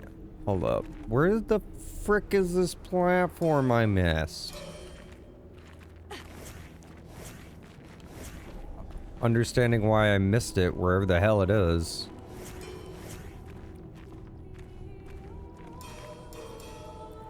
Of course, the guide does not say exactly where it is. It just says, it's in the area with the Lamp Master and the Gargant. Thanks, bro. It looks...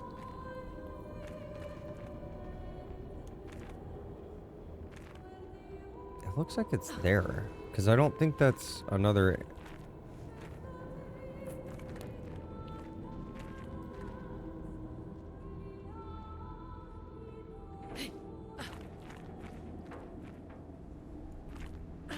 Wait a second. Wait a second. Go back up.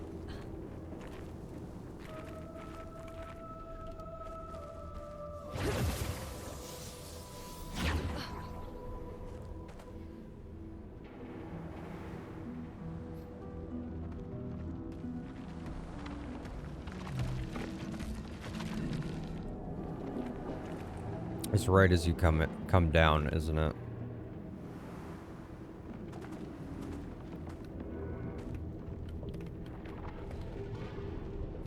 Still have your grandfather's Lord of the Rings Collector's Edition book. Still one of those. Oh my god, I bet. Dude, that's something to cherish right there.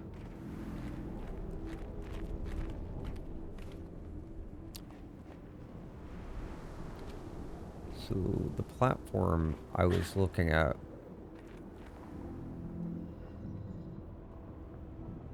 I thought it was over here. Was it not right there?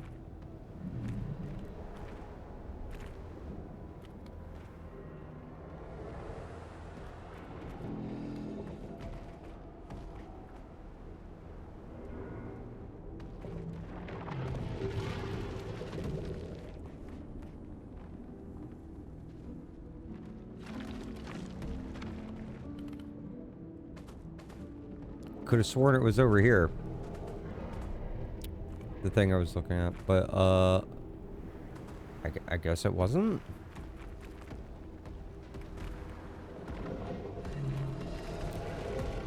So I see grapple points around here. I don't see where the first one is though.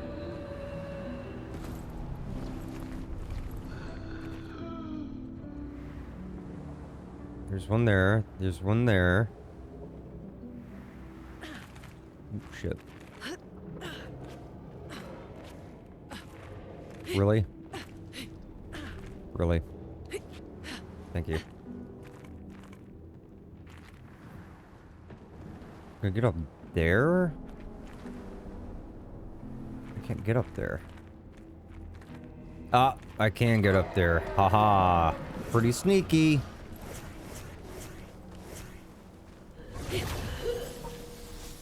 Whoops. back up. I'm gonna have to fight this asshole, aren't I? No, maybe not. Bye.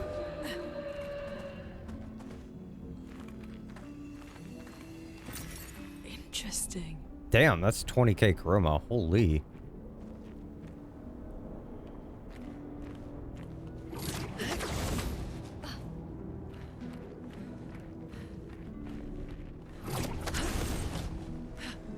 There it is. Oh, lovely. Yeah, charging alteration.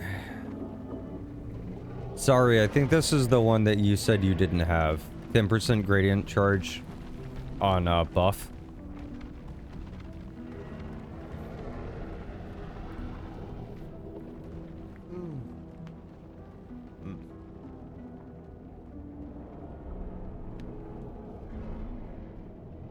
If you want to take note of where it is. Yeah, you don't have that one? Okay, so it's in the Flying Manor. It's down.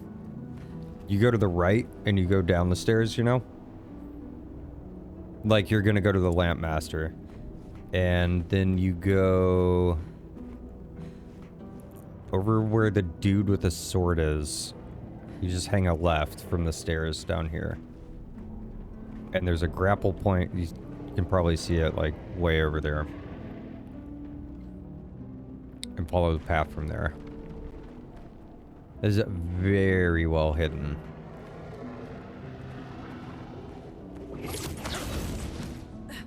Oh. And then that's how you get back. I see. Oh, there is... No, that's the grapple point to come back.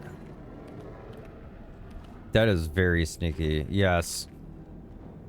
Some of the stuff in this game is so insanely well hidden. Because if you're not hyper aware all the way through an area, you are going to miss things. And these, especially like this area, it took most of a stream. I think this area took me like 4 hours, not including the boss.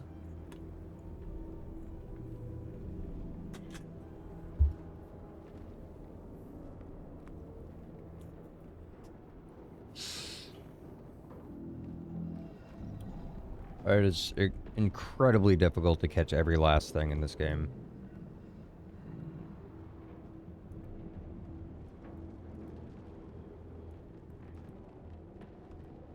I am proud of myself for finding 191 out of 218 pictos, though.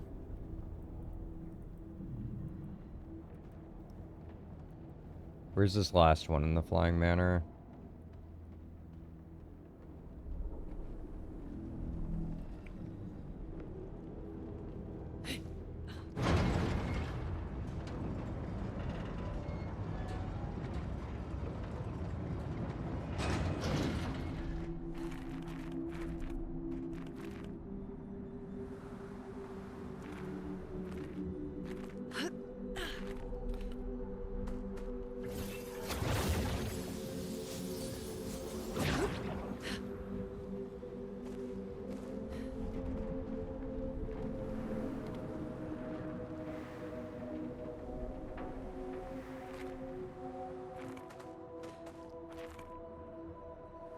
Hold on, is it really? No.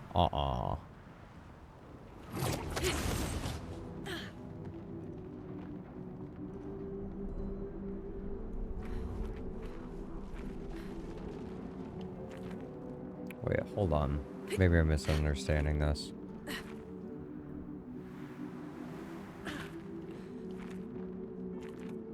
Is it? Is it?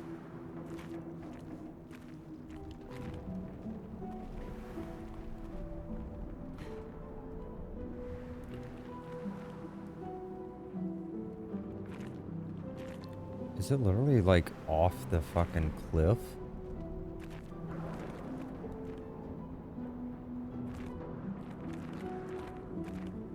I think I have this wrong. the guide. I think I'm misunderstanding what they're saying. Yeah.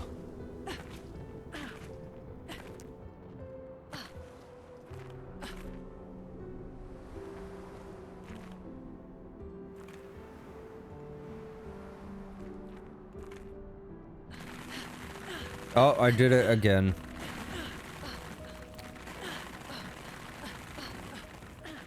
I'm a master at this in this game. This is number 4. This is the 4th place I found to do this.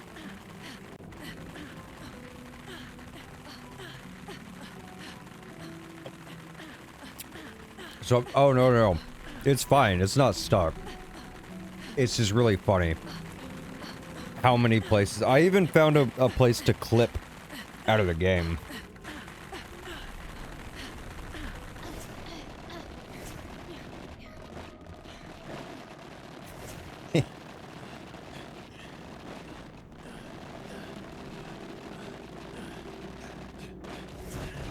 Let's use a straight up jacket for a second.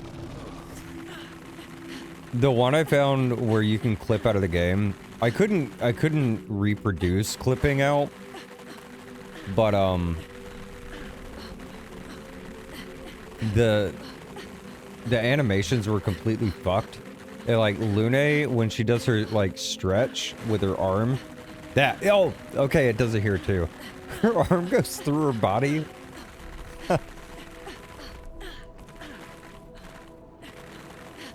This is the kind of jank that IMO you should not fix in your games. Because it's few and far between. It's actually very rare in this game that something like that happens. But it's not hurting anything. Like, I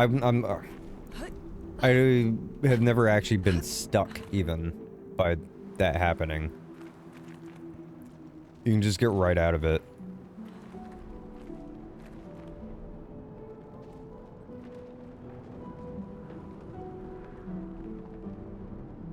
Boot up the game and count your pictos. Do it.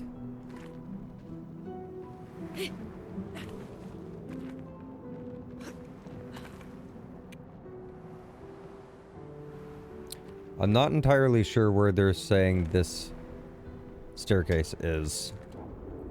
Wherever the hell this other one is. Upon entering the location, head down the first set of stairs. Is there a Neverun statue?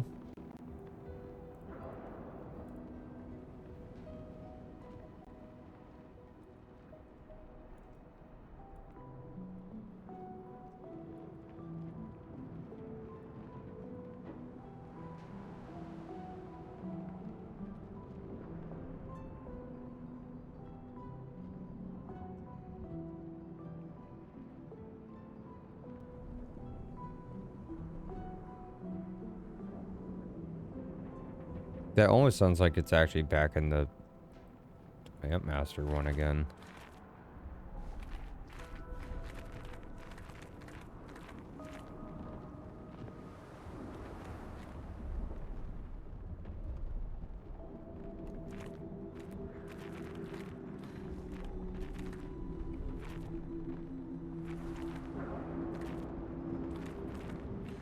You really like the Gomage outfit on Verso?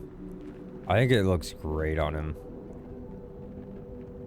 I was saying the Claire and Obscure outfits for Verso don't look right because he has very masculine features and he has all the scars and all, so it's like a little too frilly for him. Fine on guys, but not for him. But this looks very good on him. It looks very stately, aristocratic. Which, pretty sure the Desandra family is. They're pretty much aristocrats, because a renowned painting family and all.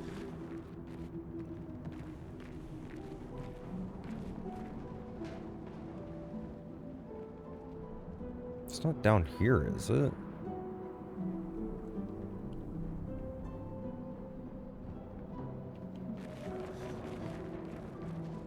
I'm not entirely sure where they're saying to go. You can't, yeah, you can't jump off that. You have to jump off of a set of stairs or something.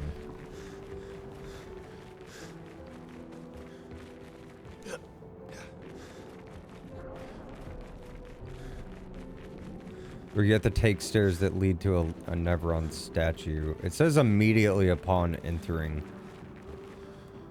though, which is weird because I'm like, there's nothing around here?